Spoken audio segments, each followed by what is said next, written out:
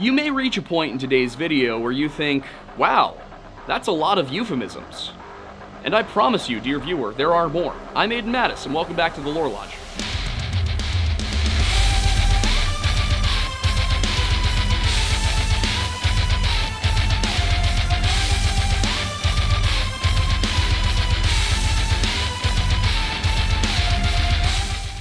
People like to get scared. I think that's pretty much a known fact. We enjoy this. We go out to horror movies, we go to haunted houses, we indulge in stories of the paranormal and the unexplained, all because we want that adrenaline rush. And of course, throughout time, one of the best ways of achieving that adrenaline rush has been through scary movies. You go to the theater, you sit there, there's jump scares, there's gore fests, there's werewolves and monsters, and interestingly enough, it seems like these don't always necessarily line up. And one thing I found very interesting about horror movies and horror cinema over time is that it goes through phases. You know, I think we all remember when vampires were all the rage, and then it was werewolves, and now it's demons. But back in the 1980s and into the 90s, there was an entirely different sort of horror going around. You see, prior to 1980, there were a few movies that really broke open what we know now as the slasher genre. There was, of course, the movie Psycho, which is one of the earliest, but it really got rolling in the late 70s with movies like The Town That Dreaded Sundown, based on the Texarkana murders. And then you had Halloween and the Michael Myers story. And what followed Halloween was a decade and a half of movies that were all about the gore. But then as that evolved, you kind of had to add to it. It couldn't just be the violence, it had to be something else. So you got wit and charm and extended plots, so that when you go from Halloween up to Freddy vs. Jason, you're almost looking at two completely different genres of film. In fact, I would say that Freddy vs. Jason qualifies more as a comedy than a horror movie at a certain point. And so, for this Halloween, since this video is coming out on Halloween itself, and we knew that none of you would actually watch it on the day it comes out for that reason, we thought that the best thing we could possibly do was give you a glimpse into our twisted mind. And by that, I mean, Hollywood. You see, a couple of years ago, we put together a series on the lore behind some of the better horror movies out there, or at least the most famous, the best known. And for that, I chose to go with Jason Voorhees and the Friday the 13th series, Freddy Krueger, and of course the Nightmare on Elm Street series, and then something that sort of broke the mold in the late 90s and into the early 2000s with the found footage theme with the Blair Witch Project. Now, I'll be very blunt with you and tell you that half the reason we decided to do this video on the day we decided to do it is because we wanted to get ahead and be able to work on things like the Edmund Fitzgerald, which is coming out for November 10th. So yeah, it was partially a practical decision, but also, we thought this would be a fun Halloween episode, because what's better for Halloween than a deep dive into the lore behind your favorite horror movie icons? But of course, this is the Lore Lodge, and while we haven't had a chance to do it in a little while, we do like including those little history segments. So, along with a little bit of exposition on how each of these movies came to be, what it references, all of that, as you'll see in the video, I also decided to throw in a lesser-known Lore Lodge video from a couple of years ago, which was our video on the supposed pagan origins of Halloween. You see, every October, you see a flood of things on TikTok, YouTube, Twitter, wherever, claiming that, yes, Halloween was originally a pagan holiday, and that by celebrating it, you are indeed communing with demons. Now, of course, none of that is true, but, I mean, what would this channel be if not for a channel that deals with things that aren't true? So, in today's video, we're going to be answering questions like, what is the true origin of Halloween? Is there a true story behind the Blair Witch Project? Just what in the hell is Jason Voorhees? And how many different origins for Freddy Krueger can one series come up with? But first, we have to talk to you about something that's very important. You think about protecting yourselves from giant knife-wielding monster people like Jason Voorhees, or from Mr. Knife Guy, Freddy Krueger, or, again, whatever is going on in the Blair Witch Project. But what you might not think to protect yourself from is data brokers. You see, as important as protecting your organs is, it's also important to protect your online privacy. And that's why we've spent the last couple of years working with one of our favorite sponsors, Delete Me. You see, while the internet age has made a lot of things more convenient than ever, it's also become a lot more difficult to keep your private information private. And I mean, there's no way to hide your online activity from Freddy Krueger. He's able to get into your dreams. So, I mean, whatever you were thinking about online, you're probably thinking about there too. But Freddy Krueger aside, you can protect yourself from the bad guys on the internet. You know, say that you went online and you signed up for a brochure on Camp Green Lake, or you filled out a survey on how your dreams have been going, or you posted a picture from some weird basement on social media. Well, there's a chance that the information you shared, like your name, phone number, or even your address, could end up for sale by a shadowy cabal of miscreants known as data brokers. So while it's certainly convenient to let the algorithm serve you any kind of content you want to see, especially if that kind of content is the things we're talking about today, events that are local to you and, ads that you might find relevant, the fact is that the same data the platforms use to show you all of those things can also be bought and sold. And that's where Delete Me comes in. It's a subscription data management service which finds the data you want kept hidden from Freddy Krueger and files takedown notices on your behalf. You give them the information you want taken offline, and their team handles the rest, no matter how many times you search for Jason Voorhees' booty ever again. With over 100 million pieces of data removed for their customers, Delete Me has a proven track record of getting the job done, and that's why we continue to work with them as a brand sponsor year after year. So, if you're ready to take control of your digital footprint, head to joindeleteme.com/lorelodge or click the link in the description to get started with a 20% discount using code LORELODGE. And now, without further ado, the truth about Halloween.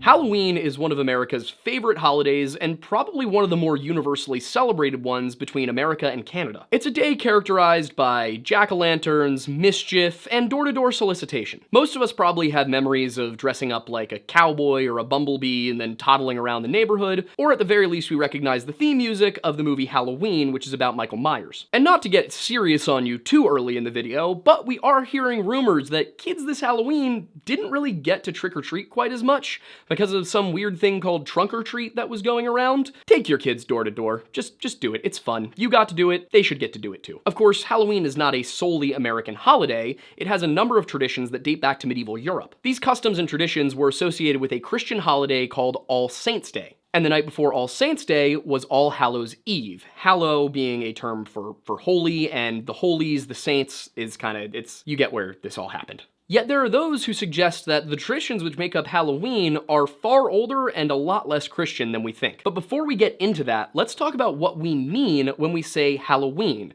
because we've got to talk about some concrete version of this holiday, and we're going to do that using the American version that I remember.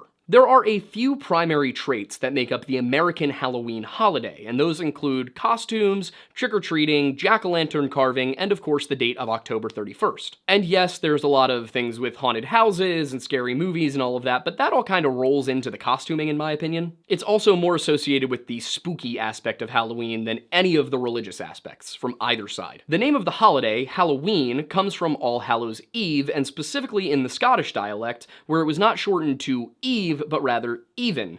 Eventually, the all and part of the Hallows were dropped and you just got Halloween. And All Hallows' Eve isn't so much its own holiday as it is a vigil in preparation for All Saints' Day. The thing is, that dating of November 1st, along with some of the traditions, have led people to claim that this is not actually derived from All Saints' Day, but rather from a Celtic holiday called Samhain. The idea being that when the Christians swept into Britain and Ireland, they simply Christianized. They reframed this holiday into something that was not observant of gods, but observant of saints. So in order to determine whether Halloween has Christian or pagan roots, we need to talk about what Halloween is, how it's celebrated, and when those celebrations came in. Looking at All Saints' Day first, the details on how it is celebrated and what precisely you're actually celebrating vary from sect to sect. But the general consensus is that you are giving thanks and prayers to the saints, those who have died, those who were martyred in Christendom. In some cases, this only applies to the canonized saints and martyrs, but in others, with my sect, Methodism for example, we view all departed Christians as saints. And this disconnect actually led to the creation of All Souls' Day on November 2nd, which is celebrated in sects that don't have that Methodist opinion, and sometimes it's not even celebrated at all, but we'll get into that. In the sects that do celebrate both All Saints' Day and All Souls' Day, All Saints' Day is reserved for kind of that class of saints and martyrs, and then the next day you give prayers to all the souls. And in Western Christianity, keep in mind the Western Christian churches and the Eastern Christian churches use different religious calendars. In Western Christianity, All Hallows Eve is October 31st, All Saints' Day is November 1st, and All Souls' Day is November 2nd. If we then move over to look at what Samhain is, what they're observing, that's different. Samhain was and is one of the 4 primary Gaelic festivals celebrating the changing of the seasons. And these are likely part of a broader Celtic practice overall. These festivals include Imbolc on February 1st, Beltane on May 1st, Lugnaza on August 1st, and then of course Samhain on November 1st. In this case, seasonal changes were more related to agriculture and pastoralism than they were the position of Earth on its axis. Today, of course, we look at the equinoxes and the solstices. They looked more in terms of the harvest, and that makes a lot of sense. The solstice, the equinox, would not have meant a ton to these people. When you needed to plant, that made more sense. Now, of course, these two are inextricably related, but they probably didn't know that, considering they didn't have an idea of the Earth being on an axis. So Samhain marks the end of the harvest season and the beginning of the winter season. And historically, these celebrations were associated with the Celtic otherworld, this being a time when the veil between our realm and the realm of the Fey folk was at its thinnest. During this time, travel between our world and theirs was a lot easier and oftentimes not to the benefit of humanity. And according to the Wooing of Emer, a medieval Celtic legend, the Samhain festival may have also been observed as something of a New Year's celebration. But real quick, we need to talk about how Irish mythology, the Celtic belief system, have been passed down and recorded. The Wooing of Emer is preserved in multiple medieval manuscripts, but probably dates to about the 10th century or as early as the 8th. Now, part of the reason that the first written versions of these stories we have are so recent is that the Druids preferred to pass things down through oral tradition rather than a written language. And that's not to say that the Irish and the Celts as a whole didn't have any writing system. There were a couple. One was called Ogham, and it appears to have been based off of actual hand symbols, because it always seems to use 5 lines across a vertical line. And on the mainland, there were Celts who used the Greek alphabet to write things down. Also, just as a quick little aside, there's this belief, this popular belief that Druids were this shadowy, secretive, super paranormal organization of people, and that's not quite accurate. Druids would have performed a number of roles, including the priestly role, but also were likely legal mediators, doctors, and other sort of professional roles. Point being, we just don't have any good written original Irish pagan resources to look at this material. Most of what we have was written down by Christian monks, and it did get a little Christianized in the process, but it does give us some good clues about those Irish beliefs. And before we go any further, I need to give some context for some of the terms that are going to be used for the rest of the video. So we're about to talk about the Irish origin story, the Levergvalna Éireann, there we go, that we've talked about in the past. So if you're not interested in sitting through that again, you can just skip to the next chapter of this video. If you haven't seen that stuff before, you might want to stay. Basically, if the terms Tuatha Dé Danann and Book of Invasion sound really familiar to you, then you can probably go ahead. Much of Irish mythology deals with how the Gaels interacted with these supernatural beings, the Tuatha Dé Danann. And generally, scholars have come to the conclusion that these are most likely the Irish gods who were relegated to a minor status of being supernaturally gifted, or magicians, or possibly even angels, later by the Christians who were writing these things down. This is supported by the fact that a lot of continental and British Celtic names for deities are cognate and also share functions with the Irish ones. For example, there's Lug and Lugus, Bridget and Brigantia,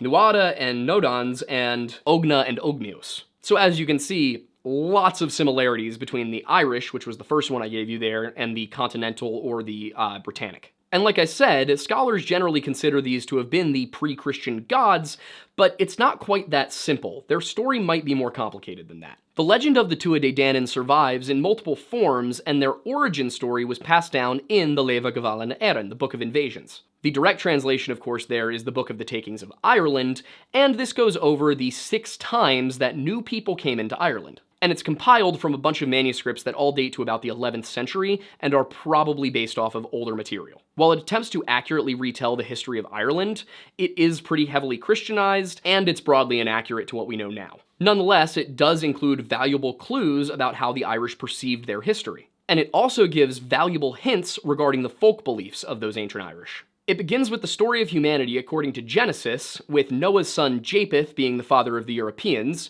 his son Magog being the forebearer of the Scythians, and Magog's son Phineas Farsed the forebearer of the Gaels. Now when you're reading this, you gotta read between the lines, because when they say Scythians, that's probably not referring to the people the ancient Greeks were referring to. But by the time anybody was writing about these guys, the Gaels were already in Ireland, and their ancestors had long been in Iberia. Iberia, of course, referring to the region that we call today Spain and Portugal. So looking at this, the use of the term Scythians makes me wonder if this is sort of a vague memory of the Yamnaya culture who crossed over from that region into Europe some 5,000 years ago during the Copper Age. But while this is a story about Ireland, the Gaels aren't going to be relevant for a while, so we're going to skip past them for a bit. The first people to arrive in Ireland are led by a person named Caser, who is supposedly a grandchild of Noah via Noah's son Bith. Now, no such son of Noah named Bith is actually recorded in the Bible, and this seems like it was likely an attempt to connect the Irish to the ancient Israelites. This happens. But the way it goes is that Noah basically instructed Caser to go to Ireland to escape the flood, for some reason. Caser takes 3 ships to Ireland, only 2 make it and only 53 people survive, and then all of them die in the flood anyway, except for our boy Fintan the salmon. Fintan! Fintan pulls an epic pro-gamer move by becoming an immortal salmon and living for 5,000 years to recount this story to a later Irish king. After this disaster with Caser, Ireland is uninhabited for about 300 years until a guy named Partholon leads 1,000 men and women there. The Book of Invasions gives their itinerary as follows. They came from Scythia via Gothia, traveled through Anatolia, Greece, Sicily, then Iberia, and then when they finally reached Ireland, they multiplied to 4,000 men and 5,000 women.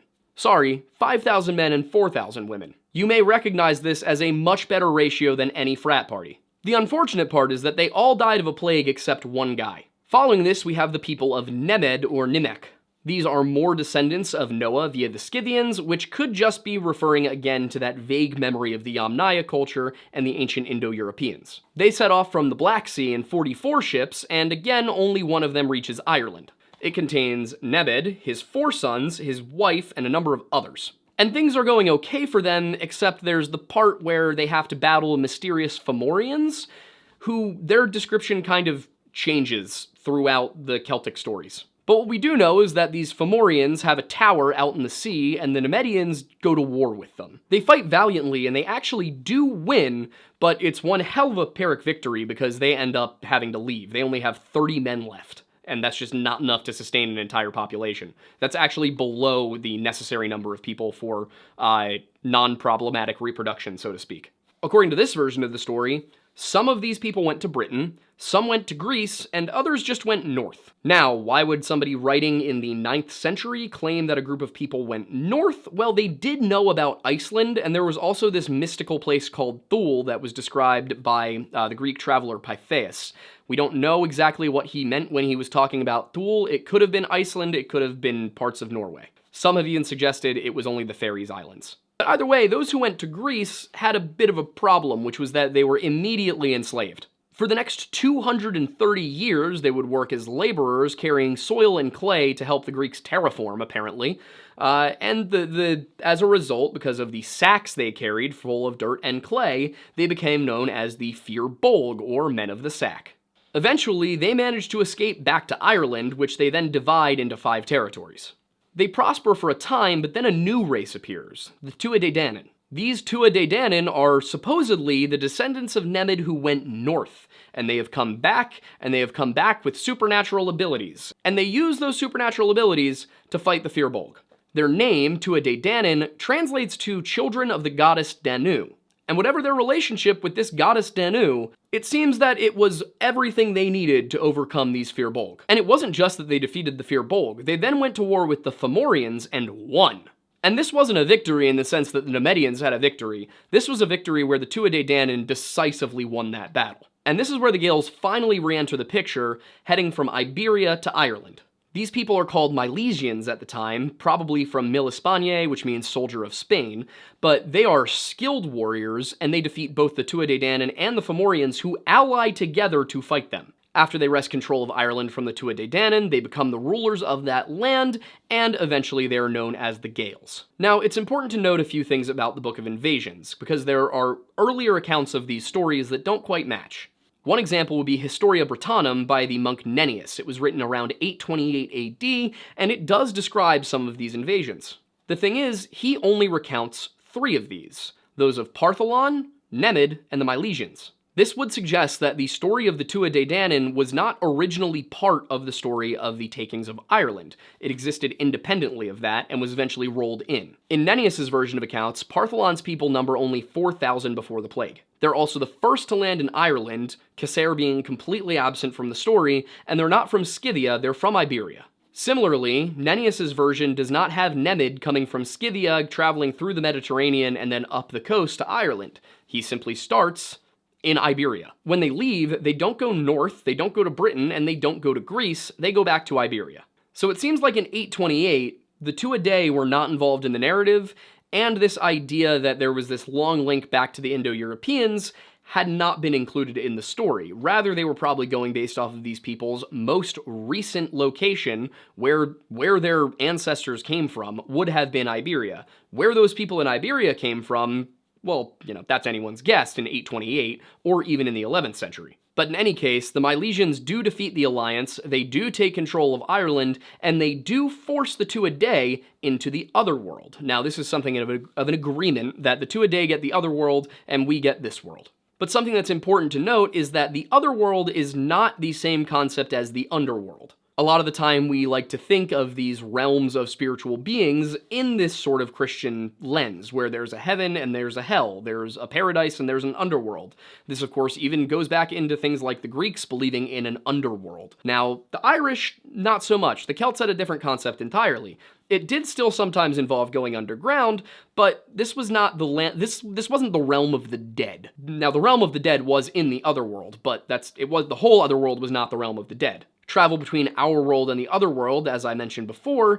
is usually managed through these passageways, fairy mounds, also known as Seath, or in the modern Irish, She. These could take several forms, but oftentimes they were underground passageways. And though the Tuatha Dé, the Aes She, and the other fairy folk all live in the Otherworld, around Samhain, they're known to kind of make their way into ours. And one of the times they're more likely to do this would be at Samhain, when the veil was at its thinnest. But I want to be clear, Samhain was not necessarily a time of fear. People weren't boarding up their doors and staying inside hiding. This was also a time of celebration. This was the harvest. This was a festival. This was good times. And a lot of the information about this comes to us from these medieval sources. It could, however, also be a time of danger. For example, the Boyhood Deeds of Finn, which dates to about the 12th century, includes a story about this deity or this Tuatha Dé called Aelin, who was the burner. He would emerge, he would burn Tara to the ground, and then eventually he's slain by Finn McCool. Finn's story also includes a tale about a fairy woman who lives in a mound, and all of the men in Ireland want to marry her. On Samhain, they would go and try to woo her, and everyone who went, someone in their family would die that year. And supposedly this was a slang to mark the occasion, and the killer was unknown. Then, in the Colloquy of the Ancients, which dates to the 12th or 13th century, there's a story about a woman who comes out every Samhain, steals the 9 best cows from every herd, and takes them back through the seed at Cruachan. And I will say right now, if I get these names wrong, I'm sorry, but Irish does not come out of my mouth very well. This same text refers to 3 she-wolves who emerge from a cave at Cruachan, and they will just go and eat rams and sheep. These actually turn out to be human beings wearing cloaks and pretending to be wolves, which calls my mind to questions about the Vikings and stories of wild people living as animals in the forests of Europe, but that's a video for another time. An additional bit about Samhain is that the Book of Invasions claims that the Nemedians had to give up 2/3 of their produce, their milk, and even their children to the Fomorians every Samhain. This is actually what leads to that war between the Nemedians and the Fomorians, which the Nemedians win, but at great cost. In the 10th or 11th century work, The Destruction of Diderga's Hostel, High King Conor Mór breaks his taboos and ends up dying on Samhain. And again, if I pronounce that wrong, it looks like it's spelled Conair, but Conair Quickbead by Conair. Listen, it's probably not pronounced like the Conair Quickbead, but have you ever tried to look up Irish pronunciations? There's like 8 different examples and the comments are all Irish people arguing. If I have any Irish viewers who want to, like, send me a guide to how to pronounce these words, please, I am begging you, I would like to improve. But now that I've explained to you kind of what these two holidays are, what's being celebrated, you might be looking at them and asking yourself, how did these ever have anything to do with one another? So to determine the links between the pagan festival of Samhain and the Christian feast of All Saints, we have to look beyond the date of October 31st, November 1st, and we have to look past what was being celebrated. We need to look at how it was celebrated. And from there, we can kind of determine where did these customs originate. So let's start with arguably the most recognizable part of Halloween, which is the trick-or-treating. Trick-or-treating has been a North American Halloween custom since at least 1927, when the term was first used in print. The practice of going door-to-door asking for sweets, however, is related to an earlier British practice regarding All Saints' Day. The custom of souling dates back at least to the Middle Ages, and it generally involved the giving of cakes to the poor. Now, what do we mean by cake here? We're not talking about, like a birthday cake. We're talking about a type of bread. The idea behind this was that if you had the means to purchase or bake the cakes and give them out, then you could help souls get out of purgatory. In some cases, it wasn't the giving of the cake that was the act, but you gave a cake and in exchange somebody agreed to pray for the souls of your loved ones. Now, if you haven't heard of purgatory, in some Christian sects, this is a middle ground between heaven and hell, where those who died without absolution of their sins go to sort of sit in a waiting room. It's never quite clear what purgatory is, it's just that it's neither heaven nor hell. The idea being that after a certain amount of time, your sins would be burned or washed away, or that your living relatives could pray for your soul in order to help you on the path to heaven. Now, was this supposed to be something that you could buy? No, but this is not a good video to get into the ethics or the messed up theology of the medieval Catholic Church. Fun little side note, this year Halloween actually fell on Reformation Day, and ironically, the Reformation is part of the reason that certain Halloween-related practices like souling fell out of favor. Also ironically, most of the stuff that Martin Luther was complaining about actually did get resolved in the Catholic Church over the succeeding centuries, but there was never really any reconciliation because Protestantism had simply developed into its own thing. That's not to say that everything Luther was complaining about has been fixed, but an effort has been made by the Catholic Church. This is, for the record, I am not a Catholic.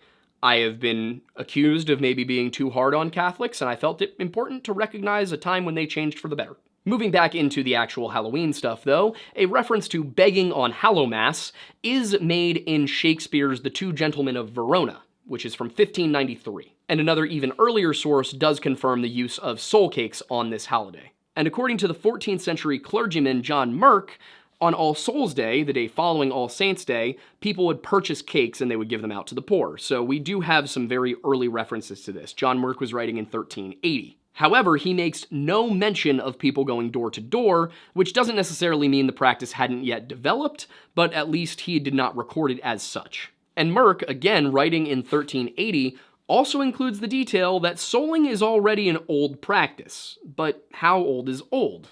Is it old enough to come from paganism? We have to look at Samhain and see if a direct connection can be found. Souling, in terms of the motivation, is definitely originally Christian because the Celts didn't have that concept of purgatory. But what about that custom of giving away these baked cakes? I actually could find no evidence that that was part of the Samhain festival. It just doesn't seem to have existed in the Celtic world. Going door to door collecting food for the feast at Samhain may have been a Celtic custom, but that's not necessarily enough to make the direct connection between that and souling. Additionally, souling seems to have begun in England, not in Ireland or Scotland. And then on top of that, there's the complicated relationship between the Gaelic folklore and Christianity, because it wasn't quite as adversarial in the mind of the average person as you might expect. Many Gaelic folk legends survived for centuries alongside Christianity because of this belief that fairies and Jesus are not necessarily mutually exclusive. You can believe that both exist at the same time. And to be honest, I'm not entirely inclined to disagree with them, but then again, I am of Irish descent. Now, interestingly enough, the earliest references to Samhain involving anything akin to trick-or-treating come from the 16th century, around the exact same time that William Shakespeare was saying it was a part of All Souls' Day or All Saints' Day. So we know that people were dressing up in costume and going door to door for All Saints' Day or All Souls' Day at least as early as the 1500s, and some scholars have suggested that they would be going in costumes that would have been meant to make them look like the Tua de Danann. And supposedly, these imposters would ask for gifts, and the idea was that you were tricking people into thinking you actually were the Tuatha Dé Danann. And the thing is, there's really nothing showing that in any of the legends. There's no mention of going door to door collecting stuff. I read through so many Celtic texts, and I just cannot find anything about going door to door asking for treats on Samhain specifically. All Saints' Day and All Souls' Day, yes. So in this case, I'm giving the point to Christianity. But regardless of whether these people who were going out and trick-or-treating were celebrating All Saints' Day or Samhain, they probably weren't carrying jack-o'-lanterns way back then. The jack-o'-lantern is as recognizable a symbol of Halloween as any, but it also might be one of the youngest, the term first appearing in print regarding Halloween in the 19th century. Now, where that came from is the real question, because folktales from the 18th century talk about a smith named Jack who made a deal with the devil. There's a number of different ways that the story can go, but the general gist is that Jack traps the devil, and then he forces the devil to promise that Jack's soul will never go to hell. The problem is, Jack goes on to live such a sinful life that he's also not able to get into heaven, and now he's stuck in purgatory and forced to wander about. Now, the story doesn't actually mention purgatory, it just says that he's wandering around between the two, so he may not even be in purgatory, he may be in some entirely separate realm, but the point is that it's dark there. Now, the devil, deciding to be helpful, gives Jack an ember to guide his way, but Jack obviously can't hold an ember in his hand, so he hollows out a turnip and puts the ember inside of the turnip and carries that as a lantern. This would make him Jack of the Lantern, or Jack-o'-lantern. But an earlier possibility would be the fact that English night watchmen were often referred to colloquially as Jack of the Lantern, Jack-o'-lantern. This was because Jack was a very common name for an English man, and they were carrying a lantern. This would be an extremely practical origin for jack-o'-lanterns because it would make sense that kids carrying lanterns from afar might look like night watchmen. And then additionally, there's the possibility that it derives from will-o'-the-wisps.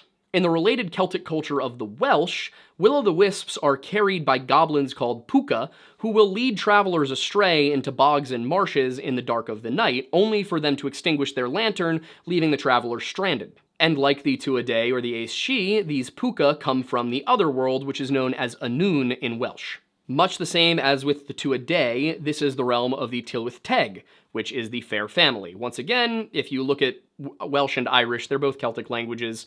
They're going to have some similarities, but they're not exactly the same. And in fact, there are a lot of differences between the Gaels and the Brittonic Celts that don't just extend to the language, despite the fact that these two groups likely got to the British Isles around the same time. But despite some of the more fine differences, they are broadly similar. Of course, today, will-o'-the-wisps are explained as being a natural phenomenon. They're thought to be clouds of phosphine, diphosphine, or methane which light up as they oxidize.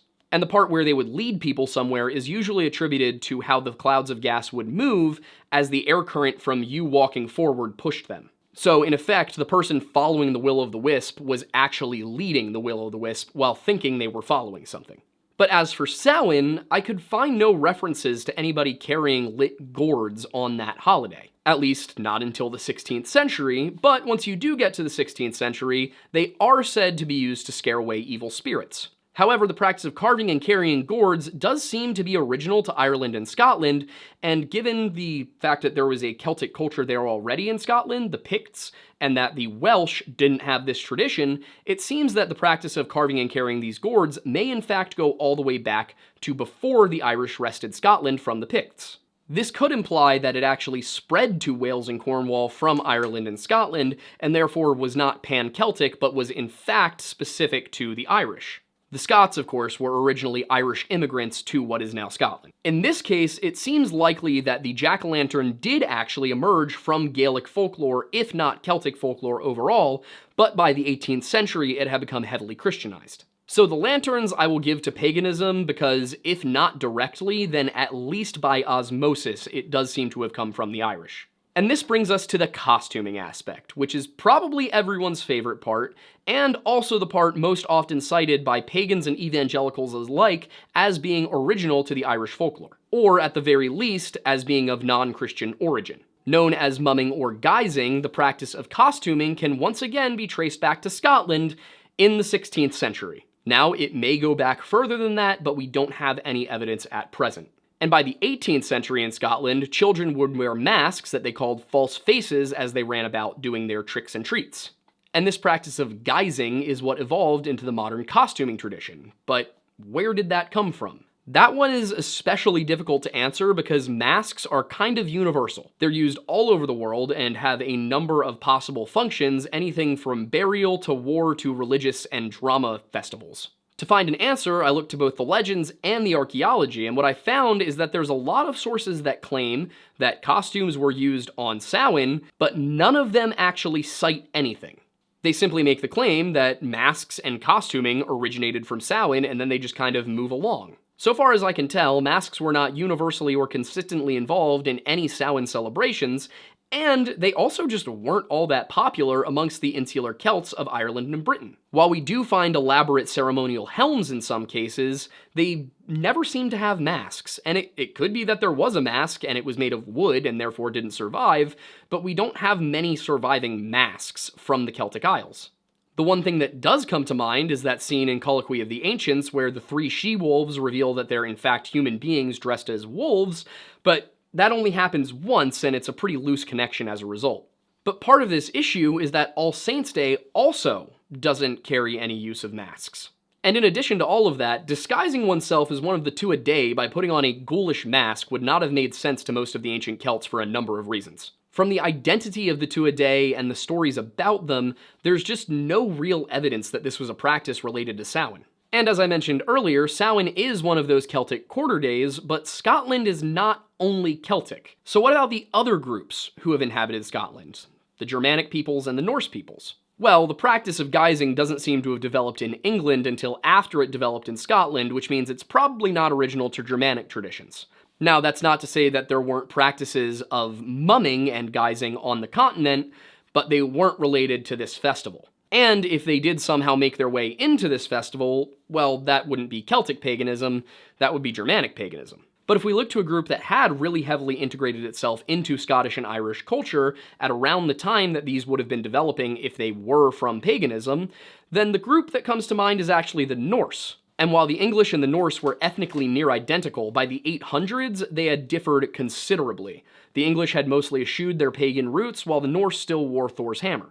And this pagan aspect of the Viking invaders, the Viking settlers, might have sort of formed a connection with the Scots, who grew up on these stories that the English simply didn't have. If it did come from the Norse, it may not have even come from paganism. It could have come from the berserkers who would often wear the skins of animals as their battle dress. Now, the Northmen did sometimes wear masks for religious purposes, but there's little evidence to go on, and nothing really suggests that they used them during their celebrations of winter in mid-October. They also did not celebrate on November 1st, they celebrated closer to the middle of the month. And some German nations do seem to have used masks during Yule, but it's unclear if that extended to the Baltic Sea area, and even if it did, it would be the wrong season. Yule, of course, takes place much closer to Christmas. On this one, I don't think I can give the point to either paganism or Christianity, because it seems like it might have been Scottish people drawing on both religions to create something entirely new. And then that just leaves the date, which is arguably the biggest point against Halloween simply being a Christianized Samhain. We don't know when Samhain was first celebrated, but the British Isles have been inhabited by Celtic peoples since at least 600 BC, so it could be very, very old. All Saints' Day, on the other hand, has only been celebrated since the 4th century AD.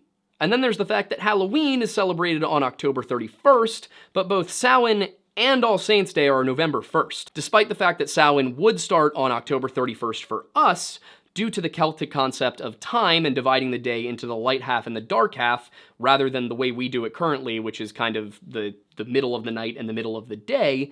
You had this situation where our October 31st is their November 1st. So that may seem open and shut. Clearly, we just took the date and took all the pagan stuff out and made it about Christianity. It's not that simple. As I said, All Saints' Day was first celebrated in the 4th century when Christianity was just beginning to get its sea legs. It had only become legal to be a Christian in Rome after the Edict of Milan in 313 AD, which ended decades of persecution of the Christians. And yes, that is decades, not centuries. Christianity wasn't a big enough problem for the Romans to care until the 200s. And by a problem, I mean the Christians refused to recognize the emperor as a god among men, which oftentimes got them executed. And if you're wondering why this treatment was only extended to the Christians and not the Jews, it's because of the way that Christianity and Judaism differed at the time. In Judaism, you would make sacrifices to God. Christianity, Christ was the sacrifice. So the Jews got around it by agreeing with the Romans that they would make sacrifices to their God on behalf of the Roman emperor. And the Romans kind of said, okay, that's close enough. The Christians, on the other hand, refused to sacrifice anything. So the Romans basically weren't okay with it for that reason. There are a number of other issues with it, but that's a video for Weird Bible or History Hut, not Lore Lodge. But anyway, all of that persecution meant lots of martyrs, and once Christianity was legal, they wanted to remember them. They wanted to honor the martyrs. And so, All Saints' Day was born on May 13th in Edessa, in Syria. Not long after that, in 325 AD, the Council of Nicaea kind of created the first standardized version of Christianity. They didn't create a biblical canon yet, but they did agree on several important theological points, including the doctrine of the Trinity, that God is the Father, the Son, and the Holy Spirit. A little while later, the Orthodox and the Catholics would argue about the Holy Spirit and whether he was both the Father and the Son or just the Father, and that caused a whole schism. Again, other video. And once again, I'm not saying that was the only thing that caused the schism, just in case. Christianity was kind of on a roll here, though, because it became legal in 313 AD, standardized in 325 AD, and then was the official state religion of Rome in 380 AD, after the Edict of Thessalonica. And when I say it became the state religion in Rome, that doesn't necessarily mean that the other religions became outlawed. It just meant that the Roman state stopped funding the other cults. And I'm not using cult in the terminology that it's a dark and mysterious, shadowy group who worship a human who has convinced them that they're God. I'm talking about cult as in the cult of a deity. So the cult of Dionysus, the cult of Jupiter, the cult of Aphrodite. That is how you would refer to these things. Technically, Christianity would be the cult of Jesus Christ. And with the evolution of Christianity, we had the evolution of the Christian holidays like Christmas and All Saints' Day. All Saints' Day, starting in 400 AD, at least in northern Italy, at the urging of Saint Maximus of Turin, began to be celebrated the Sunday after Pentecost. So this would have put All Saints' Day in the middle of May, and this also extended to parts of southern Germany. It wasn't just Turin. All Saints' Day may have been celebrated in Britain during this time, but we don't know for sure. It was heavily Christian at that point, but it was also heavily Celtic. Also, All Saints' Day was not a universal church holiday yet. It was something that was kind of preached by the priests and bishops who supported it. Now, if Britain was primarily Christian by the time of the Roman withdrawal in 410 AD, Ireland was the opposite. It only started to develop into a Christian country, or a Christian region more so, around the late 5th century. Once St. Patrick and Palladius got over there, they started the process and it really got rolling. A little while later, on May 13th, 609 or 610, Pope Boniface IV consecrated the Pantheon as a church dedicated to Mary and the martyrs. He also ordered a feast held in honor of this consecration, which has become known as the Feast of St. Mary and the Martyrs and is held on May 13th in the Catholic faith. And if you're looking at that saying, oh, how could they do that? How could they repurpose the Pantheon? That was something the Romans loved to do. The Romans loved to repurpose other people's religions into their own. This practice of absorbing other people's deities and religious buildings into your own religion was very common across medieval and ancient Europe. The first time we get anywhere near November 1st for All Saints' Day is the dedication of an oratory to all the saints and martyrs. This would have been in 732, but whether or not it was on November 1st is a matter of dispute. Some sources say that Pope Gregory III made this dedication on April 12th, 732, with November 1st actually being an anti-iconoclast synod. Really quickly, iconoclasm was the belief that images of Christ, images of Mary, things like that were akin to idolatry and therefore not allowed in the church, and they must be destroyed. The Catholics did not agree with this. There were several iconoclast controversies throughout Christian history, and this was just one of them. If it was just an iconoclast synod held on that date, it would have had absolutely no connection to Samhain. But interestingly enough, as churches on the mainland were celebrating All Saints' Day on May 13th, again, it was more of a day of obligation, it was a feast day, it wasn't an official Catholic holiday, but as they were celebrating it on the 13th of May, churches in Scotland, Ireland, and Northumbria began to celebrate it on November 1st. This must have begun sometime before the 790s, as Alcuin of Northumbria, as well as, and I'm gonna butcher these pronunciations, the martyrologies of Talit and Angus, which both mention a feast of all the departed saints on November 1st at that time. Alcuin seems to have made a deliberate attempt to change the date of All Saints' Day to November 1st, and decades after his death, he actually managed to succeed. Alcuin had been very, very influential at the court of the Frankish king, and Louis the Pious decided that he would change the date in Francia to November 1st in 835 AD, and then he was able to convince Pope Gregory IV to do the same for all Christians. Or, at the very least, for all Catholics. At this point in time, the schism between the Catholic and Eastern Orthodox churches was not completed yet. They definitely were rocky, and they had been in some disputes, but the Great Schism had not yet occurred. And that is basically to say that the Pope and the Patriarch of Constantinople had not yet excommunicated one another. And to be excommunicated means that you're no longer in communion with the church and therefore can't go to heaven or perform rites or anything like that, which is a pretty big deal. Now, whether or not the Pope has the power to do that or the Patriarch has the power to do that isn't really biblical, but that's not the point. So as we can see, All Saints' Day began to materialize long before Christians had ever heard of Samhain. And more importantly, it started in Syria, which is very far away from Ireland. Now, at the beginning of this video, we asked a question. Was Halloween originally a pagan holiday? Answering that required that we define what Halloween is today and then follow all of the traditions back to their roots. Trick-or-treating was first as the tradition with the oldest documentation. Because no evidence of this practice exists prior to Christianity, it seems like it's likely a natural evolution of going from parish to parish asking for soul cakes. And then it was jack-o'-lanterns, that iconic symbol of Halloween. These went to the pagans because it seems to come from the same stock as will-o'-the-wisps, and therefore the Fayfolk, which are not a concept in most of Christianity. In Irish and Scottish Christianity, there's a little bit more wiggle room for them, but in most of Western Christianity, no fairies. Do I personally think that Christianity excludes fairies? Not really. Depends on how you define fairy, I guess. Costumes were tough, and we called that one a draw because it seemed like it was neither pagan nor Christian, just Scottish. Considering the Scottish affinity for pranks and jokes, and what was known as the jinx, it seems quite possible, and really makes sense, that this was the origin of the trick part of trick-or-treating. You know, back in the day, before you had law enforcement, people actually would, if you did not give them a treat, play a trick. And if you were one of these Scottish older teenagers or young adults playing your trick, you probably wouldn't want people to recognize you, and you'd probably wear a mask. And then we have the date, which was a little less cut and dry of an answer. Based simply on the history of the Catholic Church, it would not surprise me at all if Alcuin of Northumbria was harping on November 1st as the date for All Saints' Day to make it easier for the recently pagan Irish and Scots to be comfortable with this holiday. On the other hand, the tradition of All Saints' Day dates to a period before Christianity spread to Ireland. So that means that trick-or-treating is Christian, jack-o'-lanterns are pagan, costumes are just Scottish, and the dates were originally different. But at the root of it all is a simple fact that answers the entire question. Only one of these holidays is about the dead. Samhain is a harvest festival that may have doubled as the Celtic New Year.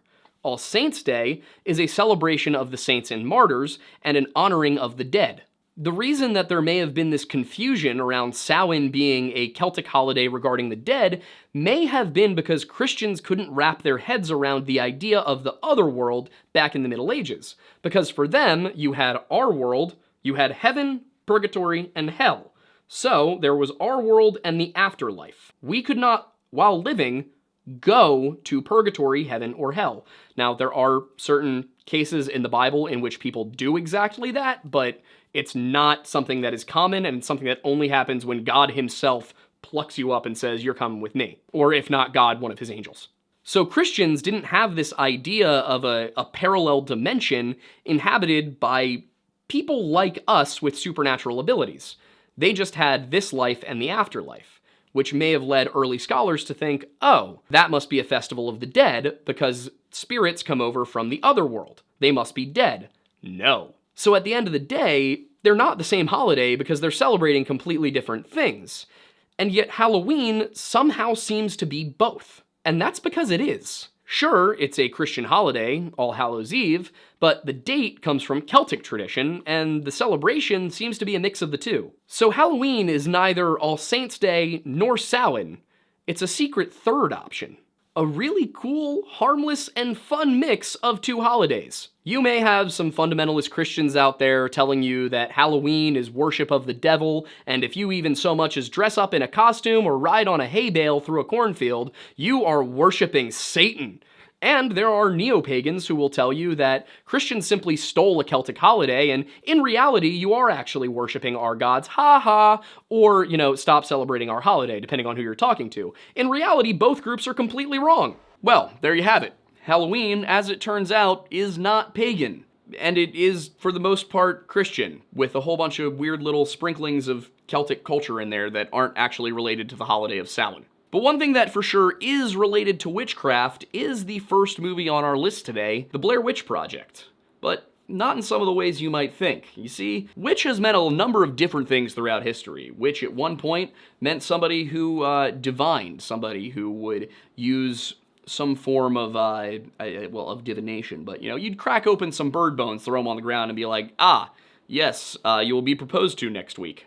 Witch has also meant somebody who, has a cauldron and brews some stuff, as we can tell from Shakespeare. And at certain points in Appalachian history, a witch was really more of a demonic presence. But in the late 90s, a witch was something that made your friend stand staring into a corner, apparently. So, you know what? I'm just gonna let 2 years ago me tell you about that. Also, wow, thank God for facial hair.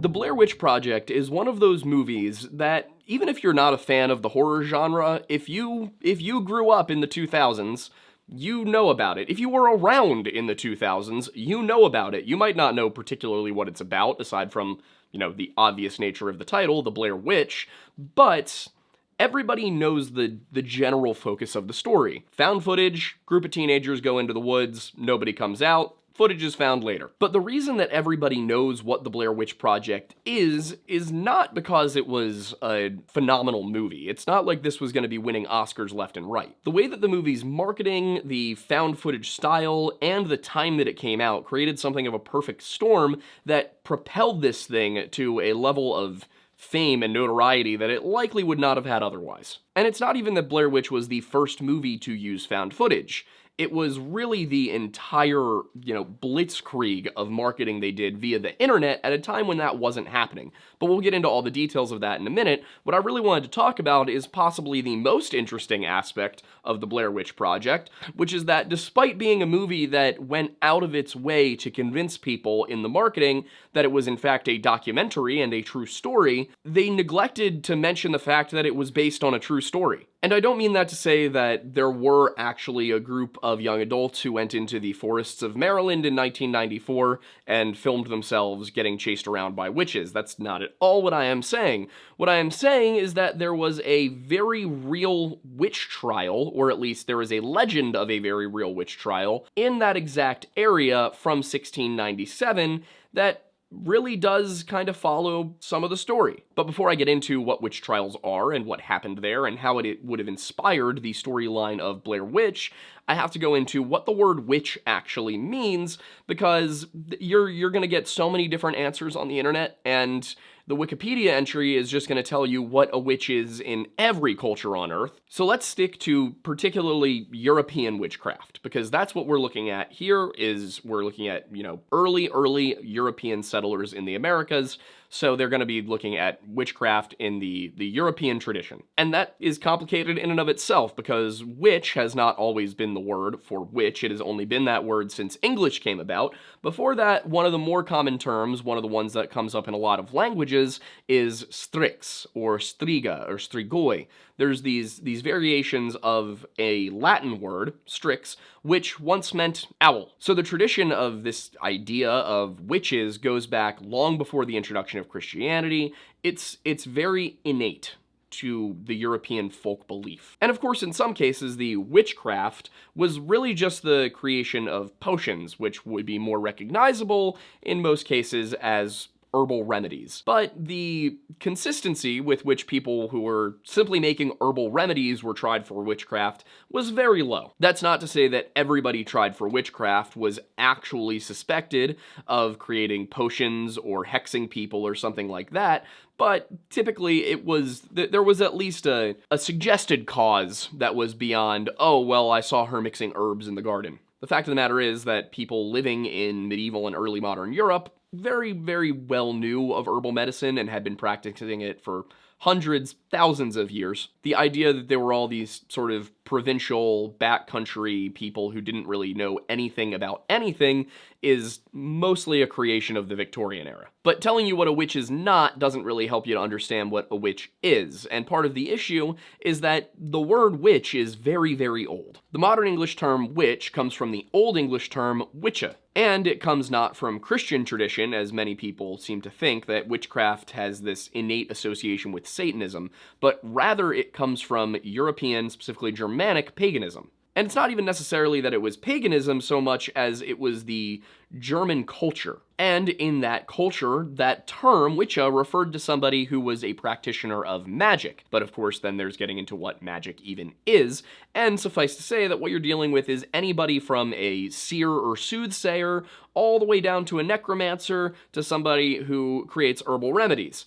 Any of those would be witchcraft. One sense of witchcraft could be summoning evil spirits to torment your enemies. Somebody who uses magic to resurrect the dead would be a necromancer. But of course, while the English language concept of witchcraft has its roots in pre-Christian traditions, that does not prevent it from adapting to Christian traditions. So one way that witchcraft would manifest in Christian cultures was through the belief that people were communing with demons or with Satan himself. And they could be doing this for any number of reasons. It could be to increase their personal wealth, it could be to get somebody to fall in love with them. Any number of things could be witchcraft, but the function was typically that you were talking to the demons and the demons were doing something for you in exchange for you giving them something. But while the demon doing something for you may have been the function of what was going on, often the method retained those older cultural aspects, which gave you Celtic witchcraft and German witchcraft and things like that, that had variations to them that were based not on any larger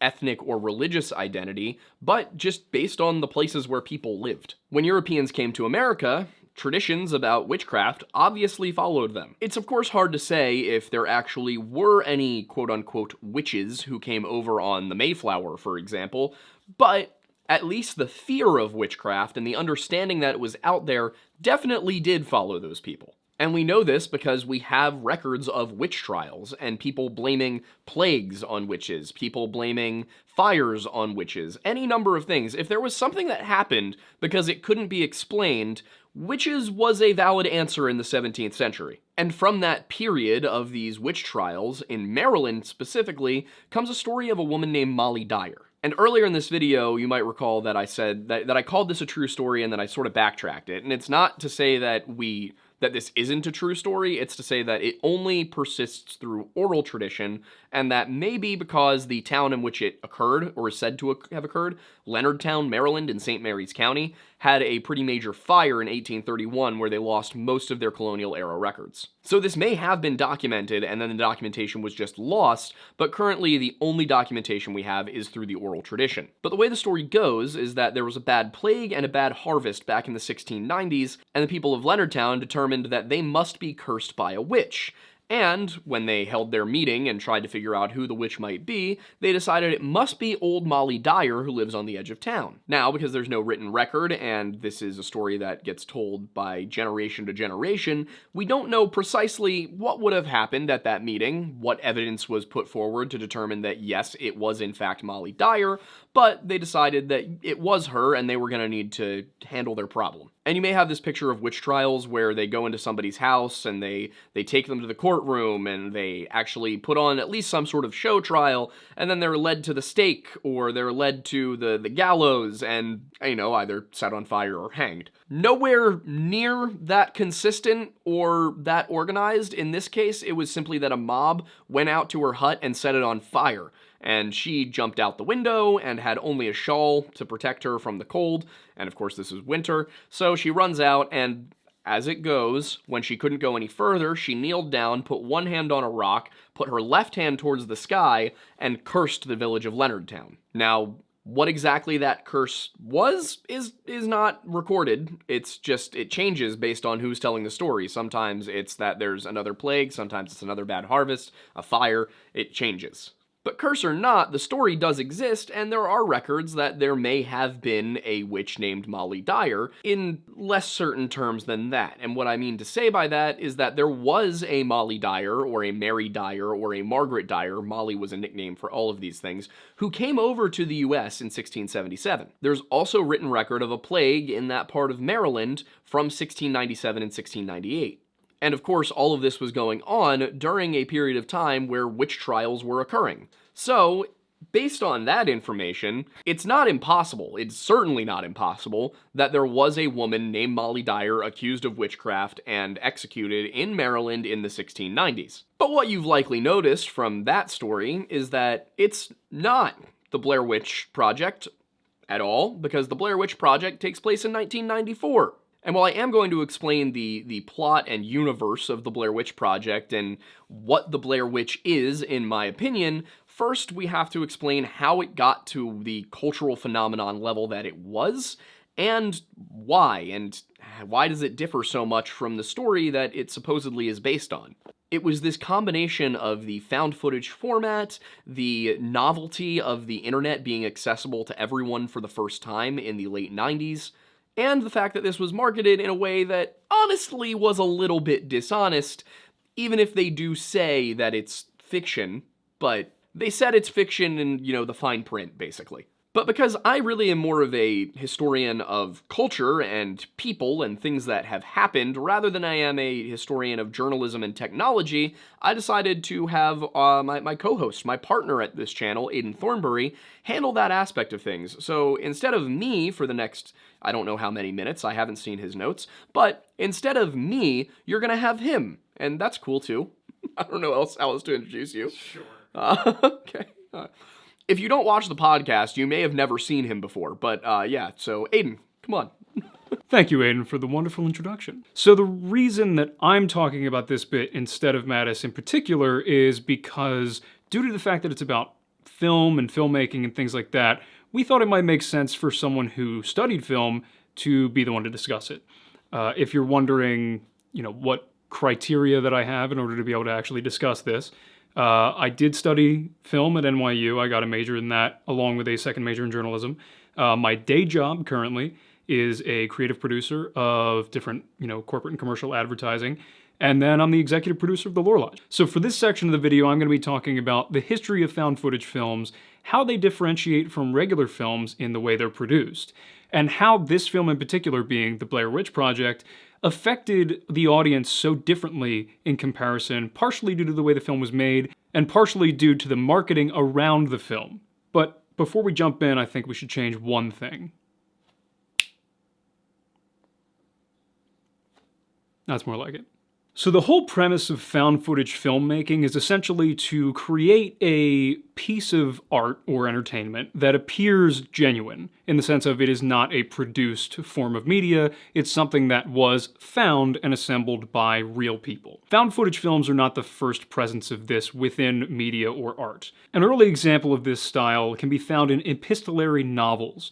And these are novels that are written with the format of letters to and from different characters that exist within the story. And they're written in this way to make you believe that this story actually happened, similar to that of found footage filmmaking. Almost like a bit of foreshadowing to the found footage films that would come after it, this type of writing is not uncommon in the horror genre, with examples in novels like Mary Shelley's Frankenstein, Bram Stoker's Dracula, and The Call of Cthulhu by H.P. Lovecraft. Moving into the beginning of the 20th century, in 1938, though at this time filmmaking had been around, one of the most primary forms of communication and storytelling was through radio.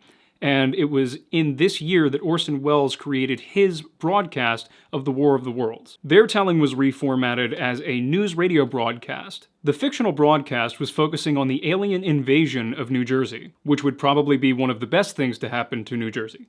Despite the fact that this broadcast was occurring on CBS's Mercury Theater on Air, a lot of the people who turned in believed that what was happening was real. And they started calling into police offices, to newspapers, trying to do something about what they believed was happening in New Jersey. The next day, Orson Welles, who was 23 at the time, had to appear at a press conference to try and quell the concerns of the general public, as at that point it had made national news. According to the people involved in the broadcast, all of the actors and the production crew never thought it would be possible that anybody would actually take it seriously because they thought the content would be far too silly. Interestingly enough, Orson Welles would actually try his hand at a found footage film later on in his career.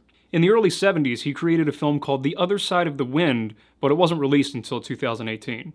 And what you may have gathered from that is the Blair Witch Project was not the first found footage film. As a matter of fact, a lot of people attribute the first found footage film to being a movie titled Cannibal Holocaust from 1980, but it actually goes back even earlier than that. The first found footage film that I could find any evidence of is called The Connection by Shirley Clarke. It was released in 1961, and it focuses around a group of heroin addicts and ex-jazz musicians all waiting for their next fix to arrive. A very condensed version of what happens is that eventually the dealer comes, people take the heroin, chaos ensues. It's an interesting tale, but definitely a very early attempt at a found footage film. More of a mockumentary than a found footage. The film I referenced previously, Cannibal Holocaust, is kind of a combination of the two in the sense of part of the film follows an anthropologist trying to find a film crew that was lost in the Amazon. The portion about the anthropologist is more of a mockumentary style, whereas the elements of the film crew from the Amazon, that is a found footage styling. This film was released in 1980 by director Ruggero Deodato. After the premiere of the film, the director, Deodato, was actually arrested on charges of murder, obscenity, and distribution of snuff because of the excessive and extreme violence that occurred within the film. In order to prove his innocence, it was required that all of the actors from the film appear on live television to prove that they had not actually been killed. This started a bit of a trend with found footage films, as many of them focused heavily on obscenity and violence, categorizing them more as snuff films than cinema that would be widely digestible to the general audience. This held mostly true for a couple of decades, up until the massive turning point that was the Blair Witch Project. However, as Mattis had mentioned a little earlier, it wasn't just the film that allowed this movie to blow up. There was a bit of a perfect storm around the film that created the ability to catch lightning in a bottle. One of the most important elements within that storm was the marketing campaign that they did for this film, and to help give you a sense of where the audience's mindset was walking into this film due to the marketing campaign, I'm going to generate a little bit of a story for you to follow to put yourself in their shoes. So let's set the scene here. It's 1999, and you're hanging out with a group of friends listening to Pearl Jam's most recent album. You guys just finished watching a rerun of Cops not too long ago, which is a documentary show that focuses on following cops in multiple cities in America, following their doings and what happens to them. You all decide to go get a slice of pizza because you're hungry, so you walk down to the local pizza shop, but outside of the shop, there's somebody that's handing out flyers. They hand you one and you look down at it, and it's a missing persons flyer. You look at it, and it's 3 college kids, 1 girl and 2 guys, and supposedly they were out in Maryland and they went missing. You look at it, it's not much you're going to really do about it, so you fold it up, you put it in your pocket, you go in, you get some pizza. Once you guys finish your food, you head back to your buddy's house, and you decide to throw on a movie. You're in the mood for horror, so you throw on Scream. Except one of your friends isn't, he's kind of bored with it, so he decides to go up and get on the computer. Now, right before the climactic part of the phone call at the beginning of the film, his dial-up tone starts screaming. So, you take the crumpled up piece of paper out of your pocket and you hit him in the dome. He keeps fiddling with the computer and now you gotta go reverse the tape. You sit back down, you keep watching, and you look over and you're kind of wondering what he's doing. And all of a sudden he says, "Hey, what was the name of those 3 kids that went missing again?" You want to watch your movie, you don't really feel like getting involved, so you say, "I don't know, man, why don't you check the crumpled up ball of paper at your feet?" He uncrinkles the paper, and all of a sudden he's begging for you to come over to the computer. So you pause the movie again, and you head over. All of a sudden he's opening up a new tab and he's popping in some website. You're kind of annoyed, you're like, what's going on? You look on the screen and uploads a research website about a witch in Maryland. Supposedly, this is a website that these group of kids were actually doing a project for to make a documentary about something called the Blair Witch. He found out about it from this guy in this chat room who was saying that this website is like totally legit. Apparently the guy from the chat room is saying that these people went missing 5 years ago, and somehow they have just found the footage of these filmmakers who went to try and do this documentary. It's weird, it's interesting, but at the end of the day, it's some weirdo in a chat room, and nothing else is really coming of it, so everybody else decides to go back and watch the movie. A couple weeks later, you're back at home and you see your dad is reading the newspaper and you see that there is an article about those missing kids in the newspaper. Later on in the day, you're chilling out watching some TV and you're flipping through the channels, and all of a sudden, as you're flying by, you hear somebody say Blair Witch. And so you go back and you catch the last 20 minutes of a documentary that's on the Sci-Fi Channel about the Blair Witch of Burkittsville, Maryland. At the end of this documentary, it confirms what that random dude in the chat room said, that they found the footage that these 3 college kids captured. A few days later, you get a call from your buddy who says the footage that they found, they're compiling it and editing it and turning it into a movie that they're releasing in theaters. He said he's already got tickets, and you guys are going. It's less than 2 weeks from now. Now it's opening night. You and your friends are sitting in the theater getting ready to watch this film from footage found of a bunch of researchers that were trying to make a documentary. All of a sudden you're watching it and you're seeing people that you almost think you recognize from like high school. Like these are people that you know, and it's being filmed on a camera that looks like the same camera that your mom has that she records you at Christmas. As the movie finishes, you and your friends leave the theater and you are thinking 2 things. 1, you are never going to Maryland, and 2, maybe you want to cancel that camping trip that you said you were going to do next fall. As you guys are heading out, suddenly you overhear a conversation about 2 people talking about how much they love the acting. At that point, what are you supposed to think? This was the experience that a lot of people had leading up to this film and afterward. And if you think looking back now with hindsight that sounds a little bit unbelievable, a key piece of information here is that people who were family members of the actors who were in this film ended up sending condolence cards and flowers to the actors' parents because they truly believed they passed away. At a time when the internet was in its infancy, without things like social media or really advanced search engines to find information easily, it was harder to really delineate between what was true and what wasn't, especially when you had resources like the website and local newspapers, and especially a documentary on the Sci-Fi Channel that were confirming the reality of this situation. Inevitably, it was revealed to the general public that this was in fact a hoax and it was part of the marketing campaign, but there are still people to this day that are skeptical. The marketing set the stage for the film, but the film still had to perform on its own. And the key element from that point forward was the style in which the film was created, the found footage format. In order to understand how unique the process of creating a found footage film actually is, I want to briefly go over the normal process of creating a film. I think there's a general understanding within the public, but I just want to go over in a little more detail. Generally, a film will start as a script. Whether that script generally is an outline or a full spec script depends on the writer, depends on the studio, depends on how it's actually starting. But the first full piece of that project is a fully formed script. From that point forward, that'll attach a director. Generally, you will then find some actors.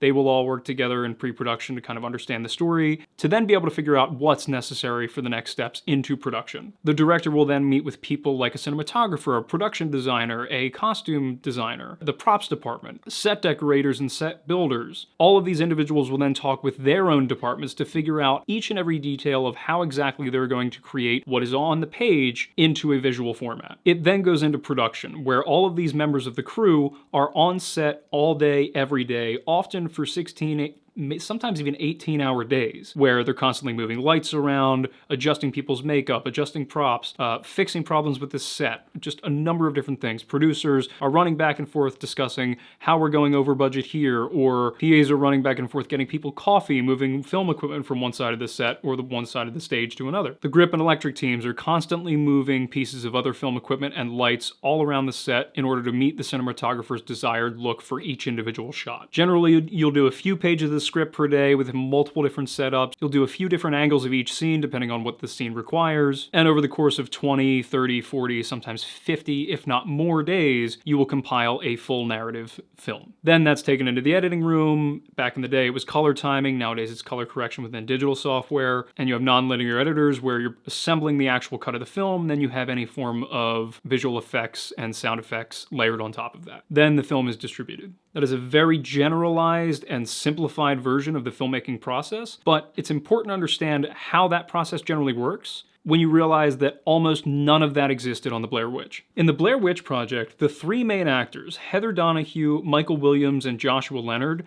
essentially functioned as the cast and all of the crew throughout the duration of the shoot. The two directors, Daniel Myrick and Eduardo Sanchez, were almost never on set. Rather than having a fully fledged script, all of the scenes were improvised. Prior to going into production, the actors were trained to use the cameras and essentially to be their own cinematographers. Additionally, one of the producers, Greg Hale, was a former military member, and he trained them on how to use a GPS system. They would use the GPS to follow waypoints that were plotted for them so they knew where to go to continue the story. At these various waypoints, they would find egg crates with film canisters in them that would have notes from the directors about where they were supposed to take the story. The rules were that they follow the direction and they don't tell the other actors what was said on their film canister note. From there, they would improvise all of the dialogue up to the next waypoint and continue the story. The only interference that the directors really had would be in the night scenes, in which the actors would be in the tents and the directors would be outside playing boom boxes of people screaming, shaking the tents, and things like that. But anything during the day, and they were far away from the filming location. They did have radios, however, just in case anything were to go awry, and they were given specific safe words to indicate that there was an issue. Anytime the actors felt as though they were unsafe, they were to use the word bulldozer, and anytime they felt a scene that was being improvised was getting too aggressive or too severe, they would use the word taco. However, at one point they did attempt to use one of the safe words, but the directors were unable to hear it because they were not listening because they were out to dinner. So all of the actors left the location to go try and find a way to communicate with them, and they ended up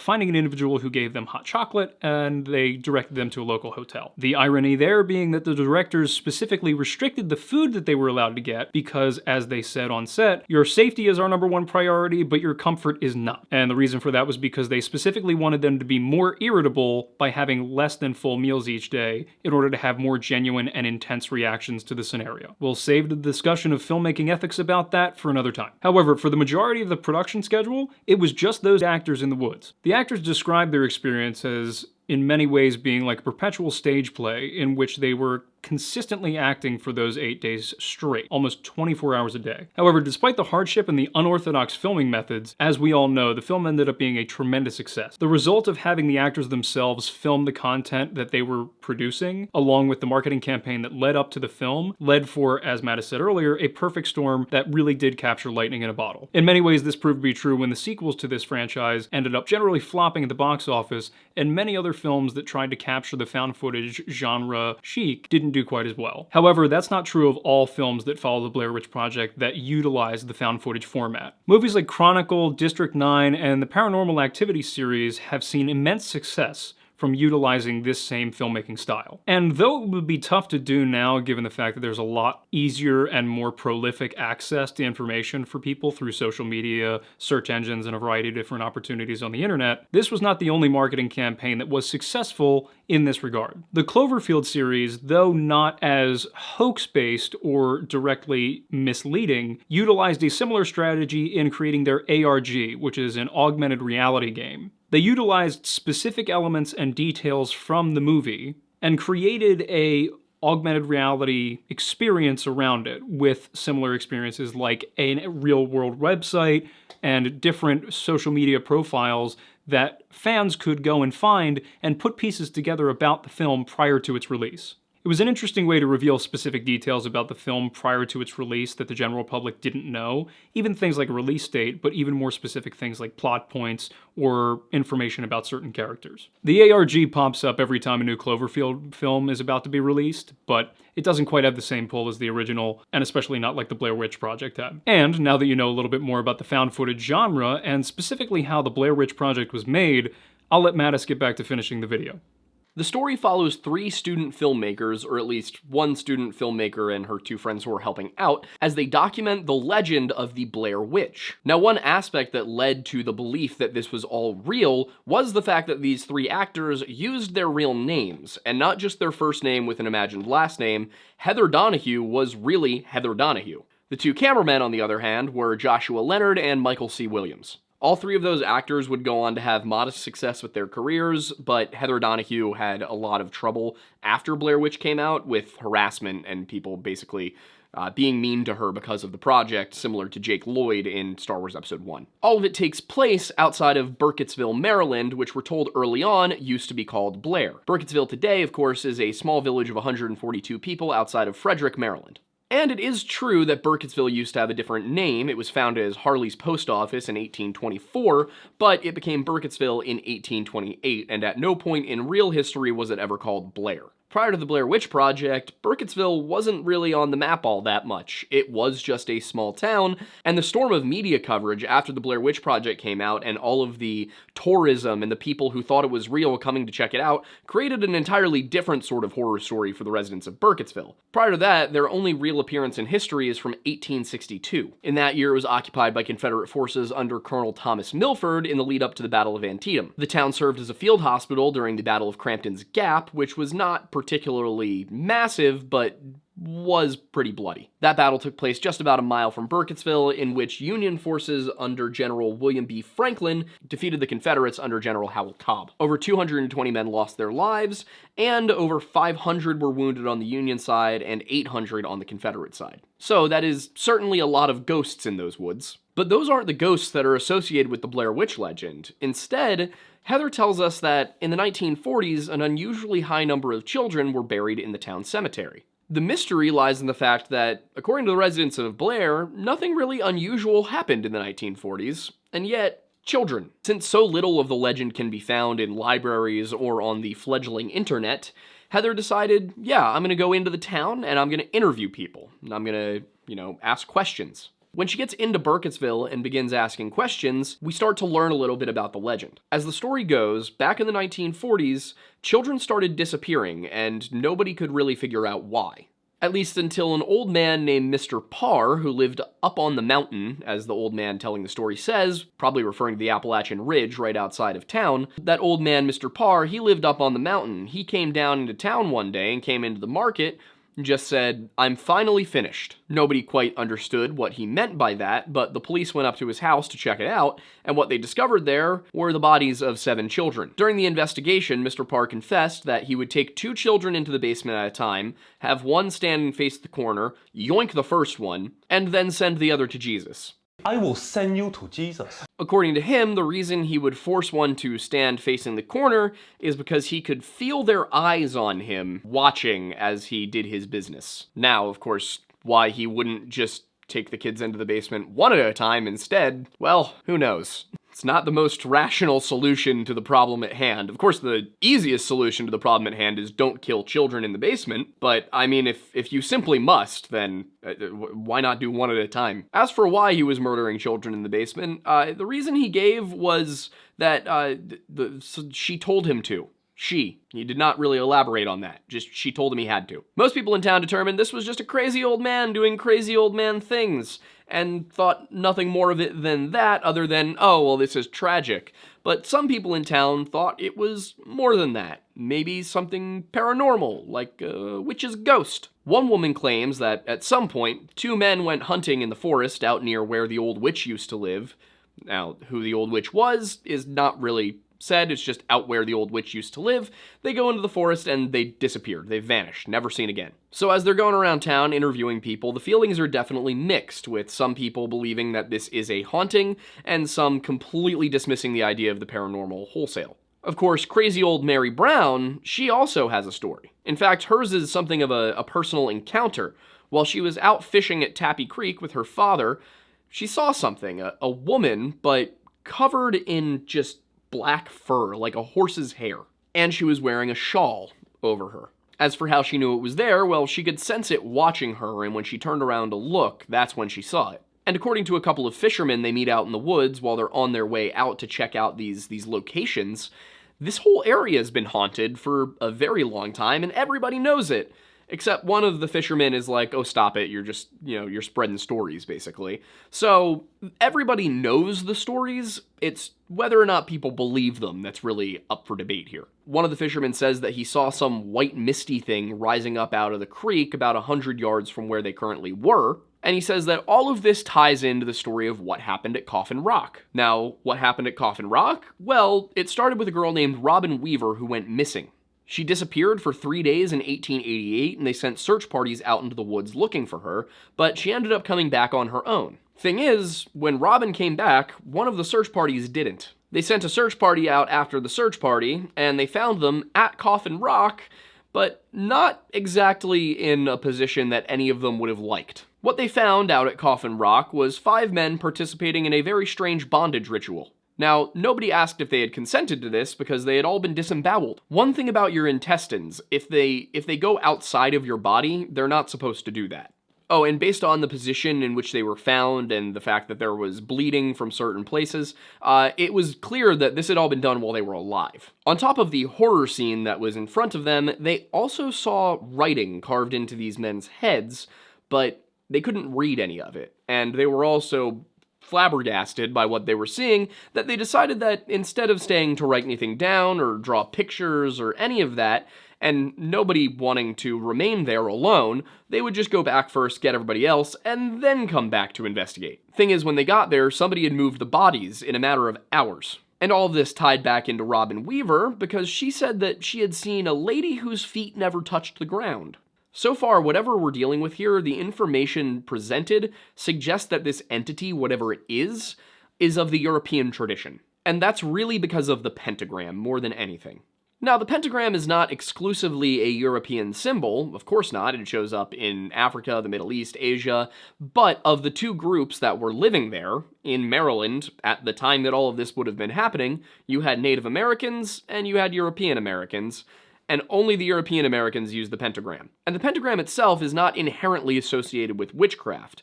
For example, in Christian symbolism, it's either the 5 senses or the 5 wounds of Christ.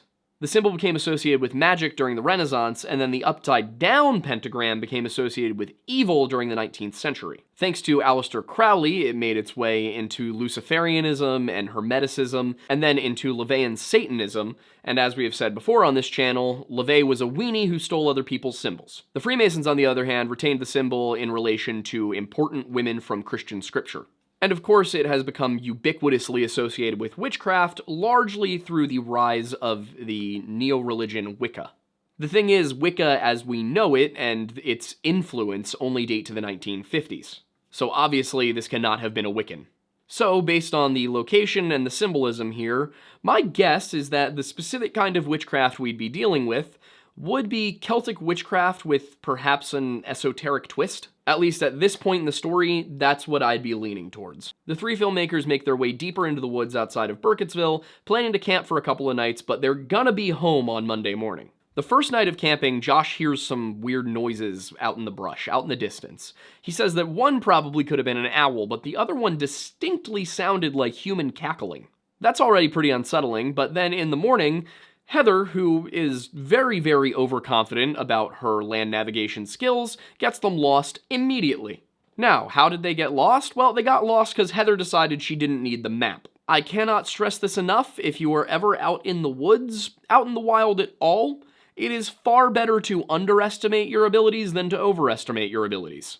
You simply cannot be too careful when you're far away from civilization. And of course, keep in mind that this is not 2016, 2020, this is 1994 that they were out there. There was no way they were going to be able to just call for help, pull out the GPS. Along the way, they find 7 piles of rocks, and Heather remembers that Mary Brown mentioned something about rocks and the Bible. It's possible that this would be a reference to Genesis 32:51, and that the rocks being referenced were a boundary line, but that's never made particularly clear. But nobody's ever super clear about what the reference was, and it's not shown. Josh accidentally knocks one of these little stone cairns over, and that night, things get bad. They start to hear sticks snapping outside of their tent as they sleep, and perhaps most unsettlingly, those sticks seem to be snapping in every direction. The next day, as they're trying to get back to the car, Heather manages to get them lost again, despite the fact that they had been in a place that was on the map. She keeps insisting that everything is fine and she knows exactly where they are and they're gonna get to the car, which just pisses off Mike and Josh, who clearly know that she has no idea where they are. Eventually, they decide to just make camp. That night, there's more stick snapping, and they try to convince themselves that it's just a deer, but it really does seem like something is playing games with them. And in case there was any question that something was playing games with them, in the morning, there are 3 piles of stones surrounding their tent, which means whatever was snapping the sticks got close enough to their tent to touch them, and instead just built rock piles. It is pretty frustrating to go through this story because even the most basic survival knowledge would have got these guys out of there. And it only gets worse because Mike, who was starting to lose it at this point, well, he reveals that he in fact kicked the map into the river. He just thought it wasn't helpful. It didn't mean anything to him. He couldn't read it. Now, Heather, of course, freaks out and claims that she was able to read the map and that it's Mike's fault that they're never getting back to the car now, but Heather's the one that got them lost in the first place, claiming she could read a map that she clearly couldn't read, so maybe Mike wasn't wrong. I mean, not a good idea to kick your map into a river, but I don't think he was wrong about it being useless to them. And there is the possibility that that's not just him snapping and doing something silly and goofy, but rather that he was being influenced to do it by some unseen presence. And then they come across several stick figures hanging from trees, which is never a good thing to see out in the woods. It's not made clear what these stick figures are for, if they're a warning, some sort of spell, anything like that, but they're definitely creepy. That night, they decide not to light a fire because they're worried that whatever has been finding them at night has been finding them by just looking through the forest for the firelight. So they decide, no fire, we should be fine, whatever it is, it shouldn't find us. But would you guess what? It found them because they start to hear stuff again. And that implies something else that's super creepy, which is that whatever is following them, whatever is messing with them at night, was following them all day. And this time it's not just stick snapping that they hear. There's voices. And, some of the voices are just giggling. The sound of children laughing about what is a funny joke, maybe. But then there's another thing, which is the sound of animalistic groaning that is underlying all of it. And then finally, something just starts scratching at the sides of the tent, but it doesn't slice through it. It's just like somebody was going like this on a tent. This causes all of them to bolt out, and as they're running away, they spot something running parallel to them. Something that appears to be a tall, lanky, pale figure. But it doesn't run towards them, it doesn't attack them, and they just run off and they hide in the woods for the remainder of the night and come back to their campsite in the morning. Now, the thing is, when they come back to their campsite in the morning, it's been ransacked, and Josh's backpack is covered in slime. So at this point, they're pretty spooked and they want to leave, and they're going to do everything in their power to get out that day. So they walk for 15 hours, only to end up back at their campsite from the previous night. Now, it is of course implied that this is the result of something bewitching them, but also given Heather's navigation skills, I would not be shocked if this was human error. She says that they were heading south. Who knows if that's true? East? I thought you said west. West? What kind of compass are you reading, lad? This one, sir. That's west, Patrick. They're forced to camp because it's getting dark and they have no idea where they are or where they're going, and then the next morning, while they're walking, Josh just disappears. He doesn't respond when they call out for him, they don't find him, there's no sign of where he went anywhere, until that night. As they're sitting there in the dark, they start to hear screaming. It sounds like Josh, and it sounds like he's in pain. They get up, they start looking around, they call out for him, they try to find him, but despite the fact that he sounds like he's gotta be nearby, they just cannot find Josh. Then eventually, he just goes quiet, and they wonder if this was a trick being played on them. Then in the morning, Heather finds a bundle of sticks tied up with a piece of Josh's flannel. And inside the bundle of sticks, inside another piece of Josh's flannel, are several of Josh's bloody teeth. But there's really nothing to be done for that, so they get up and they just start walking, and then that night, they hear someone calling out to them. They follow this voice to a dilapidated old house deep inside of the woods, and when they go inside, they find that there are weird runes all over the walls and bloody child-sized handprints. The specific runic script, interestingly enough, is Futhark, which kind of messes with my idea about Celtic stuff a little bit, because Futhark was the Norse writing system. The Celts didn't really have one. They had this thing called Ohm, but it wasn't widely used, and most of the Celtic writings we have were written down in Greek. And by that I mean the Greek script. Now, some sources I've read said that there's also Proto-Hebrew on the walls, but I did not see any in the footage. But the handprints of the children tell us one very important thing. This is old Mr. Parr's house. Once inside, Mike thinks he hears Josh in the cellar and runs downstairs to look for him, only for some unseen force to hit him in the head and knock him over. Heather follows Mike downstairs, and then when she gets down there, she sees him standing, facing the corner, and then she herself is bonked into oblivion. But after this, the lore gets a little murky. Now, that original Blair Witch Project movie was made in a very interesting way, as Aiden explained. Some additional details there would be that the cast actually did not know that the legend was completely fabricated. When they were interviewing people in town, some of them were real townsfolk, but most of the ones you see on camera, those were actors placed there by the directors with specific story information to give the actual main cast. The Blair Witch legend is deliberately vague. It doesn't have any concrete details that you can really nail down because it was written to be a folk legend. The whole point was that this wasn't supposed to be something with a very deliberate set of characteristics that can be nailed down as a simple monster. Because what they were trying to do here was not make a monster story, it was to make a story about a folktale that happened to be real. The problem with that was that it was wildly successful. On a budget of just $60,000 to $65,000, it made almost $250 million. It is, based on the amount of money that went into it and the amount of money they got out of it, one of the most successful horror films of all time. Success in Hollywood, however, means money. And when money is involved, the story can kind of fall to the wayside a little bit. And that's what happened with Book of Shadows, Blair Witch 2.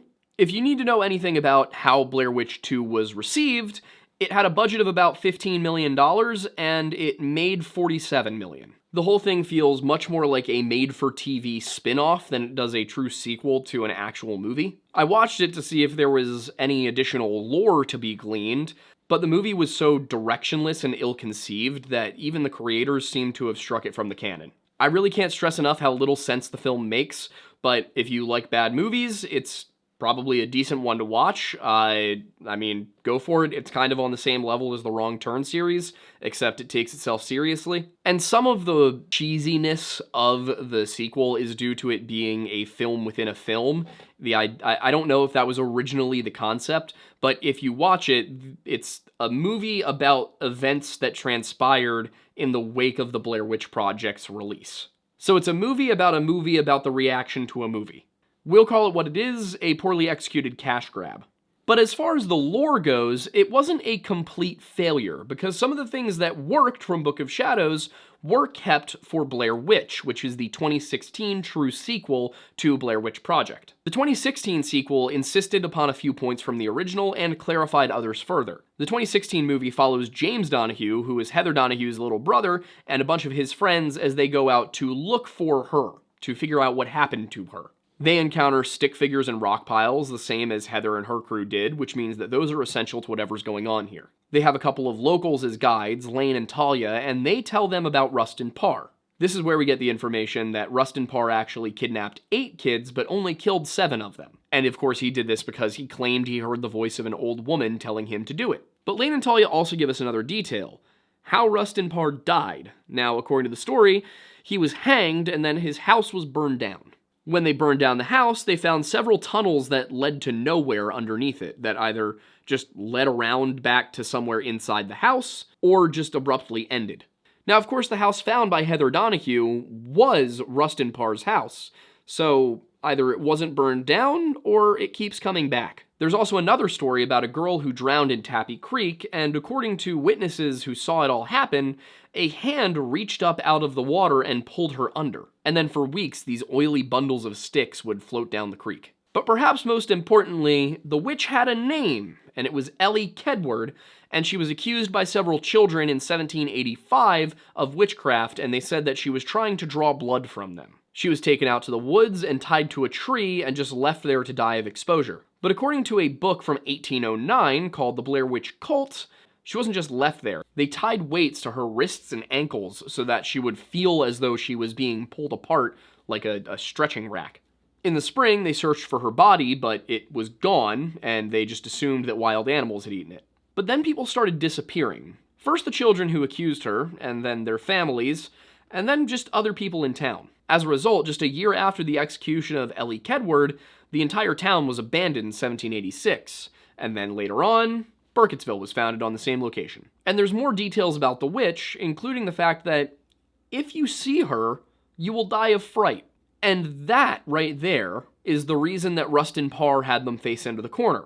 No, that does not make sense at all. I tried to understand how him making the children face into the corner so that they wouldn't see the witch when he was the one that didn't want to see the witch because he would die if he did. No, I tried to understand that. It doesn't make sense. It's nonsense.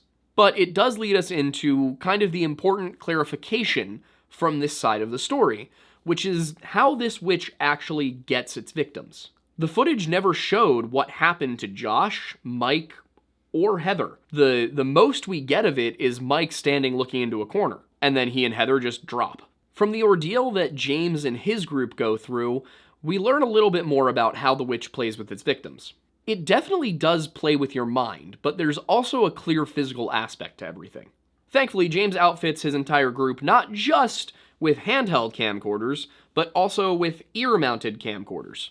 So everything that happens to them, we can see it play out. For example, one member of the group, Peter, goes off to gather firewood, and while he's out there, his radio starts spitting out static.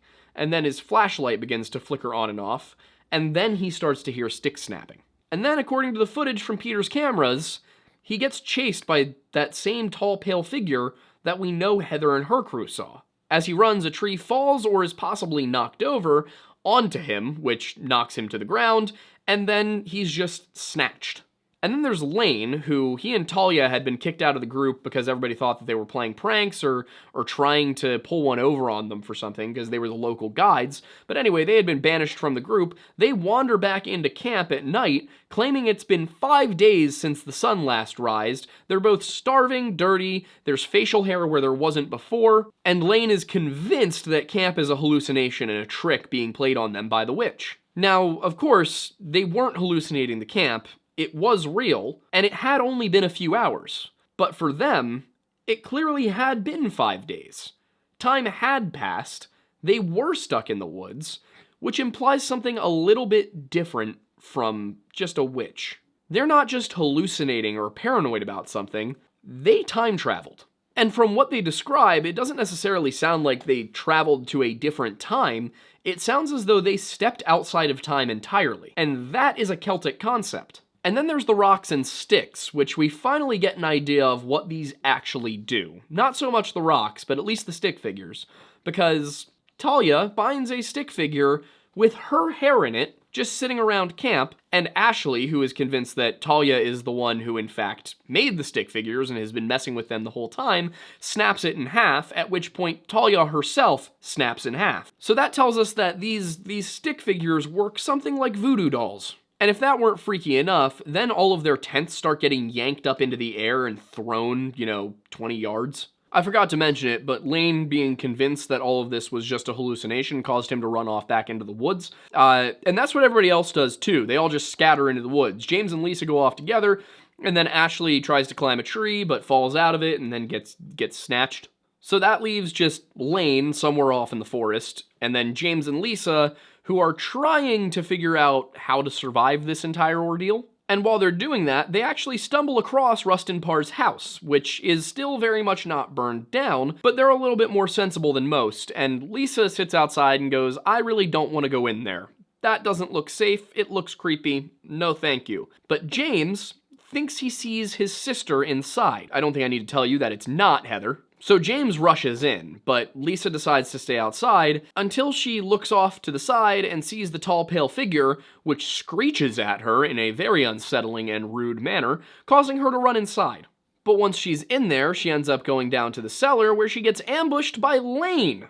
And it's not her being ambushed by Lane that's necessarily weird, it's the fact that Lane had grown a full beard. In the same space that James and Lisa have experienced maybe 12 hours, it's clear that Lane experienced months or even years in those woods. And another thing here, the sun is still not up, even though morning has come. Everything that happened with Ashley snapping that stick, and then the tents, and then everybody running off in the woods, that happened at 7 a.m. and it's still pitch black. So that means Lane isn't the only one who stepped out of time here, who is now experiencing this weird other world where the sun never rises. And to kind of hint at how long Lane has been in this world, he says that Lisa looks just the way he remembers her, which means that he's been gone a good long while. Lane basically grabs onto her and starts yelling that Rustin Parr understood and that you have to do what she tells you, then he throws her into a pit. It's just a pit in the cellar floor with a wooden trapdoor over it. But inside, she manages to find one of those tunnels. And despite the fact that it is extremely narrow and cramped, and I got claustrophobic just watching the footage, she did manage to wiggle her way through there, and she bursts out of a wall right back into the cellar in a different room. But she barely has time to get her bearings before Lane, screaming, just runs over and attacks her, but somewhere she got a knife and she manages to stab him in the neck. Lisa doesn't even have time to get her bearings after getting out of the wall because a screaming Lane attacks her, and she manages to do some exploratory surgery with a knife before he leaves this earth. But as soon as that happens, a creepy pale hand bursts from the wall and reaches for her, causing her to run upstairs, where we see something that really ties this whole thing together and solidifies my theory that I'm about to go over. The whole reason they're in that house is because James saw a video of a woman running through a creepy old house, holding a camcorder, and passing herself in the mirror. And when he saw that woman in the mirror holding the camcorder, he thought, maybe it's Heather. Maybe this is just a lost video of Heather from 1994, and maybe this guy knows where that all was, and I can go look for her. So he contacts Lane, and Lane agrees to guide him if he and Talia can come along. Thing is, the woman in the mirror in that video is not Heather, it's Lisa. This is a paradoxical situation where Lisa herself made the video that caused her to go to the house. So whatever this entity is that's messing with them, it is extremely powerful and capable of manipulating time. So whatever it is, it created the whole situation that led to Lisa and James finding themselves in this attic together. A strange light then shines from outside, which kind of seems like it's implying aliens, but I'm guessing it's not that, because that wouldn't make a ton of sense. But as whatever is chasing them bursts through the door to the attic behind them, they remember that, well, it can't kill you unless you see it, which isn't really what was said. It was more, if you see it, you'll die of fright. But they perceived that as, if I don't look, it's not there. So they try that, and James thinks he hears Lisa's voice while he's not looking at the thing, turns around, looks at it, and gets thumped. Lisa, meanwhile, has the thought to take her camcorder and face the screen towards herself while facing the camera behind her and using that to navigate out of the house while not looking at whatever it is. But she thinks she hears James say something, so she turns around, and then she too gets yeeted. And with that, we have the last people to be killed by the witch in the series. But there are a lot of really big questions left over, because not once was it shown how the witch actually kills people. We don't actually see it get anybody. We just see people get knocked unconscious or snatched by something off screen. It's also never made clear particularly what the witch even is, aside from the fact that Ellie Kedward was involved. And I think the most unsettling aspect, and probably the most interesting, is that none of the bodies are ever found. And in large part, this is to do with what the actual theme and style of the movie was. It wasn't that the monster is supposed to be scary, it's that the situation is scary. So the identity and the exact powers of the witch were never really thought out in the first place.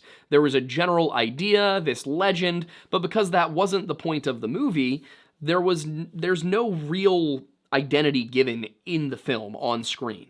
Just a whole bunch of clues as to what this thing is capable of, nothing else beyond that.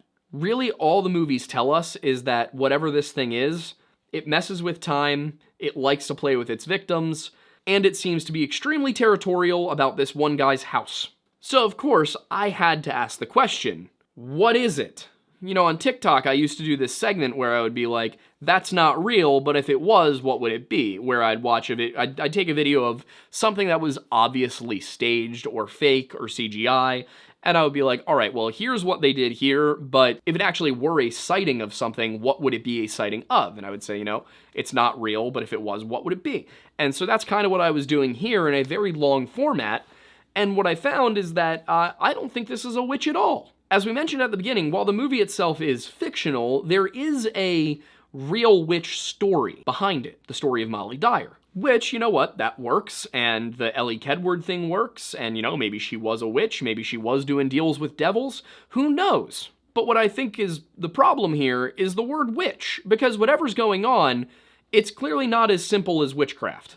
The Molly Dyer story was used as the basis for the Ellie Kedward story. The real question is, what was Ellie actually interacting with? A lot of the time, you'll see that witches believed they were interacting with Lucifer or with Lilith, with a pagan deity, with something like that they were directly communing with an angel, a demon, or a deity. This one does not feel as simple as angel or demon to me. There's too much here that is unique to Celtic culture. Maryland was a Catholic colony populated mostly by English Catholics, but it was a haven for Catholics from all over the United Kingdom. So you had Irish Catholics, Scottish Catholics, and Welsh Catholics there as well. And as early as 1647, we have records of Irish names in St. Mary's County, Maryland. Irish names mean Irish people mean Irish legends, and some of those Irish legends play into the Blair Witch in a very interesting way. It's unknown precisely when Celtic paganism faded into the shadows of history and ceased to be something that was practiced by communities, but rather by individuals or small groups. But it was sometime after the 5th century when St. Patrick went and converted Ireland. And because of Ireland's location at the edge of the Christian world in Europe, a lot of the Irish legends and stories never really became anti-Christian so much as they got folded in. And, you could be Christian and also acknowledge the existence of the Fae folk. However, gone were the days of druids leading communities and studying and passing down all of this mythical wisdom from one generation to the next. But some of these beliefs certainly did endure for centuries, either through legends that simply became more about heroes and monsters, or in isolated enclaves where the old ways were still kept by a small few. As a result, it's very possible that these beliefs, these legends in some form or another, whether they were carried by somebody who was a true believer or by somebody who simply had grown up with all of these old stories, could have gone over to the Americas. It could have gotten here, and the most likely place it would have ended up would have been in the Catholic part, because that's where the Irish were going to go. What specific beliefs one of these people may have had is a more complicated question, though, because Celtic paganism is kind of a mystery. We know very little about their beliefs, and most of what we have comes from Greco-Roman or Christian sources. And these were people who were just trying to document the beliefs. They didn't actually have those beliefs themselves, so they probably had a less nuanced understanding. There are certain things that might just be implied during a story that were never actually recorded because they just were already culturally understood. Of course, there are today certain neo-pagan sects that refer to themselves as being descendants of some sort of ancient Celtic pagan witch cult that survived through the centuries and kept going in secret, but historians largely disagree that such a cult ever existed, and instead opt for the belief that where it did persist, it was in isolated communities who had divergent beliefs from one another. What we do know for certain about their religious beliefs, however, is that they did very much believe in an alternate plane of reality that they referred to as the otherworld. And to say they referred to it as the otherworld is kind of a simplification. It's more that we refer to it as the otherworld because we don't totally understand what it is. And that's not to say that the research hasn't been done and that there isn't extensive documentation on what the current body of knowledge is. It's just that it varies so much between Irish and Welsh that we're not sure where it originated. It definitely seems to have been an ancient Celtic belief that over time developed its own variations in different regions.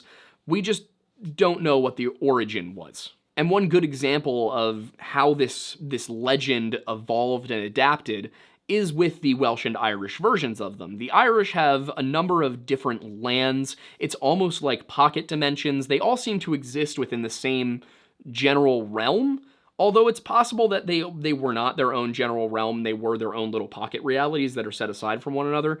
But you've got the land of youth and the land of plenty, and these can be accessed either by undergoing a voyage across the Western Sea or going through the fairy mounds. Now, what are the fairy mounds? Well, they are the domain of a supernatural race, and in the Irish tradition, these are the Tua De Danann. But the most important thing about the other world is that time doesn't work there the same way that it works here. When you go to the other world, you're stepping outside of our timeline. You may not necessarily go forward or back, but you're not in it. Once again, all of these stories are not kept in a single individual book that has been canonized and worked over by a large team of bishops multiple times through history. Instead, This is a collection of stories and legends that have survived primarily through oral tradition up until the medieval period when they started to be written down. So everything is a little nebulous. We don't know precise details. The point being, while parts of the otherworld may sound kind of like Elysium or the Norse concept of hell or Valhalla, things like that, it's not quite an afterlife. It is a place that the living can travel. And in addition to everything I just told you, there's also the fact that there were 2 times of year where the veil between our world and the other world was at its thinnest, and those were Samhain and Beltane. Now you may be asking the question, Aiden, how does any of this at all tie back into the Blair Witch? And I promise it does, and one of the important ways is that the timing intrigues me, because it said that Ellie Kedward was tied up in the winter. Now, winter could be any time between November and March, so it's possible that she was left out there around early November, perhaps Samhain, perhaps November 1st. So I have to wonder, is this as simple as Ellie Kedward was a witch who just, cursed everybody? Or was Ellie Kedward interacting with Celtic pagan deities through a fairy mound and she messed up? I don't think that the Blair Witch is one witch's vengeful ghost. I think that the town of Blair, or more specifically, I think Rustin Parr's house, was built upon a fairy mound, a Celtic seed, or she, depending on whether you're using Old Irish or Modern Irish. Don't yell at me. And if all of this happened around Samhain, when the veil was at its thinnest, that could imply that maybe something got brought over to this side when they got rid of Ellie Kedward. After all, the Appalachians do extend to Scotland. Yes, the mountains in Scotland and the mountains that extend from Georgia up through Maine are related. They used to be part of the same range many, many moons ago. We know that Irish immigrants were there as early as 1647, and everything with Ellie Kedward happened in 1785, which is a solid amount of time for, a cult that worships the entity on the other side of the sea to develop. And I don't just think it's a cult because that's the only way my theory makes sense. I think it's a cult because that's the only way that everything that happened to everyone makes sense. I think Rustin Parr's house is on the fairy mound. I think that's why there are weird tunnels that go to nowhere. I think that's why people seem to just disappear from it. And I think that search party that was attacked, tied up, and disemboweled can't possibly have had all of that done to them by one person. There's also the fact that both groups encountered a bunch of stick figures that must have been made and placed there by somebody.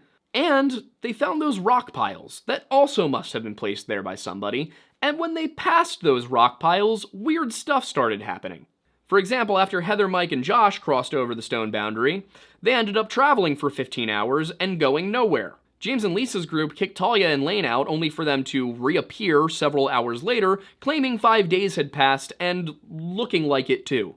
And just to really quickly circle back to the sticks, when you snap one of those stick figures in half, it snaps a person in half, which means someone made the stick figure and some entity gave the stick figure power, which again to me is just more evidence that we're dealing with a cult. And that Heather, Mike, Josh, James, Lisa, Ashley, Peter, Lane, and Talia, and also those 7 kids that Rustin got, all of them were sacrifices.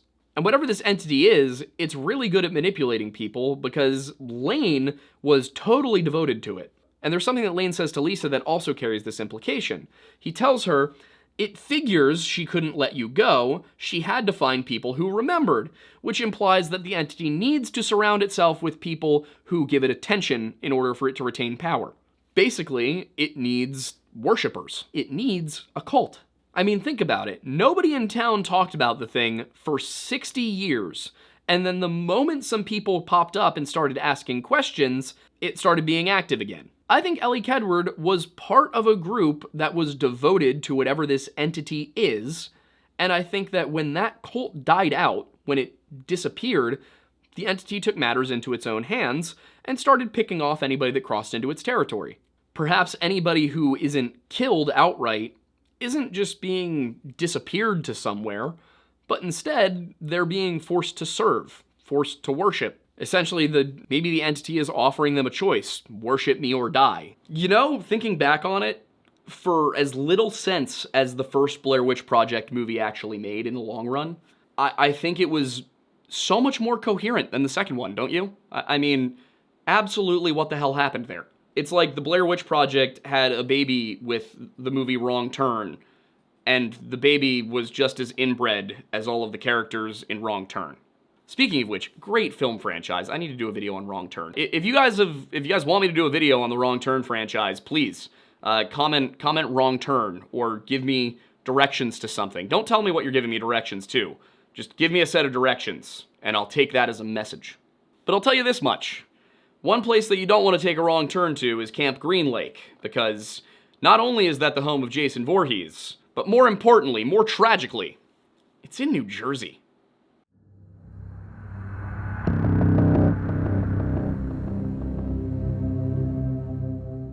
If you grew up anywhere in the Western cultural sphere, you're probably familiar with the idea of Friday the 13th being a bad omen, a day of bad luck, a bad day to set sail, any number of things, but just a general vibe that Friday the 13th, not a good day. Now, of course, we got the opportunity to have a Friday the 13th in October, and we thought, oh, we cannot pass that opportunity up. But then we had to do a video on both Friday the 13th, the film series, and Friday the 13th, the Superstition, and we just decided to do them at the same time. As far as Friday the 13th, the film series, the title refers to the birthday of the primary antagonist, Jason Voorhees. However, according to the filmmakers, there's also a underlying theme throughout the series of bad luck, and that refers back to Friday the 13th.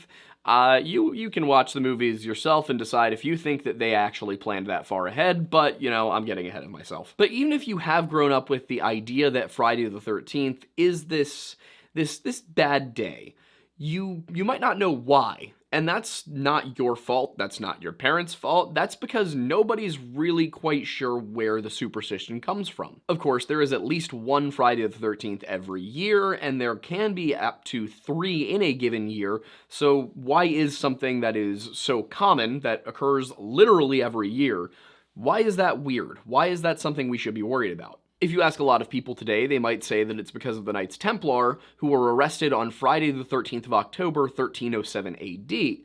And that's largely because Dan Brown's novel, The Da Vinci Code, and the success of the film that followed it, gave people this impression, despite the fact that that's really not true. There's no evidence that that's the case.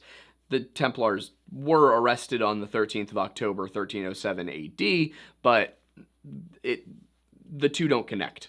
It could be because in both European and American folklore, depending on the country, you can see a theme of both Friday and 13 being unlucky, and it may be that they were unlucky themselves, independent of one another, and this is a situation where people were like, oh no, not the two at the same time. Friday being an unlucky day, according to Wikipedia, goes back to the 14th century. Wikipedia is wrong. The attribution here is Chaucer and his Canterbury Tales, and the allegation here is that he wrote on a couple of occasions that Friday the 13th was unlucky, that unlucky things happened on Fridays.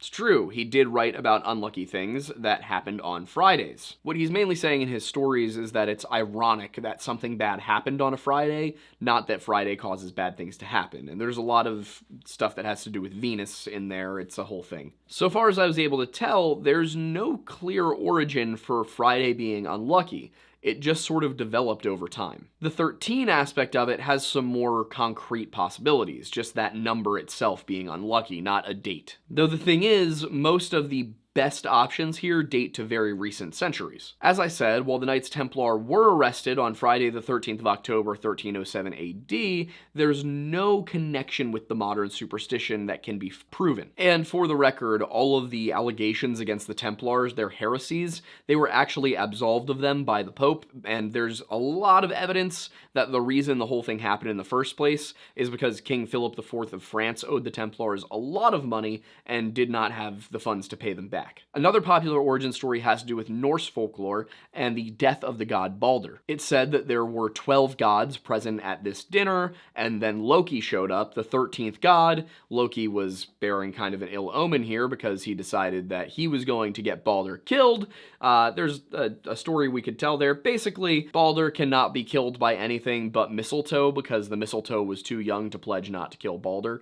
And then Loki found this out, and Loki made a spear of mistletoe, gave it to his blind cousin, I believe it would be, Hod, and then said, hey, throw this at Balder, because they thought it was fun to throw things at Balder because he couldn't die. So Hod throws it, and it spears Balder, and because it's made of mistletoe, it actually kills him, and everybody's like, oh no, Balder's dead, he was so pretty, don't die, you were so sexy, ah ha ha ha.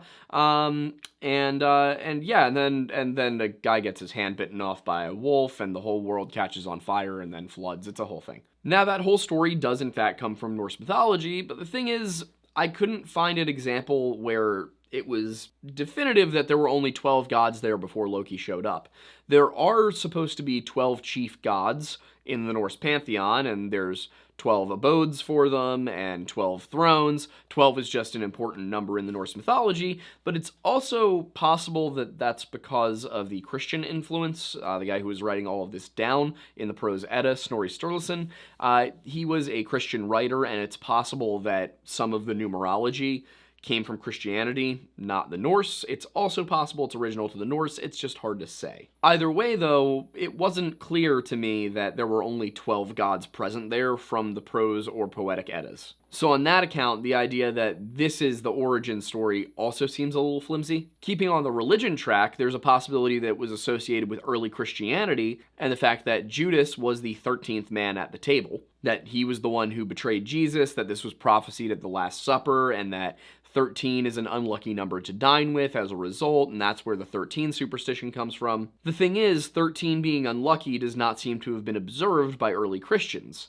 Many early Christians were raised in the Jewish tradition, which meant that 13 was the age of adulthood for them. Catholics, on the other hand, have associated multiple saints with the number, and it is the summation of two important numbers from Christianity, 10 and 3. And then there's another theory that describes European pagan origin, but that's specifically with Wicca. And this is because in certain Wiccan circles, 13 is viewed as the ideal number of witches for a coven. If Wicca were the origin, however, that would mean that this superstition has only been around since about 1954, and we have references going back into the 19th century. I went to look at usage of the term Friday the 13th over time, and it does start to rise back in about the 16th, 17th century, and then it really picks up in the 19th. But the thing is, it's also a date, and that's when we started writing things down a lot more, as people became more literate and more history was written. So it's hard to say. Is Friday the 13th showing up because it's a superstition, it's something that's common knowledge, or is Friday the 13th showing up because people are simply writing about more things that happened on Friday the 13th? What we can say for certain is that the superstition was widespread enough to be used as the primary plot device in T.W. Lawson's novel Friday the 13th in 1907. Of course, in that novel, the antagonist is not a masked killer named Jason Voorhees. It's more man versus self, but that's not the point. The point is, however the Friday the 13th superstition got started, it seems to have really picked up steam in the 19th and 20th centuries. But you may be asking, what does that have to do with Jason Voorhees, and what is even Jason Voorhees? Daddy, chill.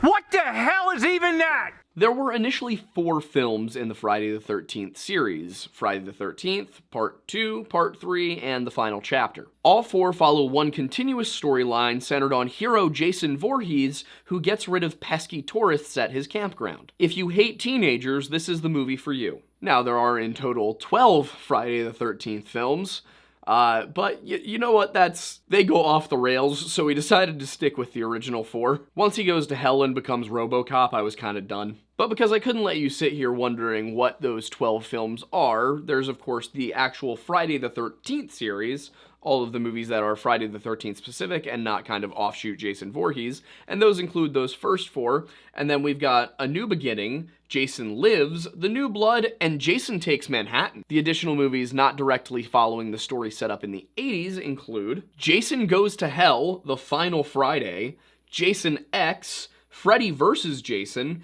and the 2000 remake Friday the 13th. The 2009 one is actually a solid horror movie. I would recommend it. But like I said, for the sake of my sanity, we're focusing on the first 4. Of course, there are spoilers ahead, but the most recent film in the series came out 14 years ago, so you had time. The first film in this masterpiece of cinema introduces us to Camp Crystal Lake in 1958. And by the way, Camp Crystal Lake is in the second worst state in America, New Jersey. I kid to my New Jersey brothers across the border. You guys we like your beaches. You guys have nice beaches. Learn to pump your own gas, though. Please. It's so inconvenient that I have to, let some other guy pump my gas. Like, I feel cucked by that. Just trust me, man. God. We see this nice little scene where there's a fire and some counselors and campers singing little campfire songs inside. And then 2 counselors go off to hold hands in an empty cabin. But what they didn't count on was a 3rd pair of hands. An unseen scoundrel relieves them of the burden of existence by stabbing one through the gut, and then the screen just fades to black as the other one screams. However, they do seem to recognize the killer. The story resumes in 1979 or 1980, I'm not entirely sure because it says present day, but the movie was shot in 79 and came out in 80. Anyway, she's hitchhiking on her way to be a cook at a summer camp, which is just a series of words that would not apply to anybody today. Now what camp is she on her way to? Well, Camp Crystal Lake, of course. As she passes through, she stops at a cafe or a diner, and she asks how to get there, and the locals just kind of generally warn her, oh, that place, don't go there. And the stories here vary from, it's just creepy up there after what happened, to it's got a death curse. But one of them does agree to give Annie a ride, at least part of the way to the camp, and on the drive over explains that there was a series of unfortunate events back in 1957 through 1962. In 57, because the counselors weren't paying attention, a young boy drowned in the lake. In 58, 2 counselors were murdered. And then in 1962, when they went to open up the camp, the water was bad. What that means is not made clear. It's never said explicitly where in New Jersey this camp is, but the filming location was a Boy Scout camp, Nobi Bosco, and that is on Sand Pond in Hardwick Township, New Jersey. So the region we're looking at here is kind of Appalachian foothills. While Annie is making her way to camp, the rest of the counselors are actually arriving, and they realize that there's some work to be done before the camp can actually open for campers the next week. Ned, Jack, Bill, Marcy, and Brenda will be working as counselors under owner Steve Christie and his girlfriend Alice for the foreseeable future, for this summer. The situation with Steve Christie and Alice, it's not ever made super clear, but it seems like she started working for him as a counselor and then their relationship developed after that. Make of that what you will. After telling everybody what their exact responsibilities will be for the day, Steve says he's got to go into town and get some stuff, remarks that it's about to storm, and drives off with the top of his Jeep down, which is not what you're supposed to do. The rest of the counselors return to duty, and meanwhile, Annie is picked up by a Jeep that is the same color as Steve's Jeep, but has the top up. And in this case, the driver is unseen. Annie talks to the driver, but the driver doesn't talk back, and the camera is, from the driver's perspective. So we know something's a little shady here. Now, if you're wondering if there's a specific meaning, a symbolism to the 2 Jeeps, is this telling us that these 2 are the same person? No, that is not what's being implied. What's being implied is that they could only afford 1 Jeep, so they only shot with 1 Jeep. And I'm really not spoiling anything that I'm going to get to later in the video here, because within the same scene, the driver takes Annie right past the turnoff for Crystal Lake. She realizes something's off, asks to be dropped off, opens the door, jumps out, and then runs through the woods. Whoever the driver is catches up with her and gives her a little slicey slice across the throat, which, unfortunately, is something that she does not survive. A little while later, our buddy Ned, back at the camp, is feeling spurned by Marcy as she frolics about with Jack. And as he walks around trying to distract himself, he thinks he sees somebody walk into a cabin. He follows the person in, and not long after, a storm rolls in. Because of the storm, Marcy and Jack go into the same cabin to study anatomy together. After that, Marcy decides that she's going to go to the bathroom and walks off, because she's got to go find the restroom, because we're at a camp here, so there's an outdoor, whole building for that. While she's gone, Jack feels a drop of liquid fall down and realizes that it's blood, and that Ned's lifeless body was in fact on the top bunk the whole time. Before he even has time to say, "Not cool, bro," an arrow pierces his heart from beneath the mattress. Marcy, of course, is in the restroom for all of this, and the killer then follows her in, and we get a very Tarantino-esque shot of Marcy's feet for some reason. Marcy then ends up on the business end of an axe after hearing someone enter the bathroom and assuming it was Jack. It was not Jack. Back inside the main cabin, the remaining counselors are playing a very saucy game of Strip Monopoly. I'm not sure why, but Strip Monopoly sounds considerably more exploitative than other forms of strip board games. Oh, you don't have any money to pay rent, do you? Before I tell you the next part of this, I should probably make clear that the storm started sometime in the early afternoon.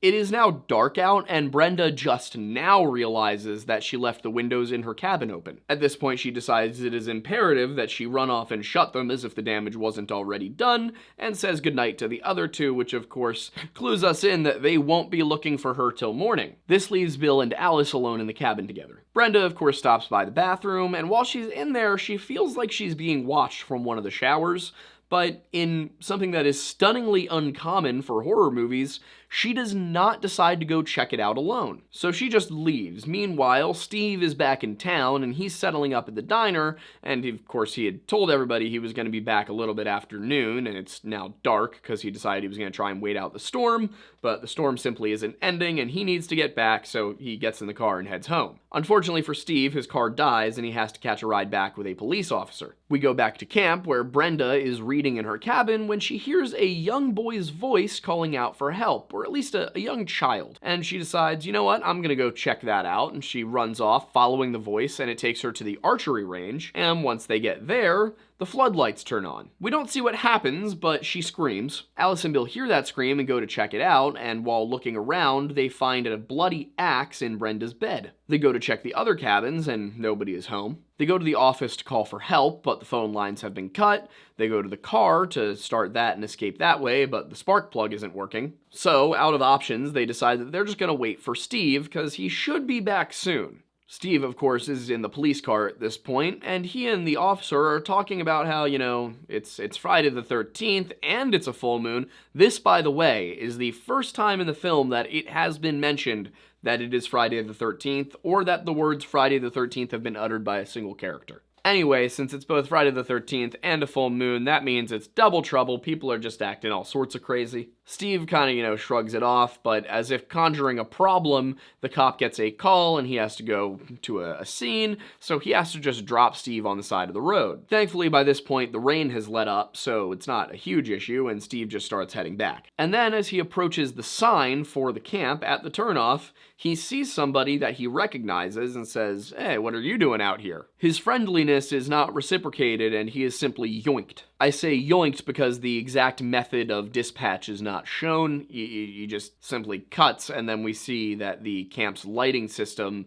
just turns off as we hear a generator turn off. And they had turned on the generator after the power was initially knocked out by the storm. This was a rather short and forgettable scene that I didn't even realize happened. Bill goes to check on it, but he doesn't come back, so Alice goes to find him, and finds him pinned to a door looking like Boromir at the end of Fellowship. Pulled an Edmund the Martyr on this man. One fun little fact here, though, is that the actress Adrienne King, who was playing Alice, had not seen the body yet, and it wasn't a body, it was the actual actor for Bill, who just had makeup on. So she hadn't seen this, what had been done to him, until they shot the scene, and the reaction she had is genuine. Also, if you watch, Bill's eye is twitching throughout it, and it's because some of, I think it was the adhesive from all of the makeup and everything, had gotten into his eye, and it was actually, burning him and causing him excruciating pain. Alice screams, runs away, barricades herself inside of a cabin, and then Brenda's body just gets thrown through the window. As you can imagine, this is met with more screaming, and then a Jeep pulls up outside. Alice runs outside and encounters a woman who identifies herself as Mrs. Voorhees, an old friend of the Christies. Mrs. Voorhees is remarkably unconcerned about all of the dead bodies and the situation at hand,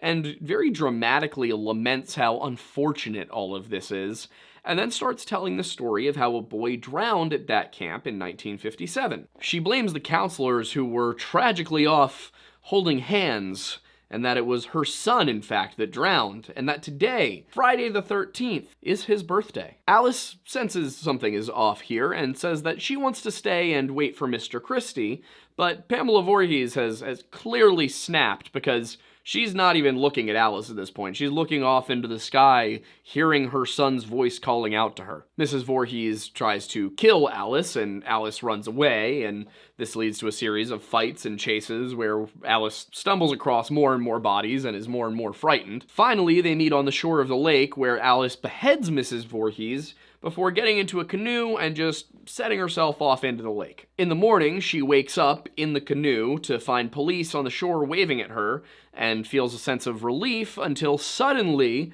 she is pulled beneath the waves by a rather deformed-looking little boy covered in pond scum. She wakes up in a hospital bed and learns that the whole incident with the boy was just kind of a dream for her trauma manifesting, and that all of the others are dead. She asks, what about the boy? Like, did you find the boy? And the police say, we didn't find a boy.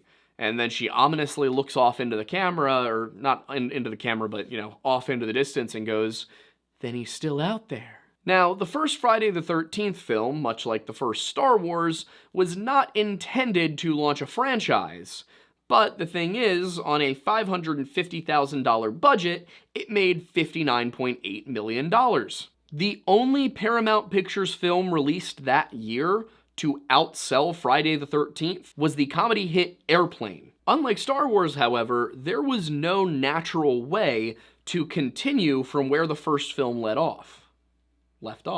So some on-the-fly changes had to be made here, and one of the most important was regarding who the villain was going to be, and that required changing Jason's story. Friday the 13th Part 2 opens 2 months after the events of the first movie. Alice is recovering from her ordeal when she gets a phone call with nobody on the other end. The phone will ring, and there will be nobody there. This spooks her a little bit, so she goes to lock up her apartment and finds that, there is a window left open. She gets very nervous and approaches it and goes to close it, and a cat jumps in, and she's like, ah ha ha, it's just a kitty cat. She closes the window, she goes to open the fridge to get a snacky snack, and oh no, it's Pamela Voorhees' severed head. Realizing somebody must have eaten her spare lo mein and replaced it with this head, she screams in horror. And then, as she screams, she receives a rather amateur and rushed ice pick lobotomy. From this point on, the movie is very similar to the original. This time it centers on a school for camp counselors, yes really, on the shores of Crystal Lake, but in a different part of the lake. 5 years later. The character lineup here really does feel like somebody copied the homework and tried not to make it look like it was the same thing, but the counselors in training here are Sandra, Jeff, Scott, Terry, Mark, Vicky, and Ted, and the camp is run by Paul and his girlfriend Ginny. As you can see, this is a very, very unique movie that is in no way just copying the storyline of the first. Like, I don't know, say a Star Wars film that, followed a tragic orphan hero from a desert planet as they got some rapscallion friends around the galaxy and went to destroy a large Death Star battle station thing, that took out something that was some sort of New Republic base. Kind of like that. I do wonder if Disney will ever make use of Star Wars and make sequels. Anyway, that first night, they sit around the campfire, and Paul does what any good camp counselor does. He tells a scary story. One of my favorite things to happen recently was that I was on a camping trip with friends, and they were like, Aiden, you're the YouTube scary story guy. Tell us a scary story. And then I did, and they all actually got scared. And if you've got a story as good as crazed murderer terrorizes camp at this very lake, that's of course the story you tell. He tells them that after Jason died as a young boy, his body was never actually discovered. And some locals believe that ever since, he's been wandering the woods as this demented creature. And he adds that Alice, the girl that survived that killing spree 5 years earlier, that she claimed to have seen him. And then he mentions she vanished, leaving blood everywhere, and nobody knows what happened. So they should be aware that Jason is still out there, and he will kill anybody to avenge his mother. As he finishes the story with everybody, clearly terrified, Ted jumps out with a spear dressed in rags and having a mask on and screaming, and everybody panics and runs away, and it's all revealed that, come on guys, it's all a legend, we're just joking around, don't worry about it. Jason's dead, Pamela Voorhees is dead, nothing to worry about. Also, one thing you will pick up on, a lot of names, specifically the name Ted, get reused a lot in this series. These are not the same characters. They are all different characters who they just didn't bother to give new names.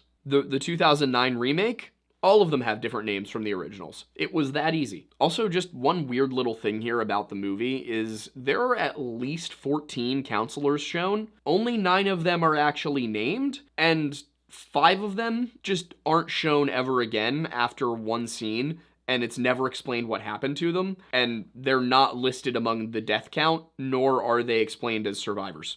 They just disappear. Like, it's not a lore thing, it's a filmmaking thing, which you could say foreshadows everything about this series. The very next day, Sandra and Jeff decide that they're gonna go off for a walk because they want to go see Camp Crystal Lake. Now, of course, they were told that Camp Crystal Lake, also known as Camp Blood, is off limits. And while exploring, they come across Terry's dog, which had run away. Terry's dog is unfortunately no longer with us. They're caught by a Deputy Wilson, who gives them a lecture back at the cabin, and then also gives Paul a lecture about how maybe he'll put a warrant out for him, and he really should relocate the next county over. There's just too much history there, and people want this to stay buried. On his way back to the station or to his patrol, wherever he's going, he sees a masked man running through the woods, and he decides to give chase. It's kind of a comically long chase scene given how out of shape the deputy is, but he gets to a cabin, and as he walks in, you can see that Jason is in the woods behind him. I mean, I shouldn't spoil that it's Jason, but it's obviously Jason. Come on, guys.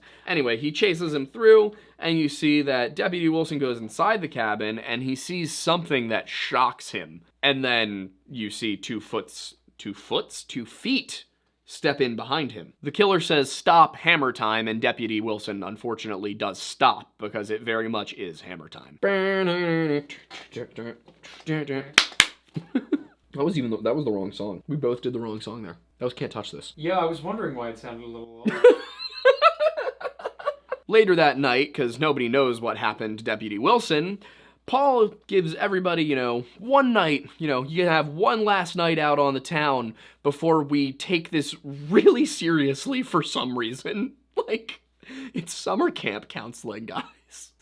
It's like they've got shore leave from camp counselor school. Jeff, Sandra, Mark, Vicky, Terry, and Scott all decide to stay behind. Well, Jeff and Sandra are told they have to stay behind because they're being punished for their little Crystal Lake thingy. But the others, they just don't want to go.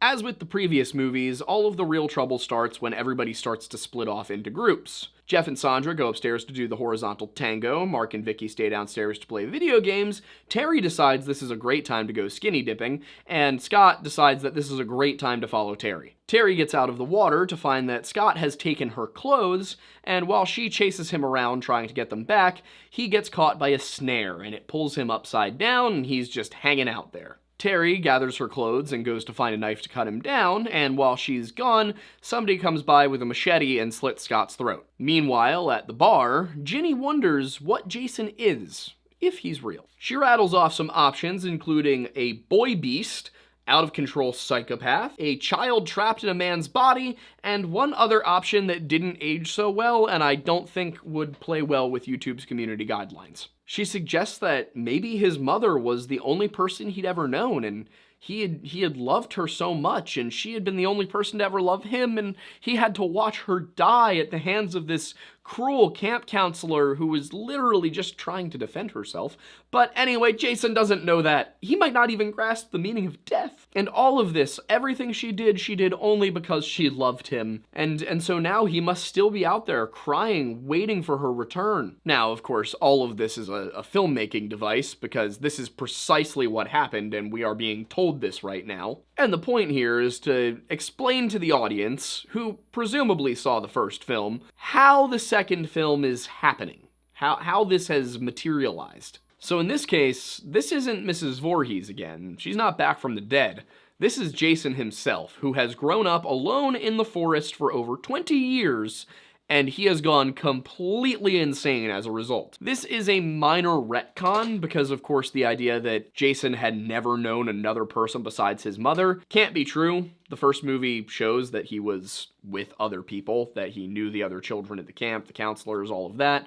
Now, it could be, if you look at it, Ginny is just kind of conjecturing here. So it could be that that's not supposed to be the actual exactly what happened situation, but it is kind of the only information we're given. There's no real explanation for how he survived drowning to, like, adulthood, but the rest of it can make sense. Back at camp, Vicky and Mark decide that they're gonna go find a cabin to have some alone time, and Vicky is like, okay, let me go get some things. She needs to freshen up, get a change of clothes, all of that. So she runs off to her cabin, and while she's out, it begins to storm. Mark rolls his wheelchair out onto the porch to look for her, and while he's kind of gazing off into the distance, for an odd period of time, given the fact that he really sees nothing, he's just kind of staring in one direction like for a while.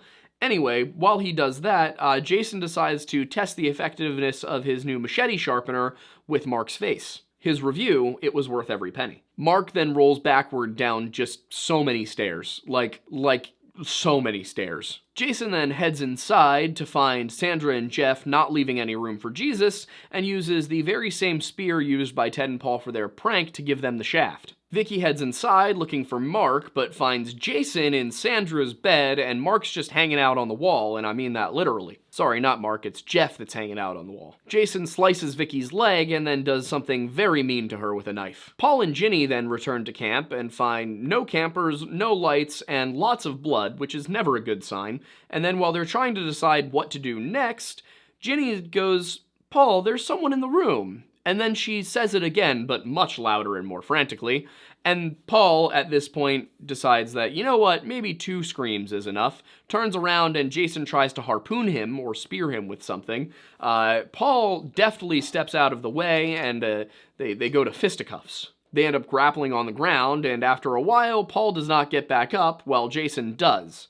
Now, of course, the entire time, Paul had been saying, "Ginny, go," and Ginny had just been standing there, neither helping nor going, and then finally, after Paul was no longer able to help buy her time, and Jason was staring at her, then she decides to run. Common theme of these films is that if anyone behaved with even the slightest degree of rationality, nothing would go wrong. And now I'm realizing I had kind of forgotten to introduce a character earlier in the episode. There's this crazy guy named Ralph who talks about how there's a killer up in the woods and how anybody who goes up there is going to die because the area is cursed. Now, Ralph is definitely crazy, but he's also right. Anyway, he was in the first movie and the second, and earlier in the evening, he got he got a barbed wire necklace, and now he's in the pantry, and Ginny opens the pantry and he falls out, so sorry. Ginny runs away and hides in a cabin, but Jason chases her. She fends him off with a chainsaw and then smashes a chair over his back. She runs into the woods, she stumbles across a shack. It's Jason's shack, and he's right there. She hides inside, where she finds Mrs. Voorhees' mummified head, as well as a couple of bodies that are Jason's grisly little trophies. Also, Mrs. Voorhees' head is like on a shrine with her sweater laid out in front of it. So thinking quickly, she puts on the sweater, turns around, and starts speaking to Jason, telling him that she's his mother, and he did good, and he can rest now. And Jason starts to believe it, because clearly he's not all there. So he starts to believe it, and Ginny gets ready to take a knife to him, and then she steps out of the way, and he sees the head behind her, realizes, and goes to attack, and at the very last moment, Paul bursts into the room. Paul holds Jason off long enough for Ginny to bury a machete in Jason's clavicle, and he just kind of keels over to the side.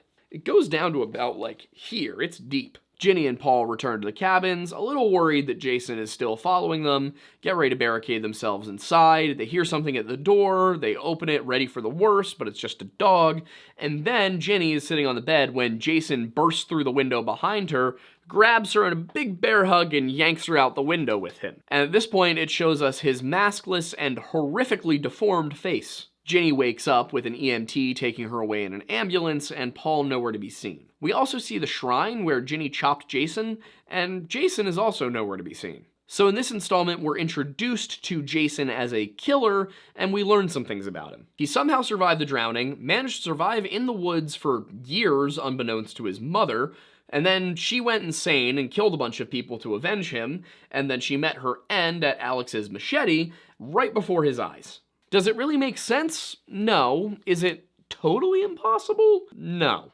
We also learn that he has an extraordinary pain tolerance, and he can't stop himself from killing, but he can patiently plan out his kills. He also does take trophies, but there's no evidence yet that he violates them or eats them. Finally, he is huge, very strong, and seems to be able to recover from crippling injuries in a matter of hours. On the other hand, he lacks agility and is very easily overcome by any two people working in concert. Part 3 opens with the revelation that despite everything that just happened, he did very much survive. He crawls away from his shack, goes to a convenience store, ganks the owners, takes a new set of clothes, you know how it goes. His are a little messy after all the murder.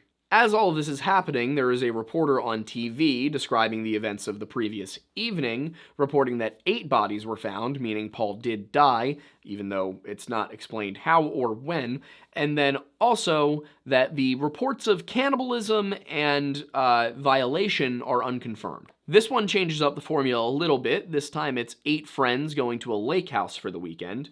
We have Chris, who is a girl Chris, Vera, Andy, Debbie, Shelley, who's a guy Shelley, Chuck, and Chili. And as you can imagine, yes, they smoke oh so much marijuana. You may be saying, Aiden, you can't count. That's only 7 people. You'd be correct. I'm terrible at math. But Rick was already at the house. He and Chris have a little something going on. Another change is that the first victims are not the kids or a police officer or something like that.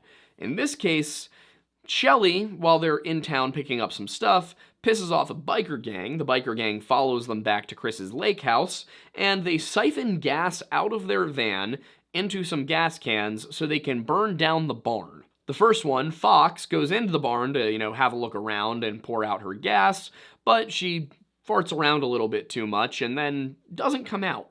The next one, Loco, goes in looking for her, and he too gets got. Finally, Ali follows in his 2 friends, and he is ambiguously unconscious. It's unclear if he's dead. That night, we get more lore. Turns out, Chris was attacked by a deformed man in the forest 2 years prior, and this is why she hasn't been coming back to Crystal Lake for the past couple summers. She was upset with her parents, so she ran away to scare them and, just make them upset. And while she was out there, she was chased and caught, and she blacked out even, and she doesn't know what happened, but when she woke up, she was in her own bed. She'd only come back to Crystal Lake because she wanted to confront her fears. And of course, we learn all of this because yet again, everybody has split off. In this case, Chris and Rick went off for a walk, while Shelley and Vera, who are supposed to be kind of on a blind date. Now, if my friends set me up on a blind date where it was a weekend getaway at somebody's lake house, if one of my friends put me in this situation, I would not think they were my friends. Anyway, Shelley and Vera have a not-so-great chat about feelings. Vera steps outside for some fresh air, and Shelley pokes at the fire. Upstairs, Andy and Debbie get into bed, more so hammock, really, so that they can find the true meaning of unity. This is something of a task, given the hammock is a hammock. Chris elaborates on her story to Rick, telling him everything I told you. I just kind of skipped ahead a little bit there. And all the while, she looks remarkably like a young Natalie Portman. As it turns out, her parents act like the whole thing never happened. At the lake house, Jason is still stalking out in the barn. Shelley and Vera get into an argument. Shelley goes down to the barn to, get away from everything. Vera, meanwhile, stays by the water. And then, thinking that Shelley has come back to apologize or something, Vera turns around and gets a very close look at a crossbow bolt, which is unfortunate because I was really starting to like her. The next casualty is Andy, who finds out the alternate ending to the story of Solomon and that baby. For those unfamiliar with the Abrahamic tradition and the story of Solomon, there was a time where a woman brought forward a baby, well, 2 women brought forward a baby, and both of them claimed to be the baby's mother. And they would not agree. Neither would admit to lying, so Solomon suggested they simply cut the baby in half. They could split the baby. Seems fair. One woman said, no, she can take the baby, and Solomon was like, okay, well, that is clearly the baby's actual mother because she did whatever it took for the baby to survive. So that's where that one was coming from. I wrote it, and I don't mean to patronize. I just realized that some people might not be familiar with the story, and I realize explaining the joke doesn't make the joke funny, but I'm hoping that if I continue explaining the joke long enough and overdoing it, perhaps we'll get to that stage where we come back around, and what I'm saying is once again funny. But of course, it's very difficult. That's a line to toe, and often you don't quite get it right, and I feel like we might be getting to that point. But that said, the story does continue. Debbie, of course, is unaware of all of this. These people all have the situational awareness of, like, the dude from Metallica's One video.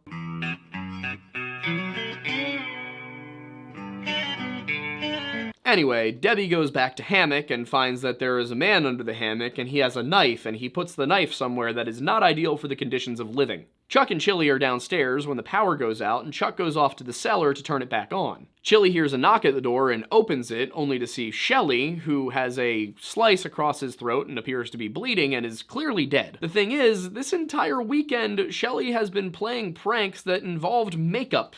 Like, you know, an axe in his head, or being stabbed, or something like that. So, Chili doesn't immediately recognize that Shelly is actually dead. Meanwhile, in the cellar, Chuck roasts after Jason throws him into the circuit breaker. Chili finally realizes that Shelly is actually dead and begins running around screaming, but Jason gets her through the kidney with a hot fire poker, which is probably catastrophic. Rick and Chris return to find that there is quite a mess and some burning popcorn, but no people. Nobody's there, and the power's out. Rick goes down to the cellar to look around, but Jason is kind of new to the gym and misunderstands what skull crushers are, which is not to Rick's benefit. Inside, Chris finds bloody towels in the bathtub and runs out to tell Rick that this weekend may not be going as planned.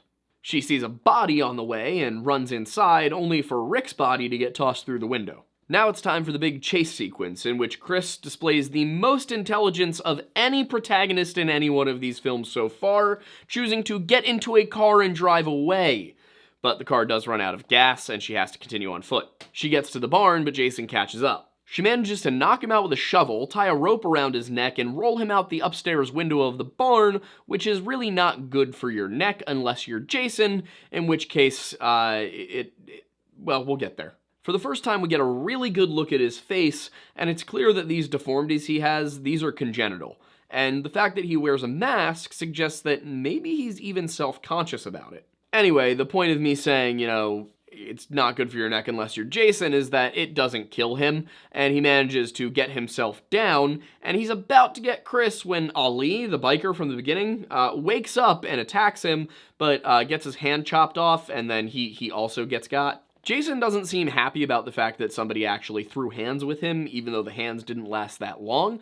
But the point is, he stays there and he practices his butchery for a little while, which gives Chris the opportunity to get out. But Chris doesn't run away. No, Chris realizes that she needs to finish this. So she takes an axe and she buries it in Jason's forehead. And Jason slumps over, falls to the ground, and he's just lifeless. As with the first film, Chris paddles out onto the lake in a canoe and just lays there and falls asleep.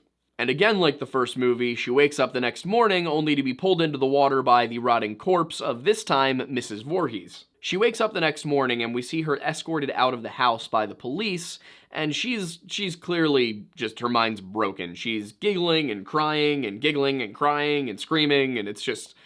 She's not right. The police drive her off in a squad car, and the camera pans, and we see Jason still lying lifeless in the same location. So, in my opinion, so far in the series, this was the best movie. It was definitely better than the first two, but it didn't give us as much lore about Jason. He survives hanging, but that's not really super surprising at this point. However, it's interesting that he did let Chris live the first time he encountered her, perhaps because she was unconscious? And we see that his deformities are almost certainly genetic. The final chapter opens on the same scene that Part 3 closed on, with police everywhere, ambulances taking away bodies, and it's clear that the only survivor of this one was Chris. Jason is still, as are all the others, so he is taken to the nearby hospital and brought to the morgue. Naturally, he wakes up and does some neck carpentry on a medical examiner and then an unscheduled surgery on a nurse. But back at Crystal Lake, everything's going swell, and the Jarvis family is going about their day. Tommy Jarvis was in fact played by Corey Feldman, who is well known for being one of the first people to speak out about the rampant sexual abuse by adult male executives in Hollywood against young people. Allegedly. Tommy is a very talented mask designer, and he does some very, Hollywood quality props. He's also displayed as being quite intelligent. Of course, we also need the young adult crew. In this case, you guessed it, Teddy, Jimmy, Paul, Sam, Doug, and Sarah.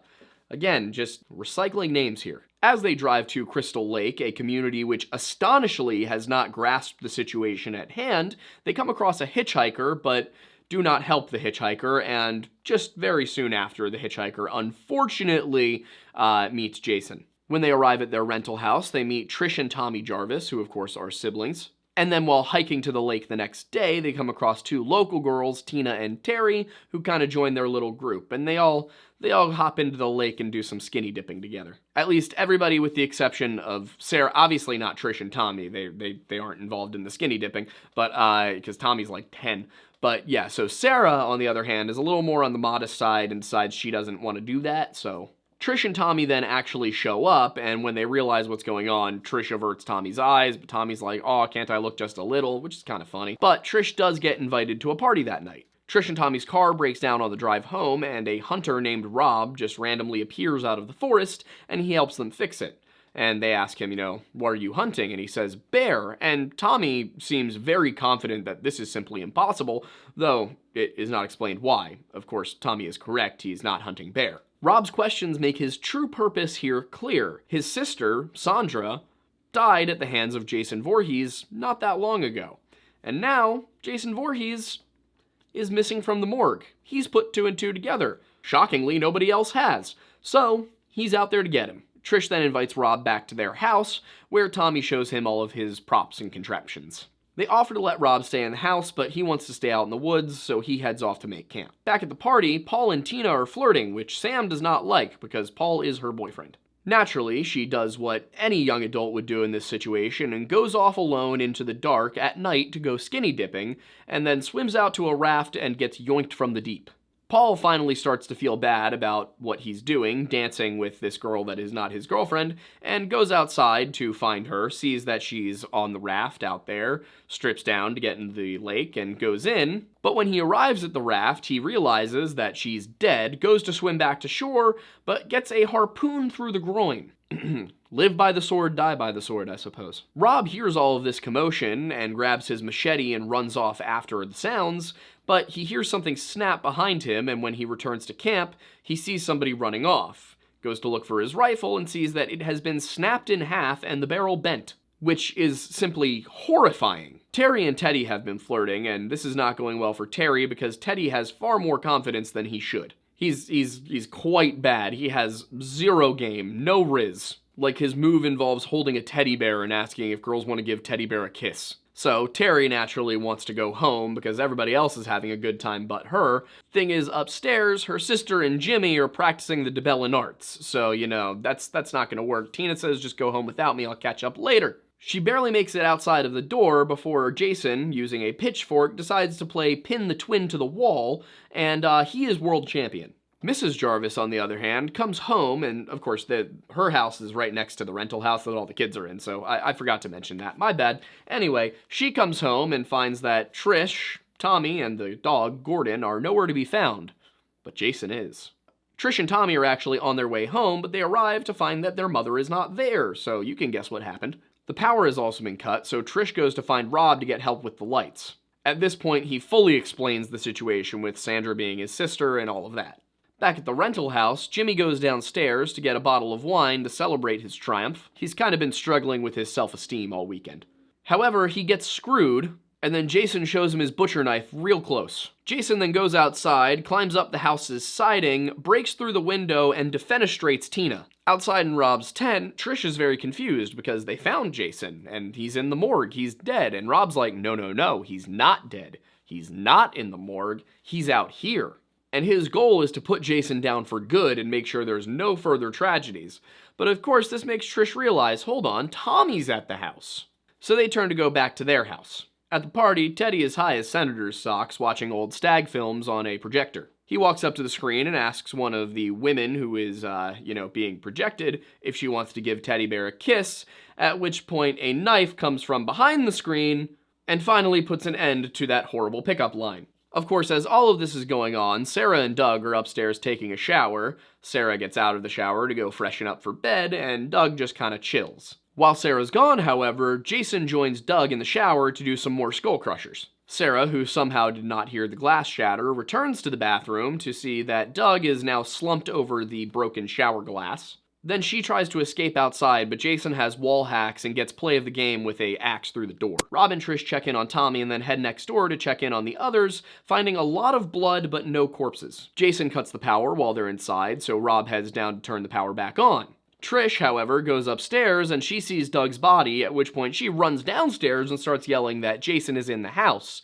Now, Rob starts to run back upstairs, but his foot gets stuck in a stair that breaks. He pulls it out, and then he's like, no, my knife! So he goes back down to grab his knife, but Jason gets there first, and then Jason starts just wailing on him, and Rob's yelling, like, Trish, run! He's killing me! He's killing me, run! And I'm not joking. These are the actual words he yells in the film. Like, as I'm watching it, I'm like, I almost wonder if he's somehow in on it and he's Jason's partner, because that's how contrived this looks. Trish escapes back to the house and fights Jason off long enough for Tommy to kind of use his makeup artistry skills and mask making skills to make himself look sort of like the newspaper description of what Jason looked like when he drowned, or of what Alice described the drowned Jason to look like. This, much like Ginny's ploy of pretending to be Jason's mother, works long enough for Trish to come and strike him with a machete, but all that really does is knock off his mask, and he looks even worse than the last time, and Trish just does not handle this well at all. But she does manage to distract Jason long enough for Tommy to swing the machete and bury it right into Jason's head. And it's pretty graphic, but he's definitely done. He's not getting back up. He does, however, have kind of like one of those post-death twitches, which freaks Tommy out, and Tommy just starts wailing on him, like with the machete, just like yeet. The next scene is Trish in a hospital where doctors say she's going to need surgery on her shoulder, but it's not urgent, it can wait until she's recovered a little bit, and she's asking about Tommy, and the doctor's like, don't worry about it. The way he responded under the circumstances was perfectly normal. She asks if she can see him, and they say sure, but only for a little bit, and Tommy's let in. He's kind of bald and funny looking, but so he gives Trish a hug, and there's this really sweet moment, and then we get a freeze frame on Tommy's face, and I'm just gonna have Aiden show it to you. Anyway, the clear implication is that he's messed up from this experience. We don't really learn much further about Jason from this installment, just that he was not killed by an axe to the face, and possibly also not by the machete, but the dismemberment definitely did it. This leaves us with the following knowledge on Jason Voorhees during his life in the original series. As I said before, he is huge, he is strong, and seems largely unaffected by injuries that should cripple him, but he also lacks any agility whatsoever, and if anyone actually tries to challenge him with any degree of planning, they succeed. He seems to be motivated primarily by revenge and an intense sense of territorialism, as well as just the general idea that, like, this is where his mother died and he won't let anyone desecrate it. It's unclear if he always was going to be a murderous, violent psychopath, but the death of his mother definitely pushed him over the edge. He can plan out his attacks and he makes use of stealth. He also doesn't take trophies. He seems to know when not to attack and when to avoid groups, but overall he seems to lack higher reasoning capabilities. He survived drowning, severe bodily trauma, severe head trauma, and only died when a machete was buried in his brain. And then finally there's those deformities which the film suggests are congenital. So what is he? He has a human mother, which in these movies is never implied to have been involved in any sort of witchcraft or necromancy. And it doesn't even seem like she necessarily is superstitious. So whoever Jason's father was, if it wasn't a human being, must have been something that looked like a human being and functioned like a human being. Which led me to the question, could Jason be one of the Nephilim? Those legendary offspring of angels and human women who were superhuman yet depraved, according to apocryphal Christian scripture. So first off, all sects of Abrahamic religion do not necessarily agree on the interpretation of Genesis 6 that describes these Nephilim. Additionally, much of what is believed about them does not come from Genesis, but from the apocryphal book of Enoch. Some scholars argue that the Nephilim were just the ungodly line of Cain. But if one does take the angle that these are half angel, then you kind of have a very good explanation for his strength, his resilience, and if you look at Enoch, his violence tracks very much with how those Nephilim acted in that story. Although, if we're going with the Enoch account, he's actually significantly less depraved. Jason does have a named father in the books, Elias Voorhees, but there's no information about him. It's just that he's named. So it could be possible that he could be an angel in disguise? Demon, maybe? Possessed? Unfortunately, the mystery is arguably solved simply by a case of shoddy writing. Sequels were not part of the plan when the first movie was produced, and Jason was not even alive, let alone the villain. So to make it work, they could really only take Jason's backstory as far back as that first movie. What's between the time of his drowning and the time of his mother's death, or really his killing spree, is left pretty ambiguous. So what happened was that original creators Sean Cunningham and Victor Miller designed Jason as a mentally disabled young boy who just had a tragic swimming accident. It was effects artist Tom Savini that decided he should be deformed and made that addition to the character. And he did that on set of the first film. The character did not have those deformities during the writing process. So they're really a function of the character as it was created by the makeup artist, not the writers. It was 1993's Jason Goes to Hell, the final Friday, directed by Adam Marcus, that gave a concrete answer for how Jason became Jason. It's just that that concrete answer was that Jason was a Deadite from Sam Raimi's Evil Dead series. Now, this was not revealed until 2017, but according to Marcus, Sam Raimi loved the idea, but because New Line Cinema didn't own the Evil Dead series, they couldn't just outright say that's what Jason was, so the way that they revealed it was simply by including a copy of the Necronomicon Ex Mortis in a shot in Jason Goes to Hell the Final Friday, and this was to imply that what happened was Pamela Voorhees tried to resurrect her dead son, but he became inhabited by a demon. According to Adam Marcus, this is canon. Now, of course, Friday the 13th came out before Evil Dead and included no such suggestions whatsoever, because again, Jason wasn't even the antagonist. Part 2, however, where Jason is the antagonist and does have a backstory, did come out after Evil Dead, so this is not chronologically impossible. I still don't think it's likely that it was planned this way, but in fact, I'm certain it wasn't planned this way. Clearly, Jason was not originally written to be a Deadite, but by 1993, that's where he had ended up. And from what I understand, Sean Cunningham was like a little tired of how stale the series had become and told Adam Marcus to be creative, and Adam Marcus was a little too creative. But how did Cunningham feel about it? He did produce the film, but Adam Marcus never told New Line Cinema about the idea. So if he didn't tell anybody until 2017, did he tell Cunningham? And if Cunningham had known, would he have okayed it? Would he have said yes? If he did know, he did not keep it when he rebooted the series in 2009. That year's remake, starring Supernatural's Jared Padalecki, holds no such paranormal implications. That one does add that Jason refuses to kill a character who looks like his mother. And he's definitely a lot more intelligent, a lot more agile. He's much scarier in the remake than he was in any of the original movies. But it still doesn't explain how he survived alone out there all those years when he was a child. Remember when I mentioned euphemisms? There's more of them coming. But yeah, YouTube was going through this weird time period where you couldn't say anything. Granted, there are still things you can't say because they put us in the naughty corner earlier this year when we did our video on the Philadelphia experiment because we used a certain word too many times for something a guy did. Turns out that you are allowed to say certain words, you just can't say them 13 to 14 times in 12 minutes. But enough about that, because right now, it's time to talk about the man of your dreams. If the man of your dreams had knives for hands and a weird, funky, messed up face.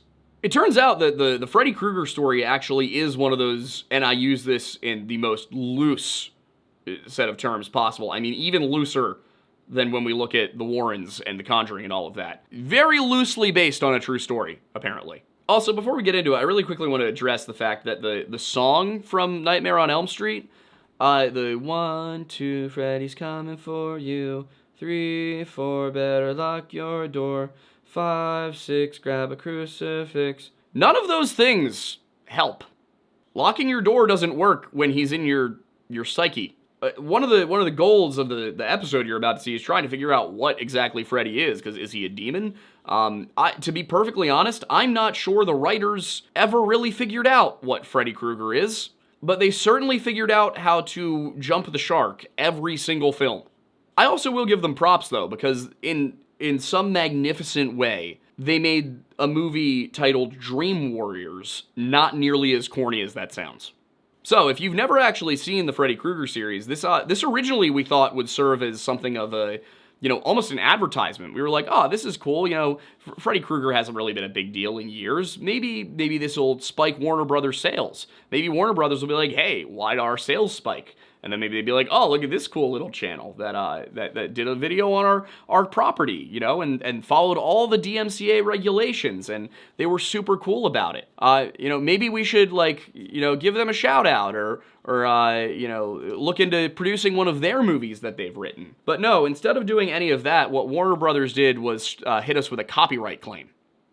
So that wasn't very cool, which kind of sucks, because, like, some of our favorite stuff is from Warner Brothers. I mean, isn't the CW is Warner Brothers, right? Yeah, Supernatural.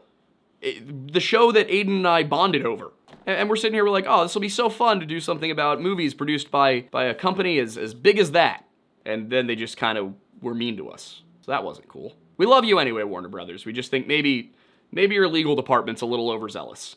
Well, with that, you know, we hope you enjoy our series on Freddy Krueger. If you've never seen the movies, I do recommend you watch them. But watch this first.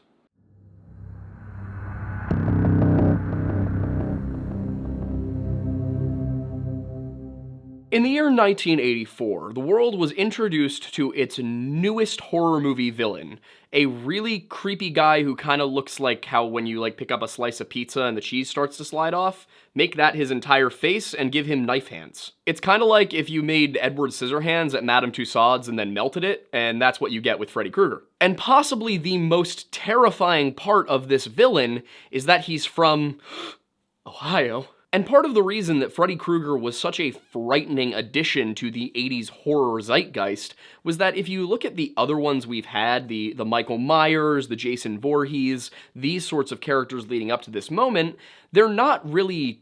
They're sentient, they are alive, they are making decisions, but they lack some of the charisma and conniving that this Freddy Krueger character represents. Now, in many respects, this first installment in the series did follow many of the tropes that were becoming common to the 80s horror scene. It was a film about rebelling against your parents, and teenage sexuality, and things like that. All those things that we kind of got a little bit more sensitive about in the 90s. One thing that you will not see in movies after probably 1995 is weirdly sexually charged scenes involving 15-year-olds. Not saying they don't crop up at all, but they seem to get a lot less common after a certain point. I don't know precisely when the cultural shift happened. I wasn't around for it, but I do know that growing up, this is not the kind of thing that I would have expected to see going to a theater. But buried amongst some of those cliches that you see with a lot of horror movies from this period is a really interesting character, albeit one that, as the title of this video suggests, doesn't quite make sense in the full canon, but that's largely due to Hollywood studios wanting more and more movies, and writers saying, please God, I have no more ideas.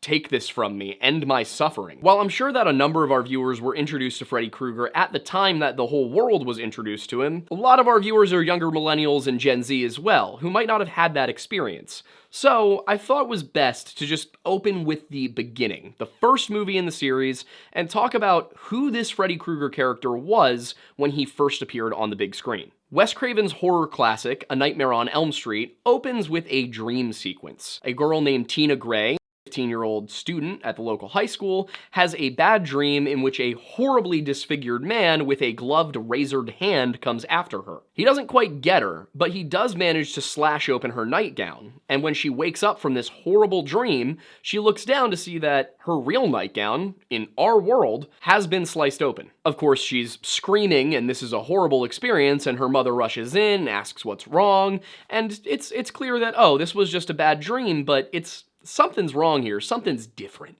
Of course, her mother does what any mother would do the day after your daughter had a horrible nightmare which ended with her somehow having slashes on her gown make it into the real world. She leaves to go to Las Vegas. The 15-year-old Tina obviously does not love the idea of staying home alone after this experience, so she invites her friend Nancy Thompson over. And Nancy, wanting to spend some time with her boyfriend, invites him along, and his name's Glenn, and of course he's played by Johnny Depp. Now, Nancy and Glenn don't need a ton of excuses to go hang out without adults around for the night. That's just kind of what teenagers want to do all the time. But it's when Tina explains why she wants them there that they come to a dark realization.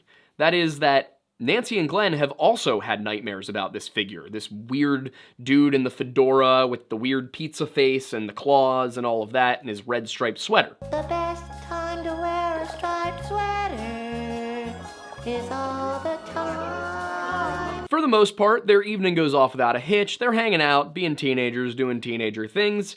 And then Tina's boyfriend Rob shows up, and you know, we all know how this goes. They go upstairs, they explore the true meaning of friendship, and then they go to bed. Nancy and Glenn, however, being that this is an 80s movie, have to show a dichotomy. There has to be a juxtaposition to the normal 80s movie trope of the slutty girl dies first.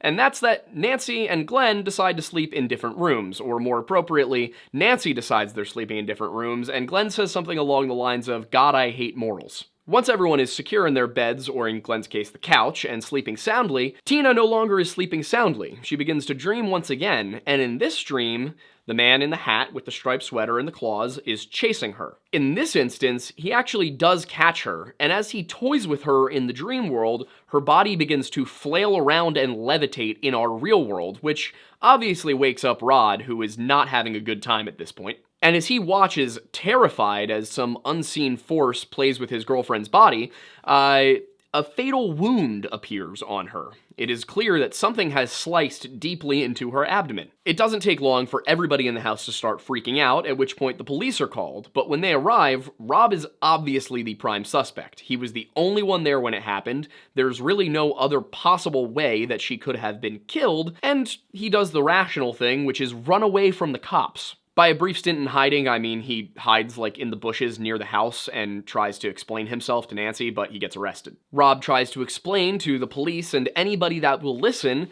that he did not kill his girlfriend, Invisible Nightmare Man did. Now, we recently covered the case of Todd Geib, where it was very, very, very obvious what happened, and the police didn't believe anybody then, so I'm not entirely surprised by this. Nancy's dad, Don, who happens to be a cop and one of the ones involved in Rod's arrest, throws him in the slammer. The very next day, however, Nancy, who is exhausted and traumatized, is sitting in class and she falls asleep at her desk. She begins to dream, and in that dream, she's being chased by the scary deformed man with the razor glove through a boiler room. Unwilling to die in such a wretched place, she burns her arm on a pipe in the dream to wake herself up.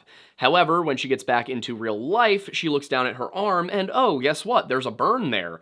Turns out, what happens in your dreams happens in real life. Realizing that something abnormal has to be going on here, she decides that she's gonna head down to the police station and talk to Rod. And that's not super difficult because her dad's a police officer and she has pretty solid access at this point. Rod tells her everything that he saw, and it's at this point that Nancy begins putting the puzzle pieces together.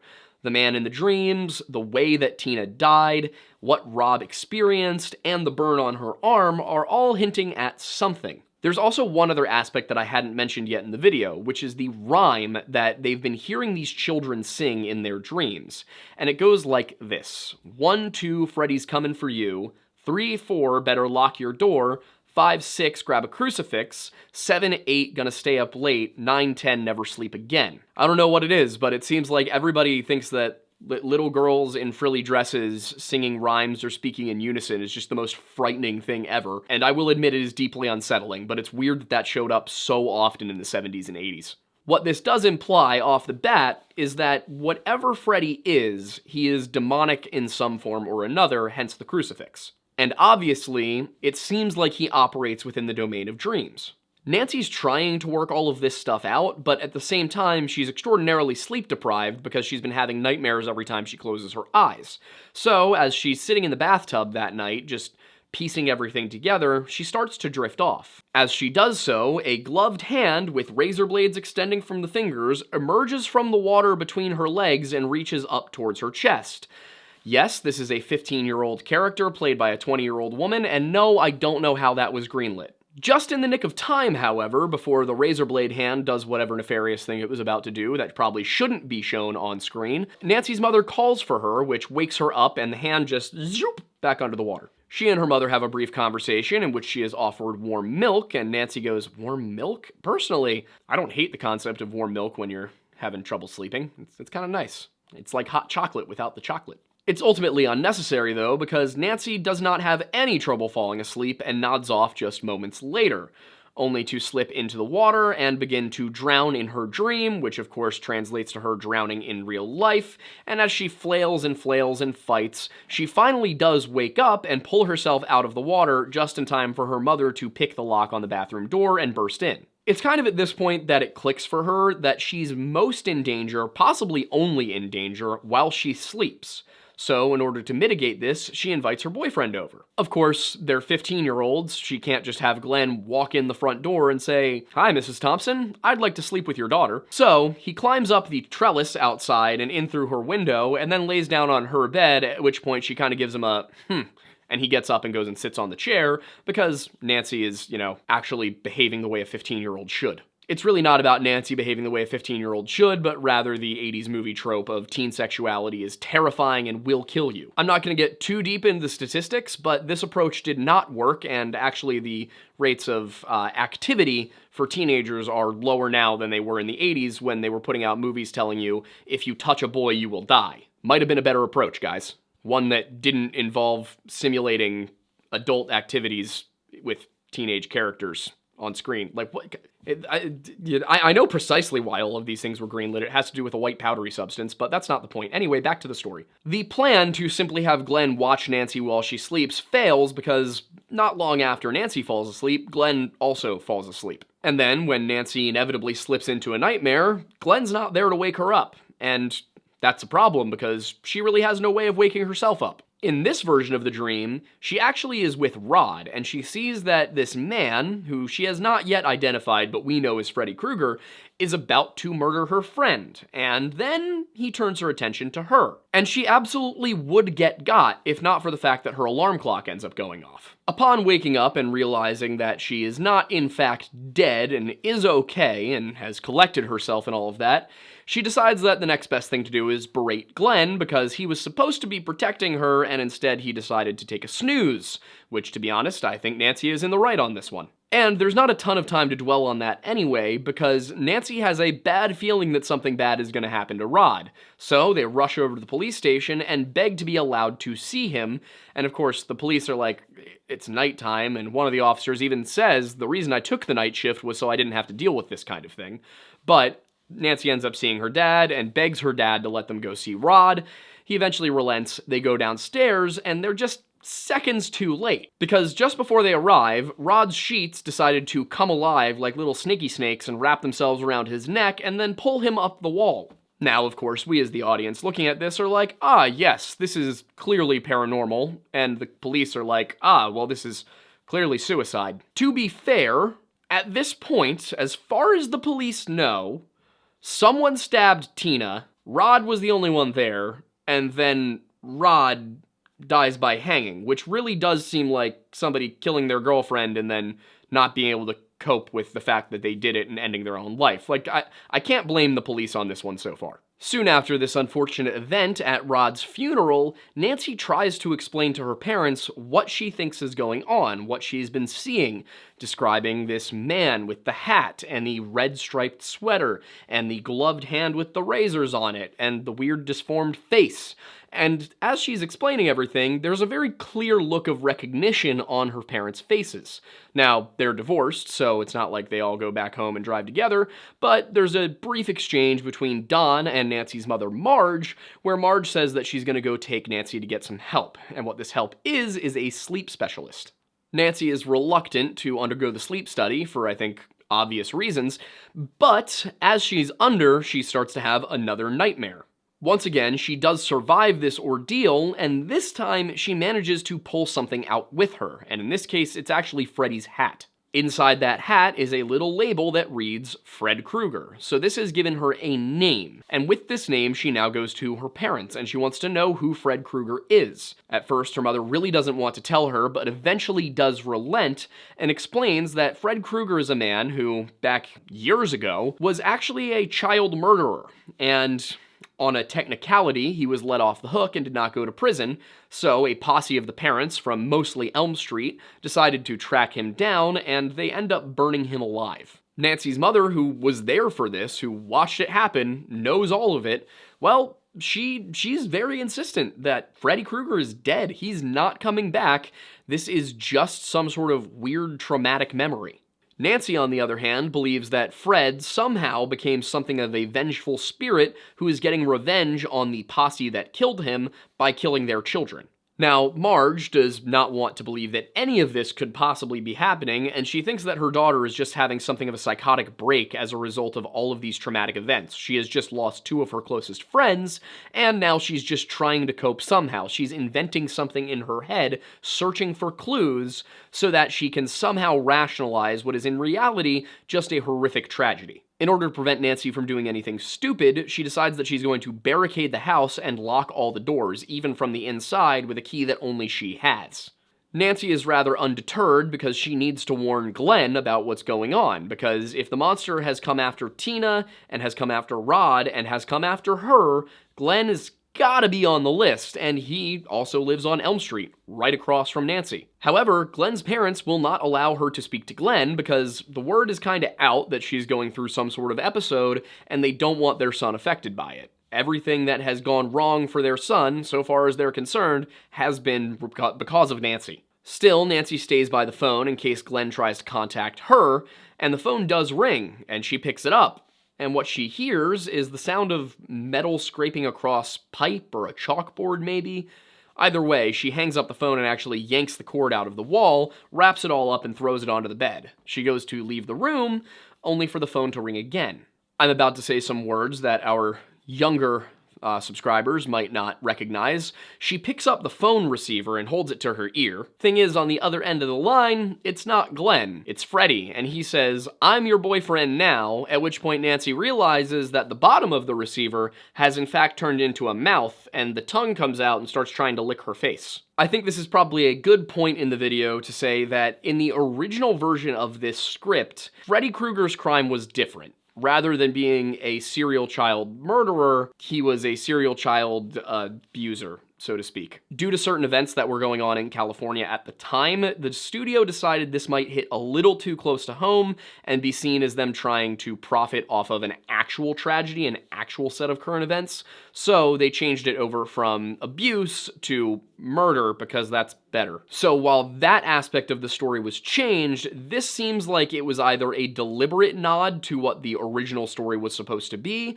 or maybe something that just slipped through the cracks during rewrites. Either way, it's very clear that Freddy has some perverse motives as well, not just his sociopathic murder spree, but other kind of darker things that he wants out of this. After this ordeal with the phone, however, Nancy goes downstairs because she wants to run across the street and warn Glenn. Obviously, the phone call thing didn't work, but if she shows up knocking at the door, they can't really turn her away. Now, can they?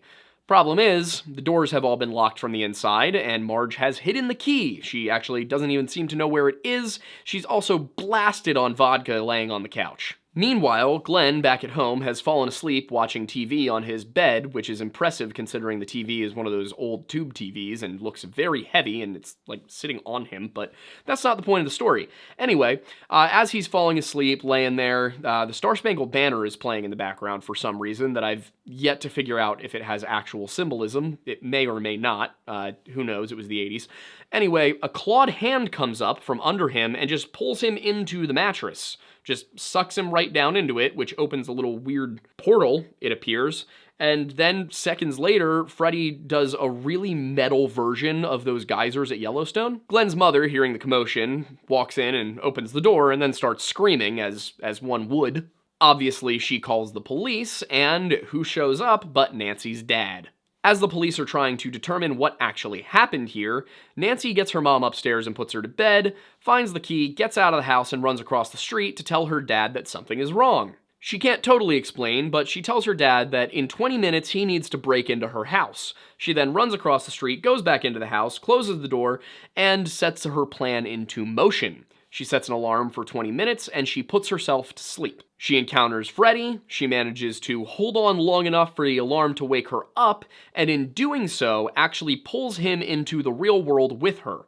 After a brief struggle, she manages to light him on fire in the basement, run upstairs, lock the basement door, and that's about the time that her dad manages to get over there. By the time her dad gets inside, however, Freddy has made it out of the basement. In fact, he has gone upstairs, and he is on fire on top of Marge, just trying to smother her, basically, trying to take her out of this world. He has abandoned his "I'm coming for your kids" way of doing things and gone for the source. Nancy's dad does manage to put the fire out, but Freddy and Marge both disappear into the mattress.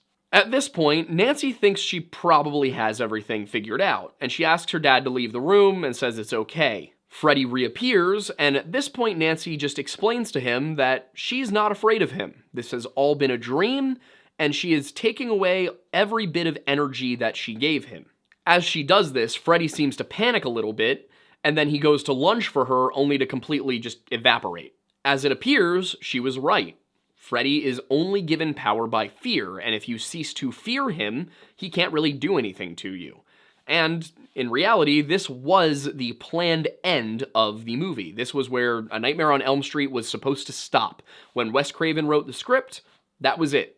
Freddy is fueled by your fear, he is attacking these people who killed him by killing their children, and that's it. That's the end of the story. But this is a Hollywood film, which means that the studio wanted there to be options for sequels, and they had also seen that, well, Friday the 13th was a much more poorly thought out movie and was doing great on the sequel front, so give it a shot. The result was that in this version of the ending of the film, Nancy opens the bedroom door and immediately steps out into a foggy morning. Her mother is alive and standing right next to her, she's dressed for school, and her friends have just driven up to pick her up to go to school. Nancy's clearly a little bit confused, but relieved that her nightmare is over. She gets in the car, and then suddenly, out of nowhere, the convertible's roof unfolds and sets itself right back on top of the car.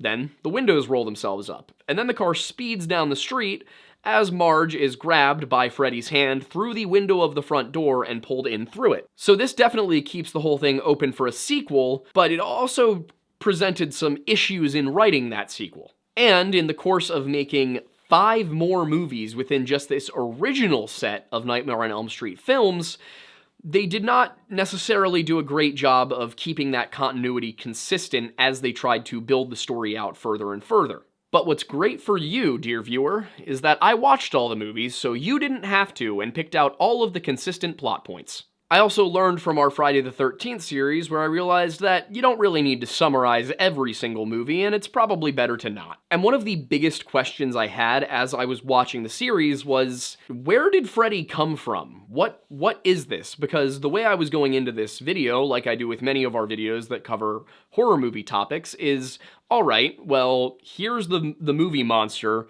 What does it appear to be based off of? What is the closest actual folklore creature, fae, whatever you're looking at, the closest monster? What is it? This series does not explain Freddy's origins well at all for a number of reasons, the least of which is that Wes Craven did not plan on writing a full film series, much as with the Friday the 13th series that was only ever supposed to be the first movie. But Wes Craven had a bit of an issue crop up. He didn't want to write the second movie. Instead, it went to another writer, and part 2 is not very well connected to the first one. It explains nothing about Nancy, it explains nothing about Freddy's origins, and it kind of puts Freddy into a completely different situation. If it were going to be the only sequel to the movie, it might work, but that's not the case. So I had to go through and watch all of them, which got me the following story. Freddy's life was a nightmare from the start. He was born to a nurse named Amanda Krueger, who was also a nun, and this was at Hathaway House, which was an insane asylum back in the 1940s. That same building, Hathaway House, would eventually become Weston Hills Psychiatric Hospital, and that is where a lot of the events that happen later in the series take place. But the reason this is important is because at the time, in 1941, it was run by the church. So Amanda Krueger was not just a nurse, she was also a nun. And the way that this asylum worked was over the holidays, they would just lock all of the violently insane inmates into one tower together and just hope that went well, I guess. One major problem with this is that Amanda Krueger was locked into that exact same tower over Christmas in 1941, where she was attacked for a long time, because they actually didn't even realize she was in there and the inmates managed to hide her, but she was assaulted over and over again and eventually became pregnant with one of their children. This child became known as the Child of 100 Maniacs. She gave the infant Freddy Krueger up for adoption, and the man who took him in was named Edward Underwood, who, by the way, was played by Alice Cooper. Now, this is not a happy adoption story. Edward Underwood was a drunk and an abusive father who, it is implied, also... I forgot to mention, yeah, he's a pimp. It's implied that he may have also offered Freddy to some of his clients. Likely due to all of the horrific circumstances of his life, Freddy developed a touch of antisocial personality disorder, and as a child, he enjoyed all the normal serial killer things like torturing small animals and, just generally being a menace to other children. Once he was old enough, into his teenage years, he decided to kill his adopted father, which, honestly, I can't blame him on that one. That's valid. And by adulthood, he had fully developed sociopathic tendencies and the very violent kind. It may be important to mention right now that not everybody who has antisocial personality disorder becomes a violent person.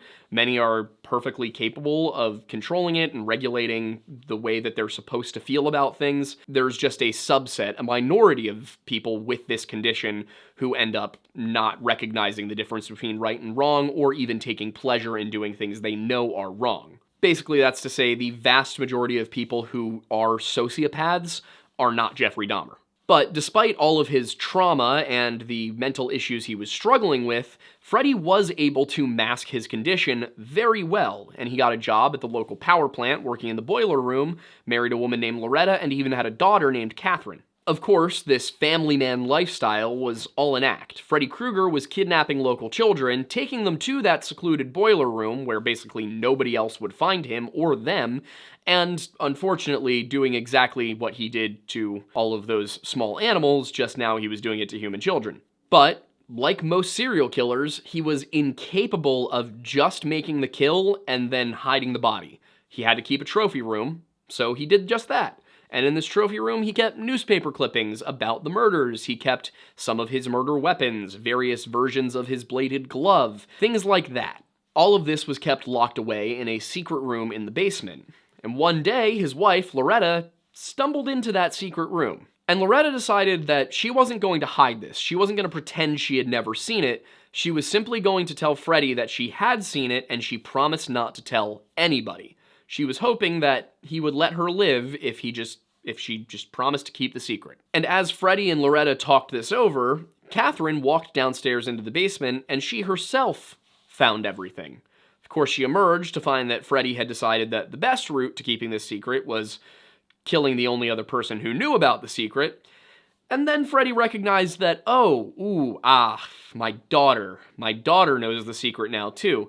And here's where the narcissism comes in, because that's the other problem here. Freddy is not just a sociopath, he's a narcissistic sociopath, which is likely the reason that he does not kill his daughter. If he was simply a completely pragmatic sociopath here, who has no emotions whatsoever, he would probably just off the little girl as well. But because she is a piece of him, he can't really allow himself to do that. It's not that he loves his daughter, it's that his daughter is an extension of himself and therefore must be allowed to survive. So Freddy tells her that this needs to be their little secret, and as most young children do, she eventually blabs. This leads to Freddy being arrested, his child being taken away from him, and him being put on trial. And it's pretty much an open and shut case. There's no way Freddy isn't the one responsible for this. But the American legal system does require that procedure be followed to the letter. And in this case, it wasn't. There was a misplaced signature on the warrant, and it's heavily implied that that misplaced signature was that of Nancy's father, Don Thompson.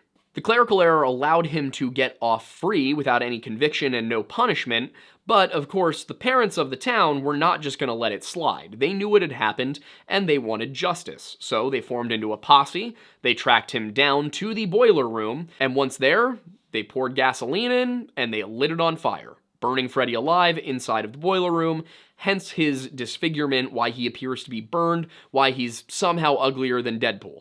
And if you're thinking, oh, so Freddy Krueger is just a ghost who appears in people's dreams. Well, my biggest hang-up here is I was kind of reading through this and I'm like, ghosts don't really manipulate dreams. And you might be sitting here and going, Aiden, ghosts aren't real. Let me do my thing, man. Even if they're not real, there's lore. There's the lore lodge. I'm giving you the lore. Ghosts are typically represented in one of two primary ways. It is either the soul of a person who was not able to get to the afterlife and therefore roams about in this world, kind of between the afterlife and here, where they're kind of invisible, but through their energy they can sort of interact with things.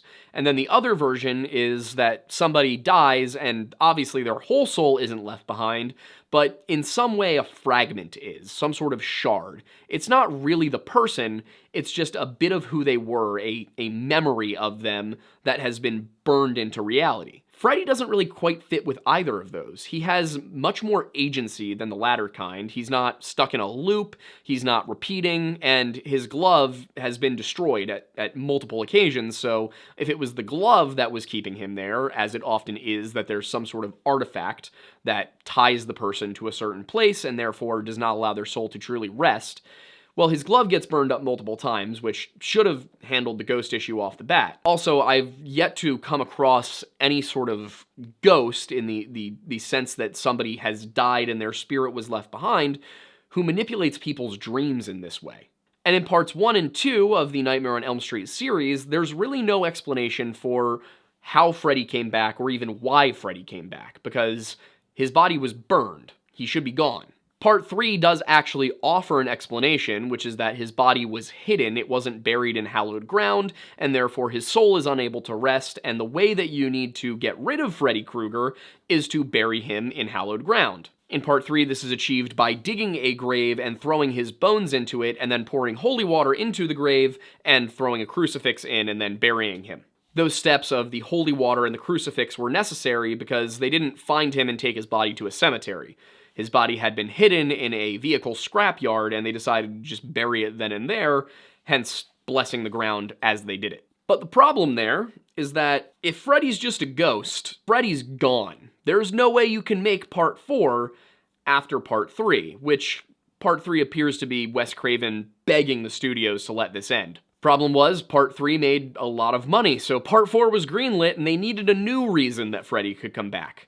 And that reason doesn't quite get revealed in Part 4. It's later on, but I was able to track it down. Right before Freddy died in that inferno, 3 dream demons came to him, and they offered him eternal life as this sort of spirit, this demonic entity who exists in the dream world. So they offered him immortality and the ability to manipulate people's dreams in exchange for him being their vessel to cause terror to humans here on Earth. This deal would of course allow him to seek revenge on the people who ended his earthly life, so he accepts it. He is as depraved as they come. That's what the Dream Demons wanted. They wanted to find the most depraved person on Earth, and who's really more depraved than Freddy Krueger when you think about everything I've told you in this video? Remember what his character did in the original version of the script. That's why he's the most evil person on Earth. Now, this whole incident with the child murdering and the parents tracking him down and the Dream Demon deal and all of that, that happened in 1968 when he was 26 or 27 years old. For reasons that I was not totally clear on, he waits 13 years to come back. Now, it could be because of the association of 13 being an unlucky number. It could be because Friday the 13th was also made by New Line Cinema, so maybe it was a callback there. But anyway, he comes back in 1981, and that's when he starts getting rid of people. That's when he starts to torment Nancy Thompson and Glenn and all of the rest of the children of Elm Street, and of course, by extension, their parents. But that origin story, in and of itself, isn't necessarily enough to grasp what Freddy is. We gotta look at what Freddy's capabilities are. The most important, the most iconic of Freddy's abilities is the fact that he can appear in your dreams, manipulate your dreams, and then anything he does to you in the dream happens to you in real life. It's not necessarily that he constructs a scenario and that predicts the future or manipulates time. No. If he stabs you in the dream, you will get the same wound in real life, even without anybody stabbing you in real life. And if you die in your dream, you die in real life. And I remember growing up and that being like a really common thing that people would say. I'm not sure if it came from this movie, but I really don't know that that's a psychological fact. I know that I've certainly had nightmares where I got very close to dying and then woke up, but I don't know if you could ever really prove that if you die in a dream, you die in real life, because you couldn't ask the person what happened in the dream because they're dead. But Freddy isn't just limited to dreams. He can also appear to people who are daydreaming, who are kind of in those beginning stages of sleep, sort of the way sleep paralysis works, where you don't enter sleep paralysis during REM sleep. You enter sleep paralysis very early in sleep or very late, so either as you're falling asleep or as you're waking up. In Freddy's case, if you're at any stage of sleep, he can appear to you, but he seems to be most powerful during the REM stages, when he has complete control over your environment. And just in case it's not familiar to anybody, REM, R-E-M, rapid eye movement, that is the deepest stage of sleep. It is stage 4 of sleep, and it is where you dream. And when Freddy is in this dream realm, he's basically impervious to any damage. You cannot kill Freddy Krueger in the dream world. Even if you cut off his limbs, they immediately regenerate. And it also seems that he doesn't really feel pain. He just kind of is like, oh, okay, you've cut off my fingers, well, now they're back. So the only time that Freddy's actually vulnerable is when he gets pulled into the real world, when he crosses over into the physical reality. When Freddy is in the physical world, he cannot manipulate reality. He's simply a guy with razor hands who doesn't feel pain. I should also mention that it is revealed kind of at several points, not in concrete terms, but it's hinted at that he can appear to people who are drunk or otherwise inebriated. And while it seems that he can't necessarily be killed in our reality, he can be banished. You can get rid of him for a period of time. And the most effective way to do this is by setting him on fire. If you set him on fire, he seems to die for a while.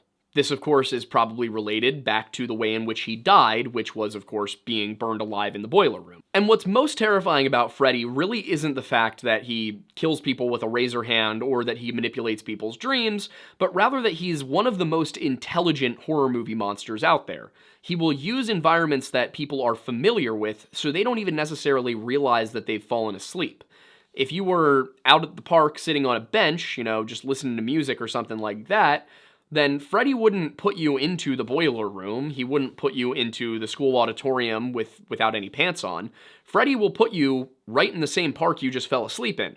And Freddy won't appear to you as Freddy Krueger. He'll just wait for you to let your guard down, and then suddenly he'll come after you. So he likes to play with the lines between reality and the dream world. As a result, victims often don't realize what's going on until it is too late. The third movie in the series, which is Dream Warriors, that one shows us that people who are lucid dreaming, who are aware that they're in a dream world and can kind of take command of the situation, are better equipped to fight back, but they still really can't hurt him. Freddy is just stronger and better at manipulating the dream world than they are. So you might be able to slow the guy down, but you're not going to be able to stop him.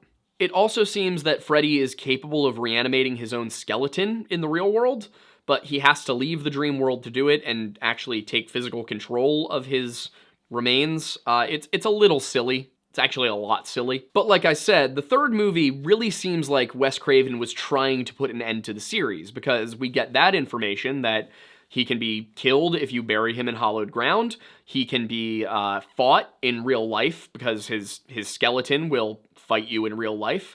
And of course, there's the way that he gets his power. That is finally made clear in this movie. In the first one, it was, oh, well, he gets his power from fear. If you're not afraid of him, he can't hurt you. Well, that wouldn't have worked with the third movie's premise, so they had to change it up. In this case, it's not fear. It's the souls of his victims, that he absorbs them, and the absorbed souls are what give him power.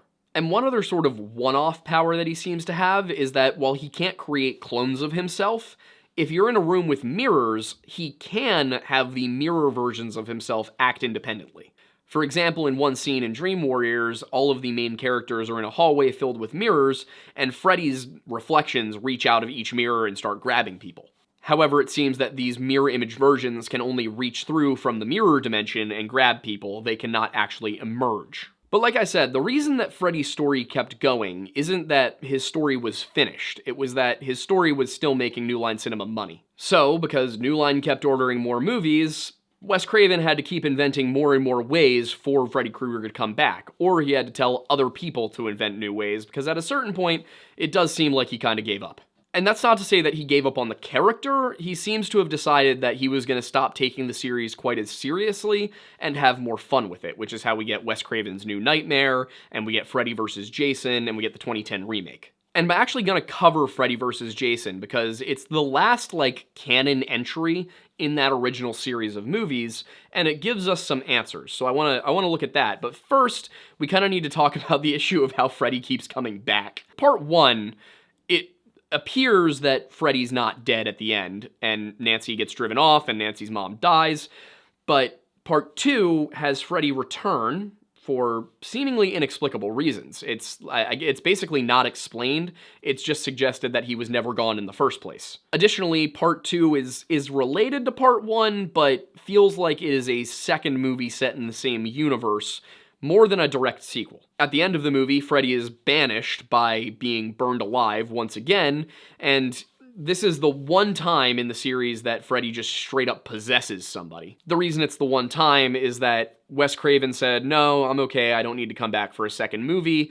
And then the guys that did the second movie decided that Freddy should have to have a vessel to come back, and that vessel was going to be a kid named Jesse who had moved into Nancy Thompson's old house. And so Freddy possesses Jesse and then uses Jesse as his manner to exact further revenge on everybody else, because all the children from Elm Street aren't dead yet. Part 2 is also kind of the subject of a weird controversy regarding whether or not the homoerotic subtext was intentional or not, because there's a lot of homoerotic subtext, and the star of the film, the guy who played Jesse, is gay, but he wasn't out at the time, so there's been a lot of controversy about it. Anyway, Freddy is banished at the end of the movie by Jesse's girlfriend setting Jesse, who's the host for Freddy, on fire. But of course, we get the same kind of thing where, yeah, the movie's over, but it's a horror movie in the 80s, which means that at the end of the movie, it is implied that Freddy Krueger is still very much alive when he takes an entire bus full of students, including Jesse, out into the desert. This school bus full of children is apparently never seen again, and then in Part 3, which is, I think, a year after the events of Part 2, it's just not mentioned at all. Just this entire episode is completely ignored, and I wonder if this was Wes Craven's way of saying, I'm not gonna retcon. I'm not gonna just say that the old movie is not canon. I'm just not gonna acknowledge it at all, and hopefully people will forget. So Part 3 makes literally no mention of Part 2. There is not a single tie back between Part 3 and Part 2. Part 3 is a direct sequel to Part 1. And as I said, at the end of Part 3, Freddy is killed by throwing his remains into a hastily dug grave, which is then doused in holy water, blessed with a crucifix, and covered back up. Part 4 needed a way to pick this up, so they had it be that they're actually, Freddy doesn't necessarily die, he just had his power diminished, and Freddy can still come back. In this case, the way Freddy comes back is that the remaining Dream Warriors, the 3 survivors, well, they realize that if they keep dreaming together, if they keep encountering each other in the dream world, well, they might bring Freddy back accidentally, which is precisely what happens. The way this is shown is that one of the Dream Warriors, Kincaid, falls asleep and wakes up in Freddy's dream world, where Freddy has impersonated his dog. The dog then leads him through the scrapyard where Freddy was buried, pees on the spot where he was buried, which splits open the ground and allows Freddy to rise from the grave and kill Kincaid. And the rest of the series just kind of continues like that. That's why I decided that I was going to distill down Freddy's origin story in its own thing, rather than trying to tell you each nugget as it comes along in the chronology. Freddy's original end then comes in the 6th part of the series, which is Freddy's Dead, The Final Nightmare. If that rings any bells because it sounds almost exactly like Jason Goes to Hell, The Final Friday, well, yeah. In that film, Maggie, a psychiatrist, is the lead character. She is the main heroine, and as it turns out, she is in fact Catherine Krueger, because obviously when Freddy Krueger did everything he did, his child was taken away, she was adopted, she was renamed because they didn't want her to have any connection going back to all of this, and Freddy essentially torments her throughout the film. It's unclear if he's trying to get her to be like him or what. It's unclear exactly what his motives are, I'll be honest with you. I kind of checked out during that one because I had everything I needed. And it wasn't even so much that I was like, I don't need to watch this movie. It's that I knew that was the original ending, but Freddy vs. Jason is also canon. So it doesn't really matter how he was killed in part 6, because it clearly didn't kill him. So in Freddy vs. Jason, we get a whole new treat of a story. As I said, it follows the canon of the original series. We open up with a backstory for Freddy. He tells us all of these details, cleans up the narrative a little bit, and we also, of course, get Jason Voorhees. Actually, you know what? Nope, I should explain the series of Freddy's deaths, or at least a couple of them, because in part 4, he's only able to be killed after all of the souls he is wrapped inside of himself are released. But then, of course, he comes back in part 5 by slipping into the mind of Alice, the now heroine. Obviously, you can't have a consistent heroine through all 6 of these movies. This one is Alice now. It just kind of keeps replacing the final girl trope. But he comes back in part 5 by getting into the mind of Alice's unborn son.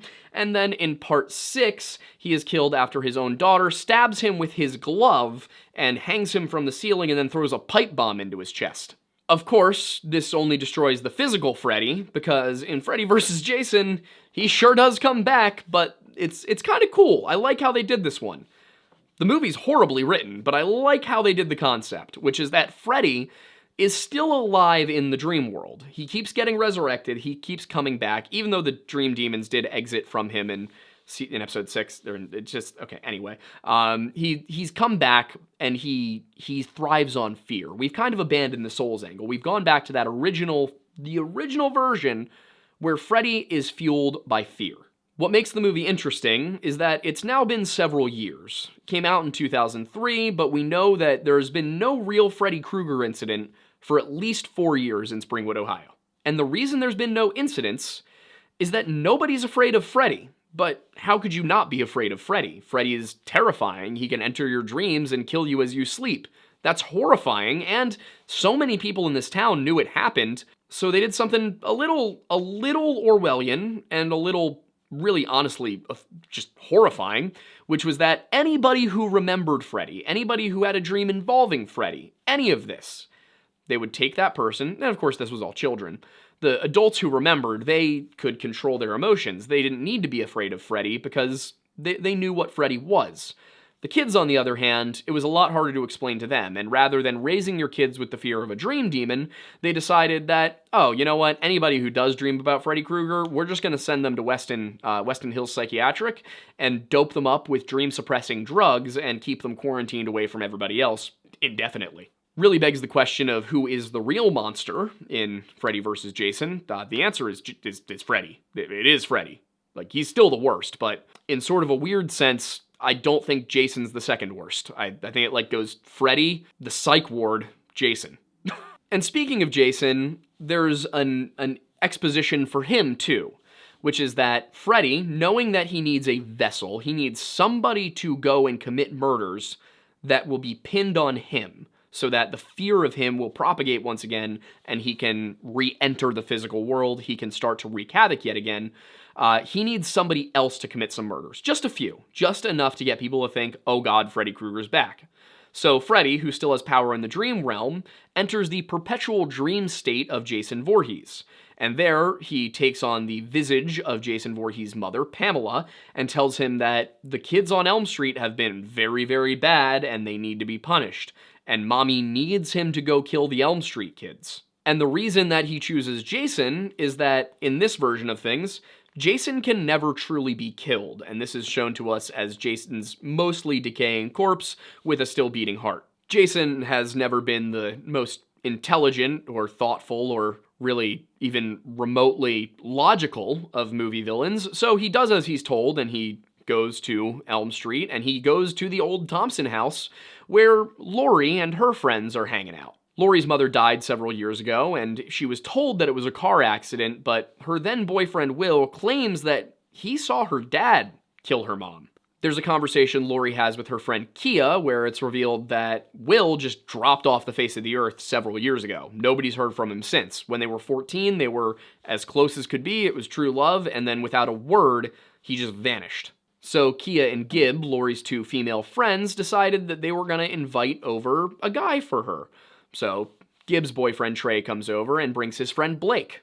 Laurie's dad is out of town, he's not home, so this is also just a way for her to be safe at her own home, is to have a couple of her friends there. And this is a pretty typical horror movie. Gib and Trey go upstairs while Kia, Laurie, and Blake all stay downstairs, and basically Kia and Laurie are arguing about Blake because Kia's like, no boy's good enough for you, and Laurie's like, he's not Will. So far as I can tell, Blake seems to be a perfectly fine young man, just Laurie's really hung up on Will, and Kia's very pushy.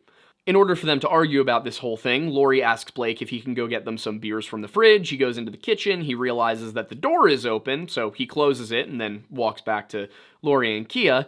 Meanwhile, upstairs, Gib and Trey are swinging to the rhythm of love, and after finishing that, Gib goes to get in the shower. While she's in the shower, Jason pops out. He decides that there's just not nearly enough machete-shaped holes in Trey's body and decides to give him a few, and then says, you know what? This bed is entirely too flat. I'm going to make it go like this. Somehow, Gib, while in the shower, does not hear this, but does get... Also, by the way, the names they chose for these characters, Gib and Kia, are two of the weirdest names I've ever heard for girls. But that's not the point. It just makes me think of Gibby from iCarly.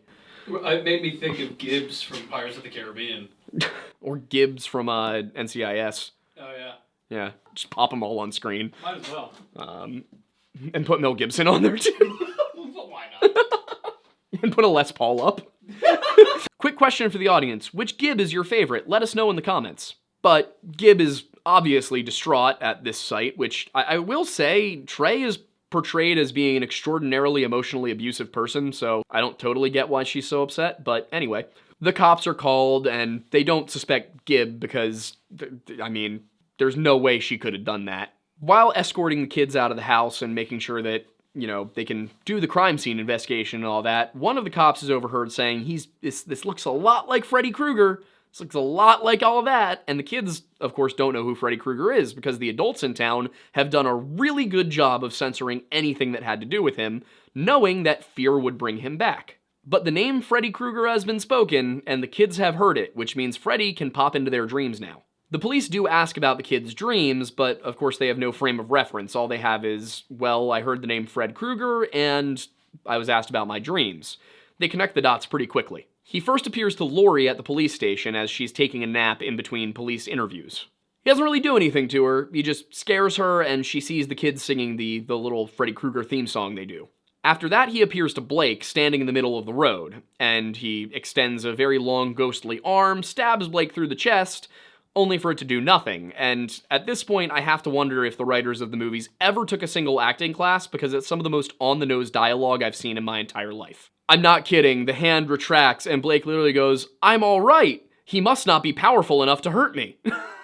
And then, I'm not even kidding, Freddy says something along the lines of, I'm not strong enough to get you now, but I will be. After this, Blake wakes up and he's sitting on his front porch where the scene had started because, of course, Freddy always uses these times where you're not sure if it's reality or not. So he wakes up on the porch and he turns around and his dad's right there.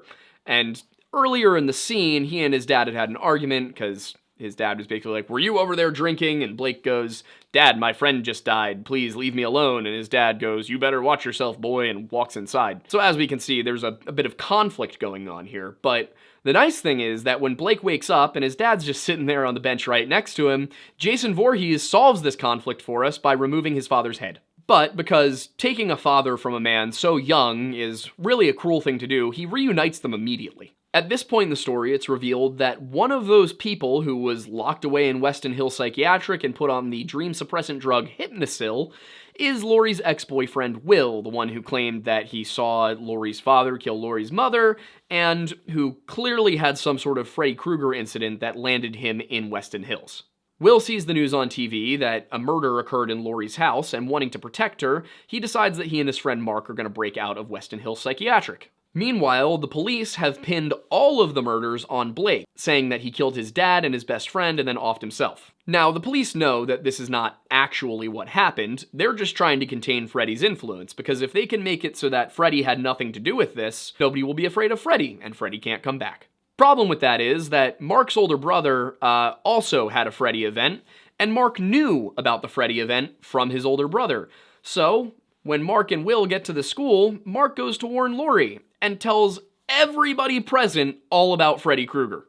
The sheer overwhelming nature of all of this, especially the fact that her boyfriend is back after disappearing for several years, causes Laurie to faint. This and the crowd that have gathered draw the principal into the mix, which causes Will and Mark to flee. But they're not done. They go to the town library because they're going to try and figure out what really happened here, only to find that everything has been censored. There is no mention of Freddy Krueger in any of the records. There's also no obituaries for his victims. It seems that just anything that had to do with him has been wiped from the town's memory. But Mark realizes, as he's going over everything with Will, that by telling everybody about Freddy, trying to warn them, Mark has in reality given Freddy all the power he needs to come back. And it only gets worse because at a party in a cornfield later that night, the whole rumor has spread. Now everybody is talking about Freddy Krueger. Also at the party, Gib, who is really hammered, just passes out in the cornfield, which puts her into Freddy's dream world, and Freddy's kind of toying with her a little bit. He's taken his time with this because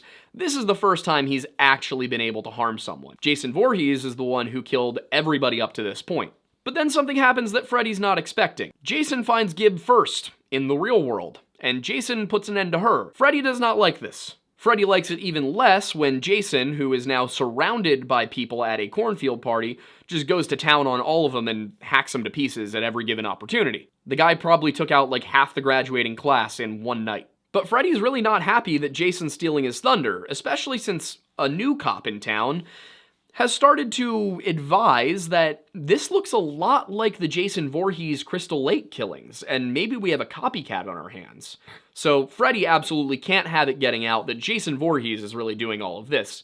He needs to be the one to really make a statement, and he does that by targeting Mark, because Mark falls asleep, Freddy goes to him, he obviously, causes him some problems, and then he burns the phrase Freddy's back into Mark's back. I do believe this has to have been some sort of double entendre joke that it's Freddy's back and it's Freddy's back. It has to be. And that's why I'm confused, is like, that's good. That's good writing.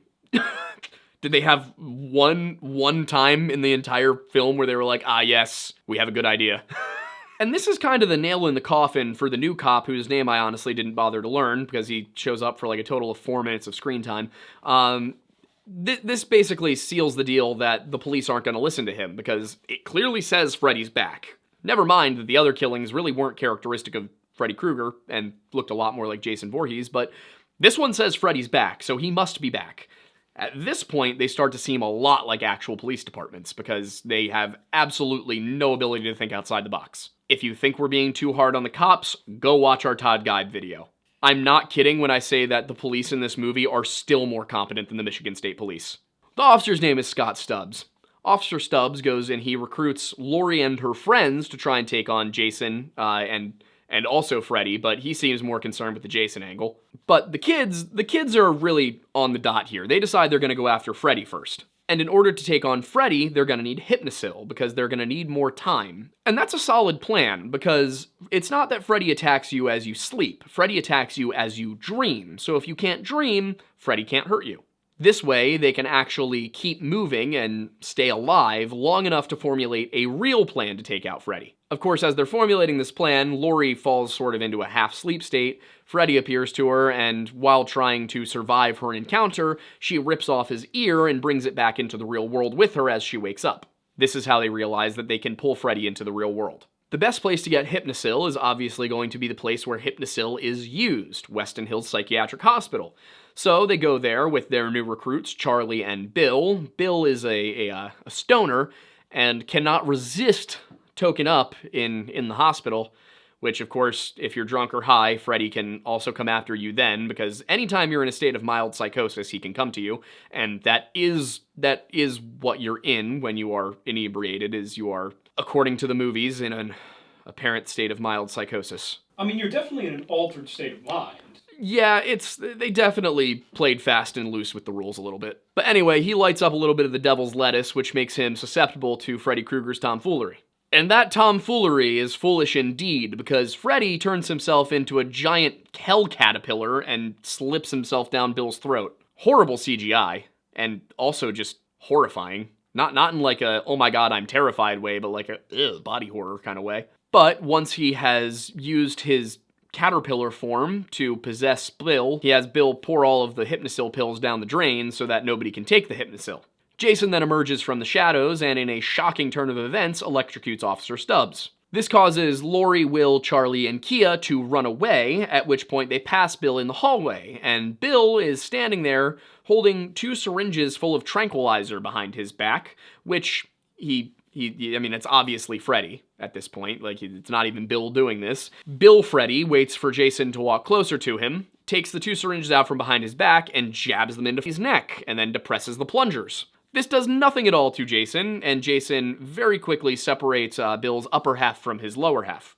Turns our buddy into a 2-for-1 special. It's at this point that Charlie decides to use the GAT. The combined force of 2 entire syringes of tranquilizer as well as what appears to be 9mm does knock Jason unconscious. And with Jason unconscious, Freddy can slip into his dreams again.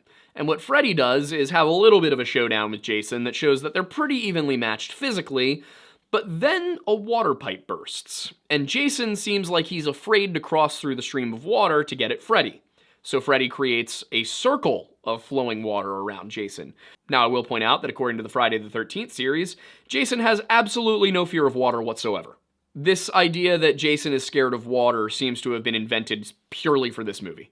But once Jason has been trapped in this circle of running water, in his dream state, he reverts to a child version of himself, who is clearly deformed and not having a good time. So Freddy decides that he's going to take this opportunity while he's got Jason in a subdued state to poke around in his mind, and I mean that literally. He takes one of the razor claws and performs some impromptu temporal lobe surgery. But back in the real world, the kids have hatched one hell of a Scooby-Doo plan, and I say that because they're literally in a knockoff Mystery Machine driving towards New Jersey. They have a tranquilized Jason Voorhees in the back seat. Well, not the back seat, the cargo area of the van, and Lori's laying right next to him. And all this time, by the way, there's dream warfare going on, but Lori goes to sleep, she sets an alarm on her watch so that she can wake up, and she goes into Dream World, where she sees the actual event of Jason Voorhees drowning and how it all actually went down. She also sees that Freddy is actively toying with Jason. The plan, as it turns out, is to take tranquilized Jason Voorhees all the way from Springwood, Ohio to Camp Crystal Lake, New Jersey, where they will have Lori pull Freddy out of Dream World so that Jason can wake up and kill Freddy. The hope, of course, is that since Jason will already be back home at Camp Crystal Lake, he will feel no need to return to Springwood, Ohio. As Lori and Freddy are struggling with one another in this dream world version of Jason's initial drowning incident, the van veers off the road and Jason is launched from the vehicle, which does wake him up and pull him out of the dream. On the other hand, it does not wake Lori up, and she continues to have this nightmare with Freddy. A nightmare on Elm Street, except it's actually a nightmare somewhere in New Jersey, which is really just any time you're in New Jersey. But as Freddy toys with Lori in the dream world, her friends manage to get her to one of the cabins where they lay her down, and as that's all going on, Jason bursts into the room. After entering the room, Jason does what Jason does best, which is try and murder a whole bunch of teenagers with a machete, but a fire breaks out, and that fire spreads throughout the room, and an unconscious Lori ends up rolling her arm over it. The burning wakes her up from the dream, and with Freddy still on top of her grabbing her, it pulls him back with her. The moment Jason sees Freddy, it's like tunnel vision. He doesn't seem to care at all about the teenagers anymore. He's killing Freddy. And in the real world, with Freddy caught off guard, it's not even a contest. Jason absolutely manhandles the guy, just drags him all over the building, then throws him like 30 yards into another roof. During the events of this, Charlie was injured because he was thrown into a wall and impaled by something, and so Kia helps Charlie get to a tree, where Charlie says, "Kia, no, go on without me, I'll be fine," and bleeds out like 30 seconds later. Kia goes and finds Will and Lori, who have retreated to the docks, and she tells them to run while she stalls, and she stands there and she tells Freddy how unafraid of him she is, and how he's just such a wimp, he's probably compensating for his small Vienna sausage. And Freddy, of course, knows that she's terrified and is not bothered. Also, Freddy's in the real world now. He doesn't need fear. He just needs his glove hand. So he just kind of stands there and watches, and then he kind of gives her a little like, "Hey, behind you." At which point, Jason just delivers a home run swing with his machete and knocks her into a tree. After this, Freddy and Jason hack at each other for a while in a rather comical manner, to be honest. But it's clear that Freddy's too fast for Jason, and Jason's too tough for Freddy. But the two do manage to cripple each other as they fight their way towards the docks, at which point Laurie and Will manage to coat the dock in gasoline and then light some propane tanks on fire, causing a massive inferno explosion, which absolutely does engulf both the monster men. As far as anybody can tell based on the scenery, it appears they have been blown to smithereens, but this is Freddy Krueger and Jason Voorhees, so neither of them appears even remotely damaged.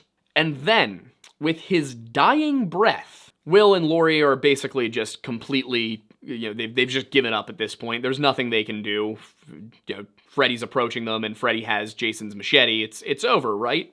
No. Jason has a mild moment of redemption where he takes Freddy's arm that he cut off during the fight and stabs Freddy through the chest with his own bladed glove. And then after doing this, Jason's body falls lifeless into the water. Freddy appears to be paralyzed by everything that has happened, so Laurie picks up the machete and reenacts George Washington chopping down his father's cherry tree, just on Freddy Krueger's neck. And with that, the two surviving kids just kind of walk off into the night, assuming everything's okay. But in typical horror movie fashion, the very next morning, Jason Voorhees emerges from the water, carrying the head of Freddy Krueger, which looks to the side and then winks. Well, hasn't this been a fun evening? I hope you've enjoyed this series of videos as much as I enjoyed making them, because I did have to watch all of these movies at least 3 times. Both watching it through the first time and then rewatching every single scene and analyzing everything that happened. So, yeah, we hope you enjoyed, and next week we'll be back with a story that isn't us rehashing something we've done before. But thank you for bearing with us. We hope you had a happy Halloween, and if you watched this on a day that wasn't Halloween, hope you had a day. I'm Aiden Madison. Thanks for stopping by the Lore Lodge. Oh, also you can check us out on Patreon, and we have other channels, The Weird Bible, History Unhinged. We have a Discord, bit.ly/join the lodge. If you want to support us, you can do so by going to Patreon, or you can buy our coffee, Mount Pocono Perk from Tableau Roast & Co. You can get our shirts from Bunker Branding, and we're on Spotify. I think that covers everything. All the links are in the description. Bye!